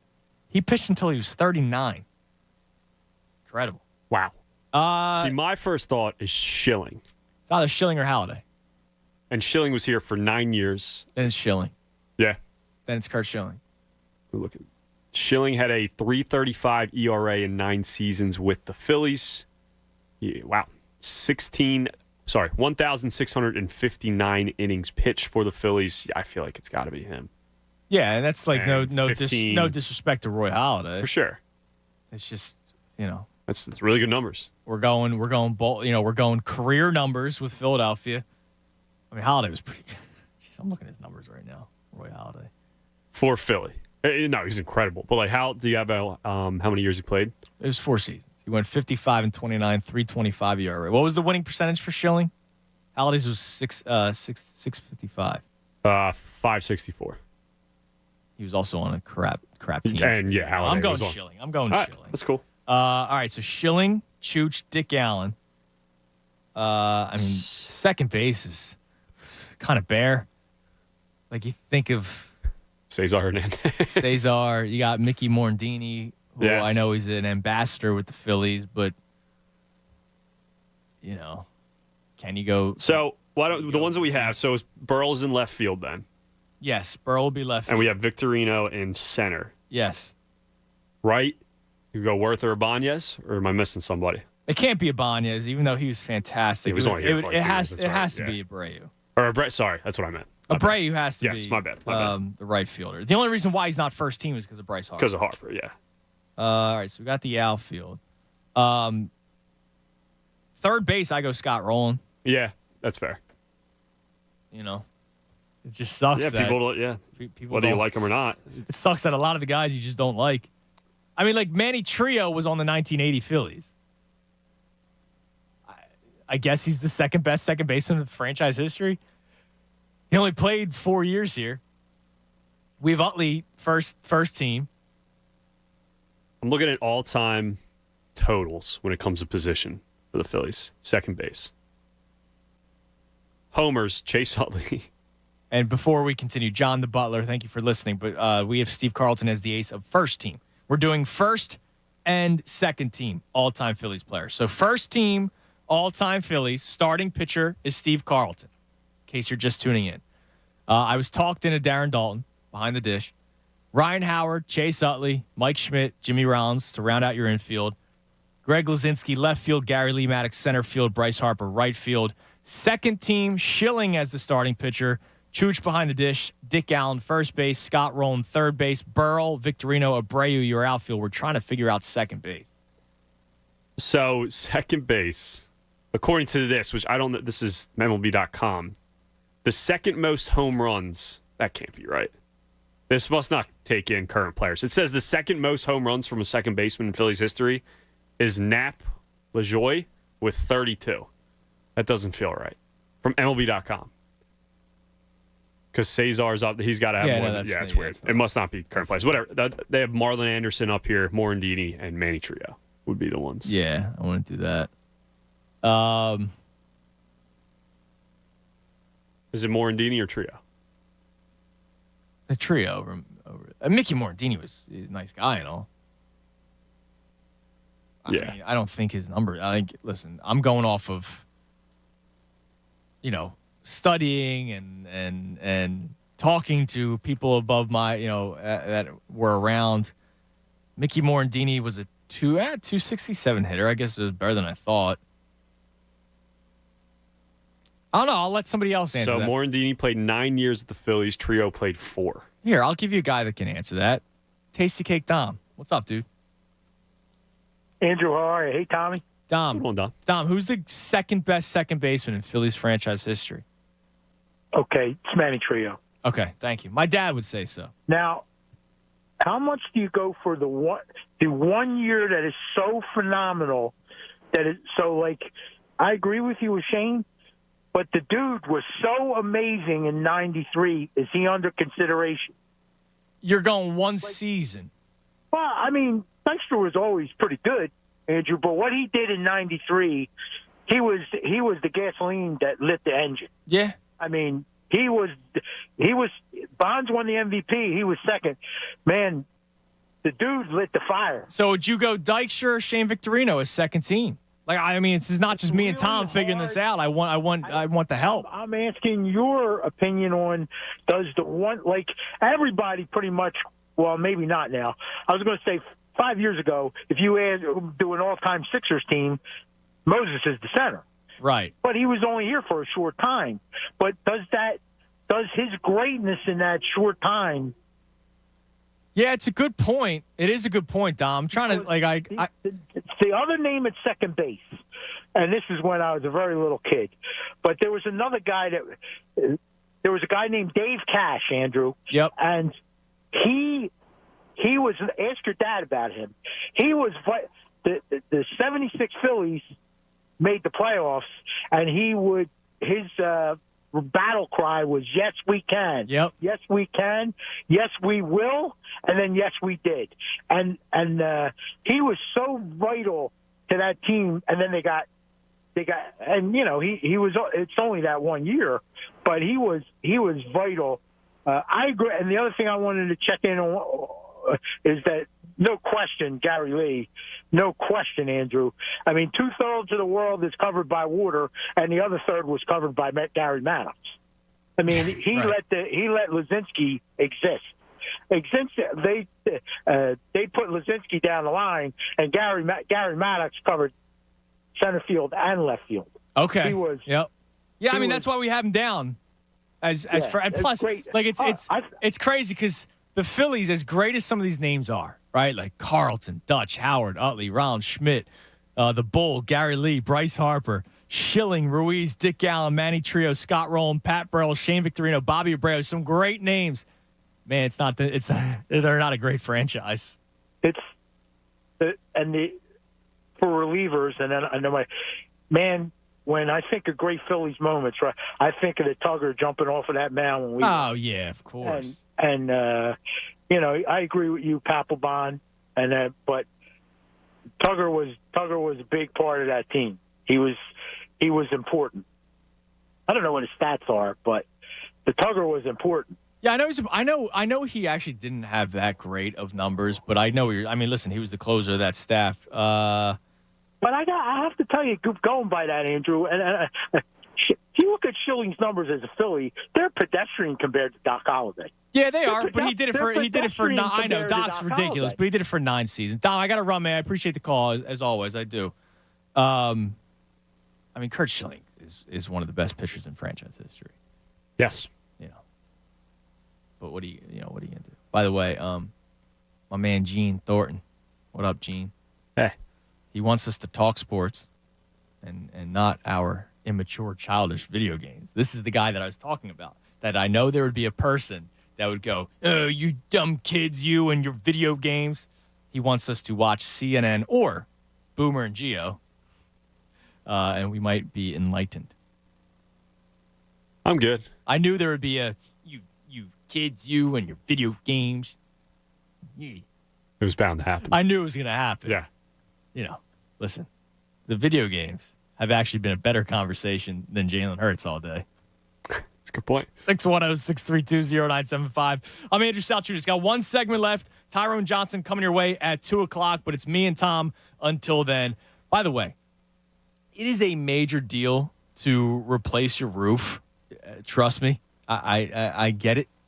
Roofs, you don't want to mess around with a roof. It's leaking. You don't go, I'll fix that next week. No, you got to take care of it right away. And if you know that your roof's about to crack or fall apart, you got to call New Look Home Design because they are roofing experts, and that's what you want. You don't want just some random roofer to come out there. You want an expert. They've installed over 40,000 roofs. On average, they install one roof every hour, so you know that they have the experience and the professionalism that you're looking for. New Look, they offer same-day on-site or virtual estimates, whatever's best with your schedule. They provide a 3D rendering of your home, showing you exactly what your new roof is going to look like. And every estimate includes line-by-line pricing, so you know exactly what you're paying for. There's no hidden fees, right? It's not like they're going to say, oh, yeah, it's $2,000. But then all of a sudden, when you go to pay, it's all of a sudden $18,000. They don't do that. Whatever the price they tell you before they do it, that's the price that you're going to be paying. And best of all, in my opinion, they offer a lifetime warranty. So you know they stand behind their work. So now through July 31st,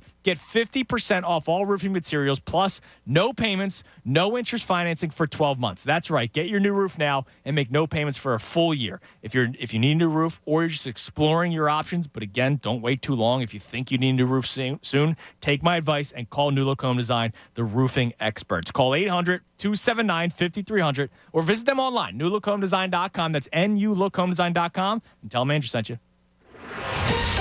Fanatic Sports Update. Phils look to get back on track. I'm Tom Alvord, and this update is brought to you by Maine Office of Tourism. Cast the line, pool and net, dinner is served. That's their idea of waterfront dining in Maine. Bring your appetite. Visit Maine.com. This message sponsored to you by Maine Office of Tourism. Yes, the Phillies look to avoid a 5-game losing streak tonight as they begin a 3-game series with the Miami Marlins. No easy feat tonight, however, as they face off against All-Star Sandy Alcantara, who currently leads the NL in ERA. Facing off against Alcantara will be righty Kyle Gibson, who was just activated off the restricted list yesterday. Also off the restricted list for the Phils are Alec Boehm, Aaron Nola, and catcher JT Realmuto. The Phils currently sit at 46 and 43 on the season and find themselves just a half game out of the final wild card spot that is currently owned by the St. Louis Cardinals. First pitch tonight is at 6:40. Keep it locked to Fanatic all day for breaking news and information. I'm Tom Alvord. You're listening to 97.5 The Fanatic. It's the Anthony Gargano Show on 97.5 The Fanatic. If you are drowning in IRS debt and can't afford to pay, then you need to take advantage of the special IRS tax programs that are available and will free you from IRS collection efforts once and for all. Due to the financial hardships consumers are facing throughout the country, the Internal Revenue Service has made it easier to settle delinquent tax problems. An open phone line has been established by Community Tax for consumers to call and see if they qualify. If you owe back taxes to the IRS and can't afford to pay them back, or you even have years of unfiled tax returns, there's no need to live in fear. But you have to call the Community Tax Helpline. Do not take on the IRS alone. They can attack your wages, savings, pension, home, and even go after your Social Security check. Call Community Tax today. 800-375-1211. To end your tax troubles, call now. 800-375-1211. Get a free consultation. Call 800-375-1211. That's 800-375-1211. It's Hoagie Fest. Today's the day. Follow your taste buds. They'll show you the way. Hoagie Fest is here. Na, na, na, na, na. Wawa Hoagie Fest is back. Summer tastes better when it's full of Hoagie love. Get $5 shorties and $6 classic hoagies. Limited time only. See store for exclusions. There's an epic cookie battle happening right now at Wawa. Will it be Oreo cookies and cream frozen beverages? Or will you choose Chips Ahoy cream smoothies, milkshakes, and more? If you can't choose one, go for both in our limited time ultimate cookie mashup, made with real pieces of Oreo and Chips Ahoy cookies. 2 legendary cookies, 1 epic frozen treat. Gotta have a Wawa. A table set means a hard day of work has been met. Savor every minute of your meal with Stella Artois and the ones you cherish most. We spend most of our day working hard and showing up, so we owe it to ourselves to turn our evenings into something special. And what better way to do that than with a good meal and a cold Stella? Gather round with your loved ones and make time for the Life Artois. Always enjoy responsibly. Copyright 2022. Stella Artois Beer. Brewed in the USA. Stella Artois, St. Louis, Missouri, 2022. Did you know Montgomery County has over 50 of the most historic and challenging public courses and private clubs in the Northeast? Well, you can hear about some of our top picks on the John Kincaid Show Golf Tour, Maccoby Run, Flowertown Country Club, Ravens Claw Golf Club, Bluebell Country Club, and Lulu Country Club, just to name a few. Visit 97.5thefanatic.com/golf tour to learn more. Plus, qualify. You're going to win great prizes. It's the John Kincaid Show Golf Tour, presented by the Valley Forge Tourism and Convention Board. The Joe Perry Project. Live in concert, Saturday, July 23rd, 7 p.m., Hard Rock Hotel and Casino, Atlantic City. The incomparable guitar of Joe Perry. Special guest, Carte Blanche. Tickets on sale now at Ticketmaster.com. Don't miss a night with the Joe Perry Project Live. Only at Hard Rock Hotel and Casino, Atlantic City. Lawn and Golf Supply Company is the area's most recommended service center for all outdoor power equipment needs. They are the experts with over 80 years of providing the best service at the best price. Spring is here, and Lawn and Golf will keep your equipment running strong all season long. Whether you need service on your riding mower, chainsaw, tractor, power washer, or generator, Lawn and Golf has you covered. Ask about pickup and delivery for service equipment when you call. Check them out at lawn-golf.com. Lawn and Golf Supply Company. Everything turf. Kelley Blue Book is the one-stop shop for pricing, fixing, selling, and instant cash offering. Instant cash offer is exactly what it sounds like. An official offer to buy or trade your car. Just enter your VIN or license plate, answer a few questions about your car's history, and what kind of condition it's in.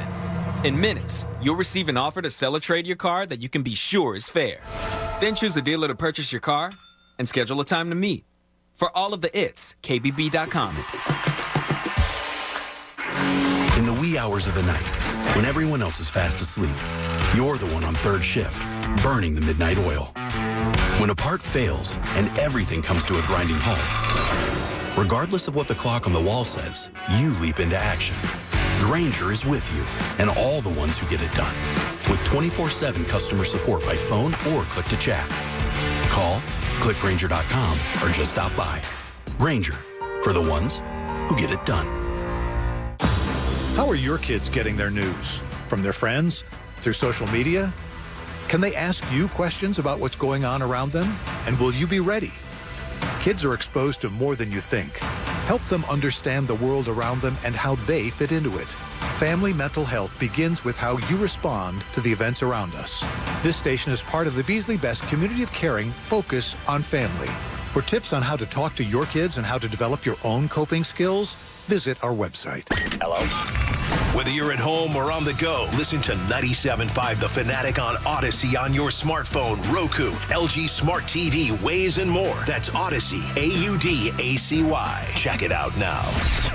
Want to hear the Fanatic Best of Show Daily podcast? Head to 975thefanatic.com now and download each show every day. Brought to you by DraftKings Sportsbook. Use promo code FANATIC when using the DraftKings app.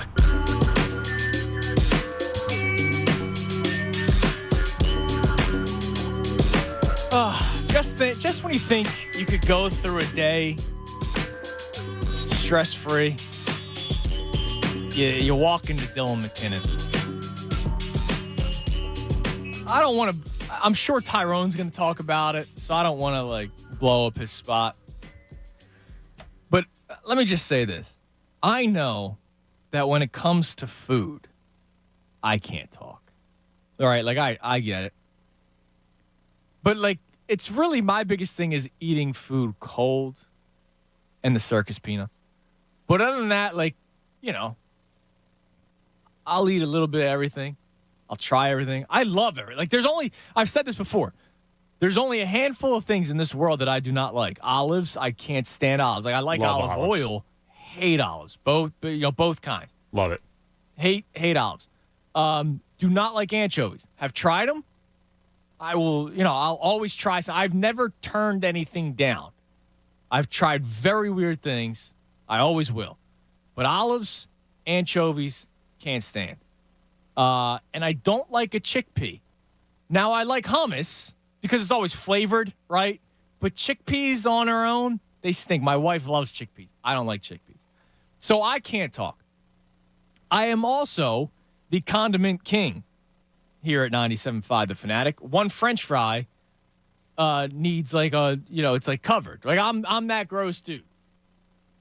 But what I just heard that Dylan McKinnon does with a hoagie is disgusting. I don't know if I want to know. So stay tuned for Tyrone coming up at 2 o'clock because I'm sure he'll get into it.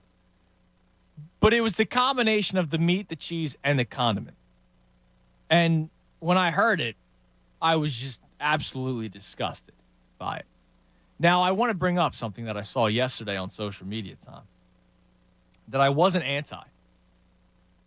I'm sure you've done a peanut butter and jelly sandwich before in your life. I have.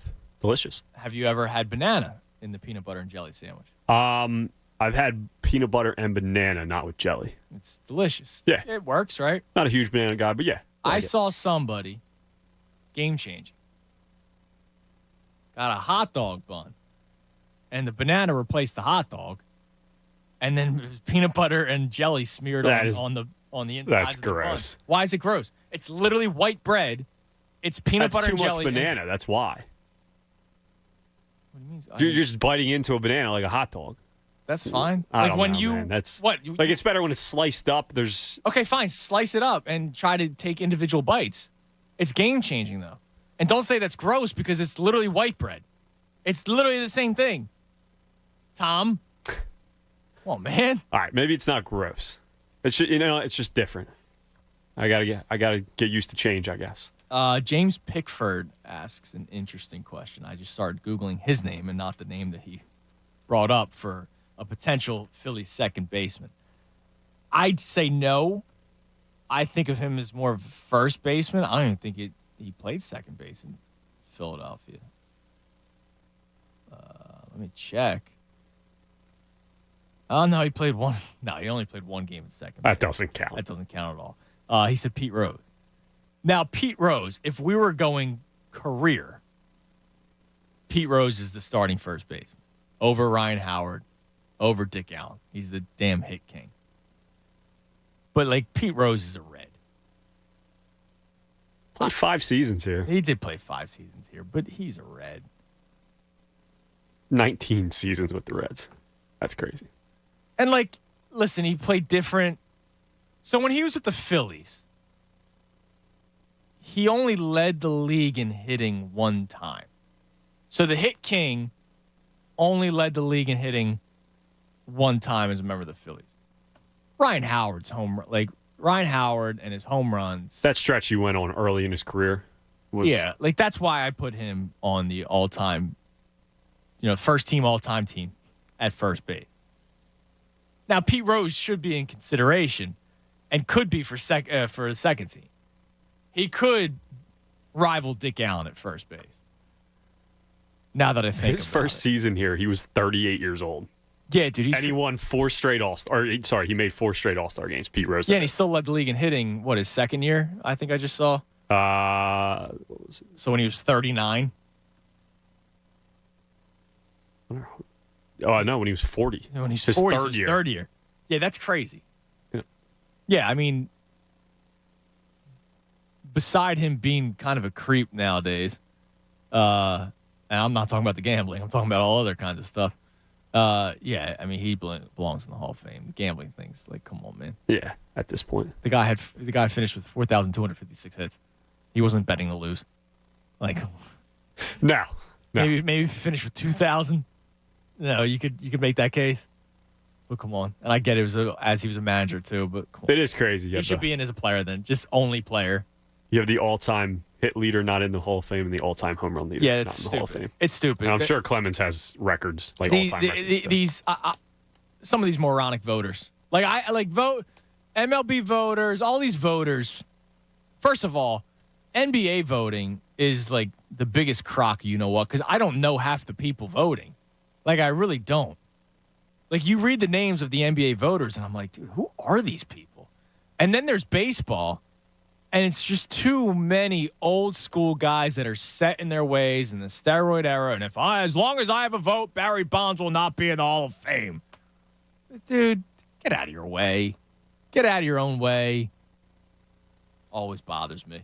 Really always bothers me. Fanatic Friday presented by PumpmanPhilly.com. Need a water pump expert for your facility for 24/7 emergency repair or pump replacement. Count on Pumpman Philly, the guys to know to fix your flow. Speaking of some of these primes, so it kind of works out perfectly. I meant to get to this earlier. So this morning, when I took my brief 5-minute break of playing Paper Mario, I was scrolling through Twitter trying to get some stuff ready for the show today, coming up with some ideas. And something that popped up got my brain moving a little bit. And we can have some fun with this, Tom, for the rest of the show as we get you closer to 2 o'clock.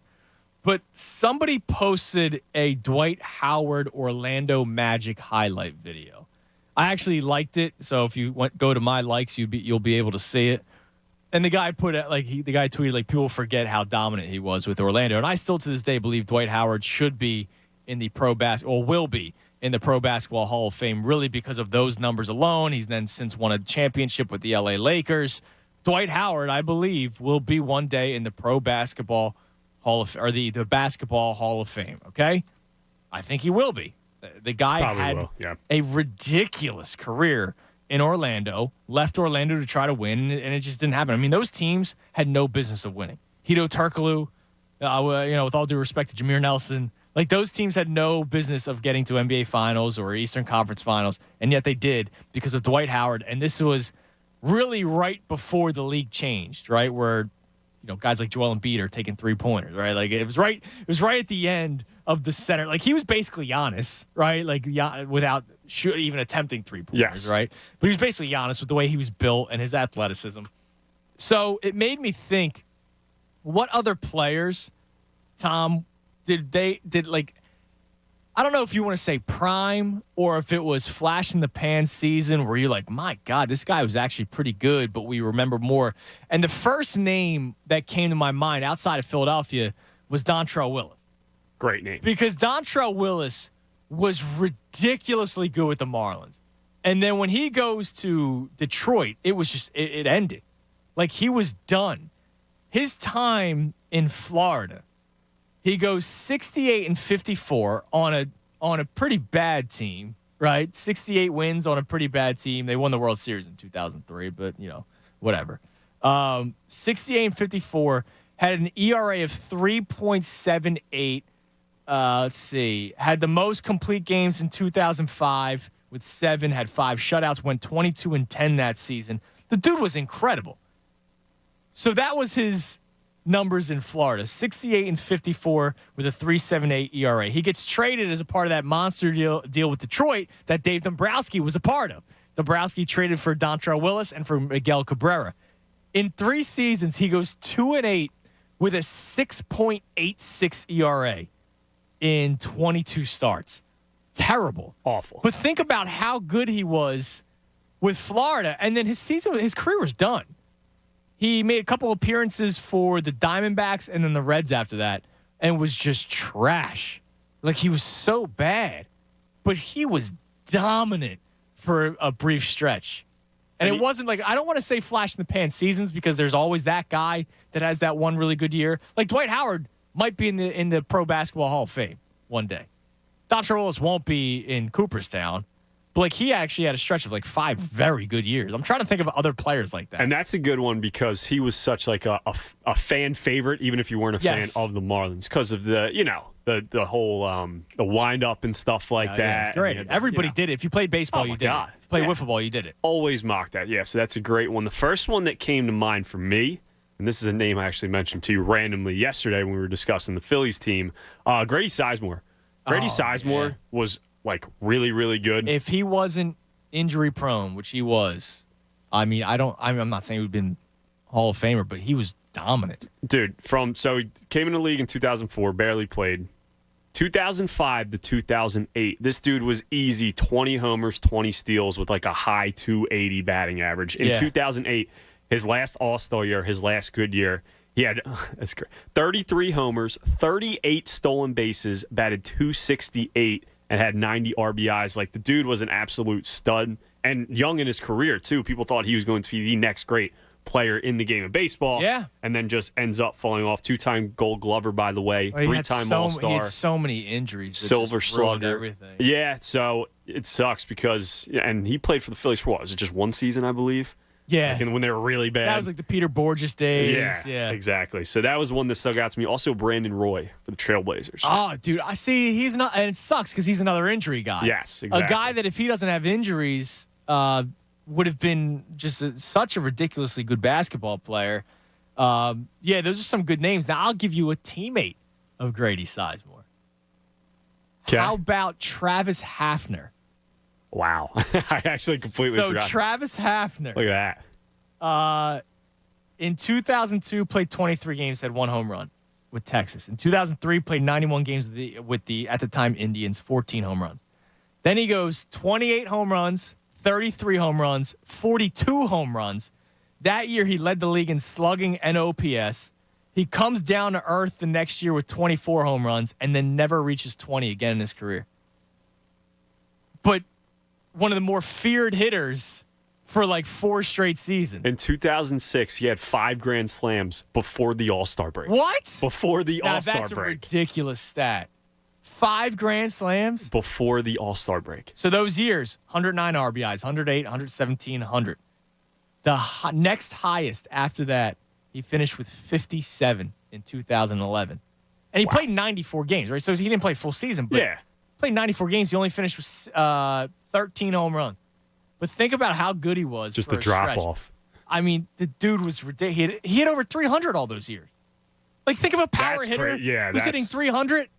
That didn't happen in 06, 07, 08. Like, that didn't happen. No. You're hitting 240, 250, Yeah, 260. that was the beginning of the decline of the batting average and the increased home run numbers. Just crazy.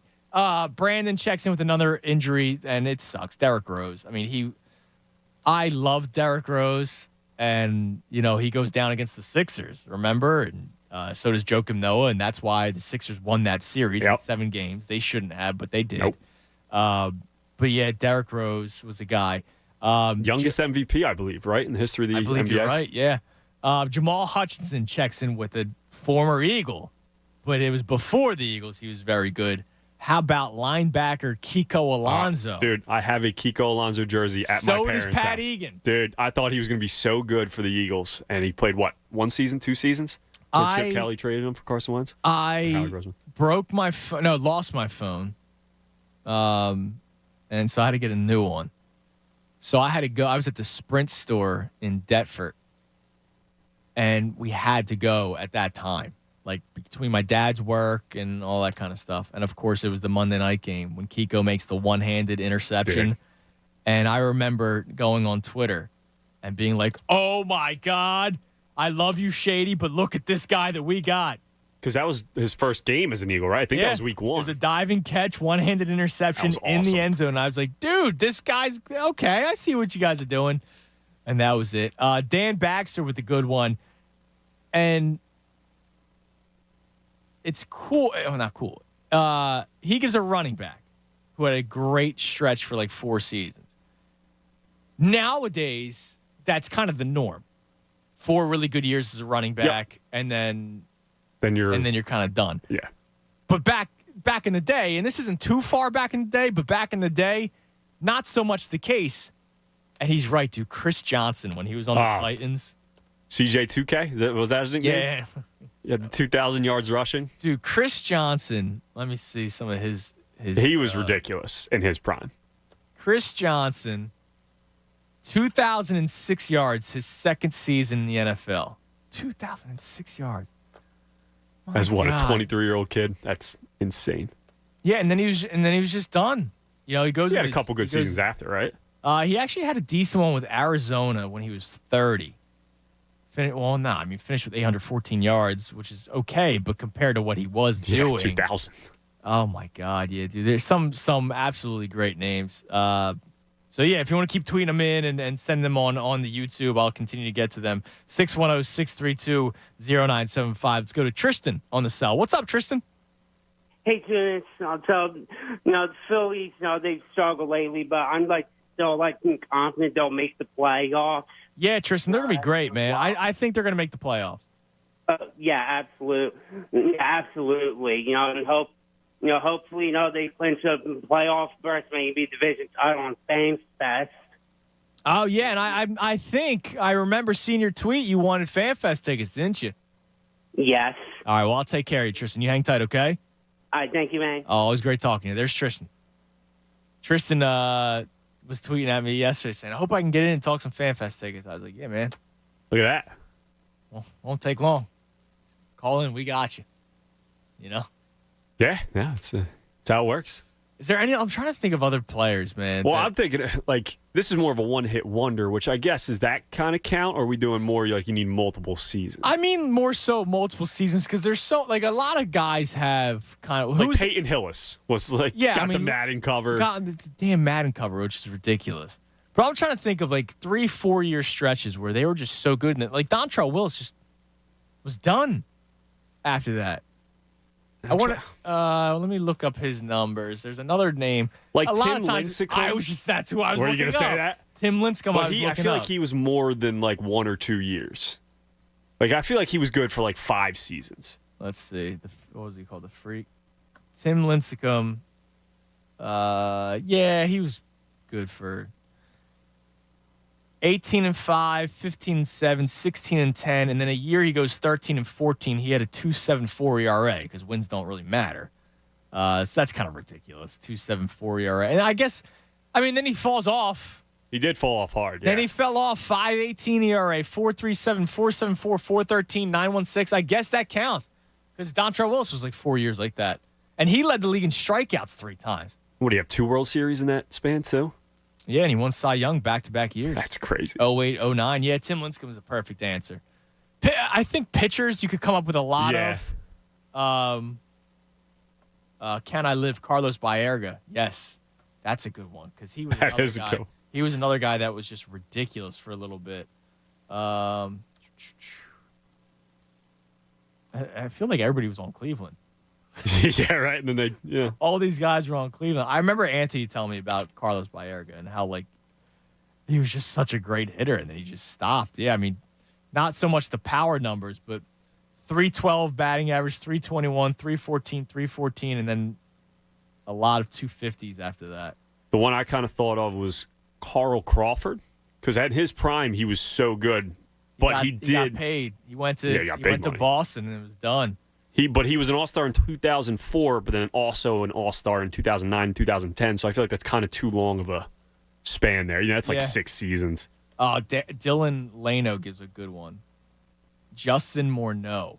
Now, him and Joe Mauer, man. He had a lot of concussion issues, I remember, which sucked because he missed a lot of time because of injuries.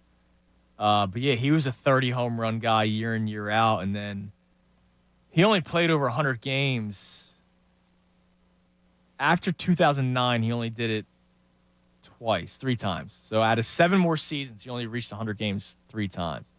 It was a shame. He had so many injuries. Other ones coming in great on Twitter.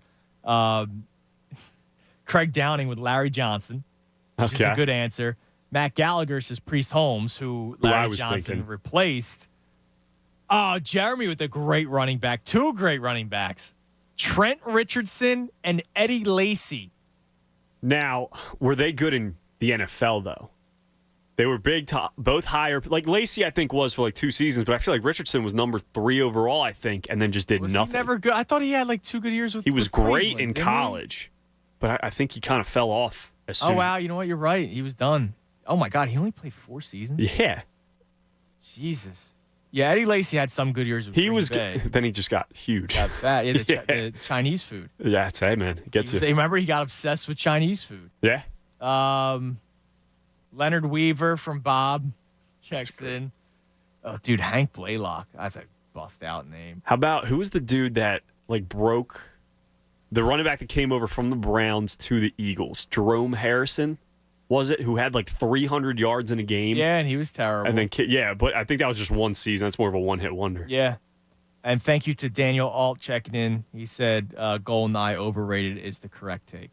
I feel like you're just making up names. No. I think that's what it is. No. They're my burn. I have multiple burners. Yeah, is that right? YouTube? That only slander. No, that was on YouTube or on Twitter. Excuse me. Okay. They only slander Goldeneye. J.D. Drew. I thought he had an okay career. Am I wrong? I feel like he was good early in his career. No, we just hate J.D. Drew. He was actually pretty good. Yeah, I was gonna say. I thought he had a good career. J.D. Drew, 242 home runs, 278 batting average, 795 ribbies. He had a good career. Better than Connor's. Much Connor. So Connor is going to be taking your seat coming up. I like your shirt today, Connor. You know I respect the Hawaiian shirt. So Connor, of course, will be producing for Tyrone Johnson. Tyrone coming up next, as well as Jen Scordo. So make sure you check them out. Everybody have a fantastic weekend. I always appreciate everybody who calls in and tweets in. And, of course, our YouTube audience. I love you guys. I'll see you tomorrow. Tomorrow morning, 9 to 12. I'll be on with Pat Egan, so make sure you check us out. That's our new show. Tomorrow will be week number 3. Pat and I, every single Saturday from 9 to 12. Everybody have a great rest of your Friday and enjoy your weekend. I'm Andrew Salchunas.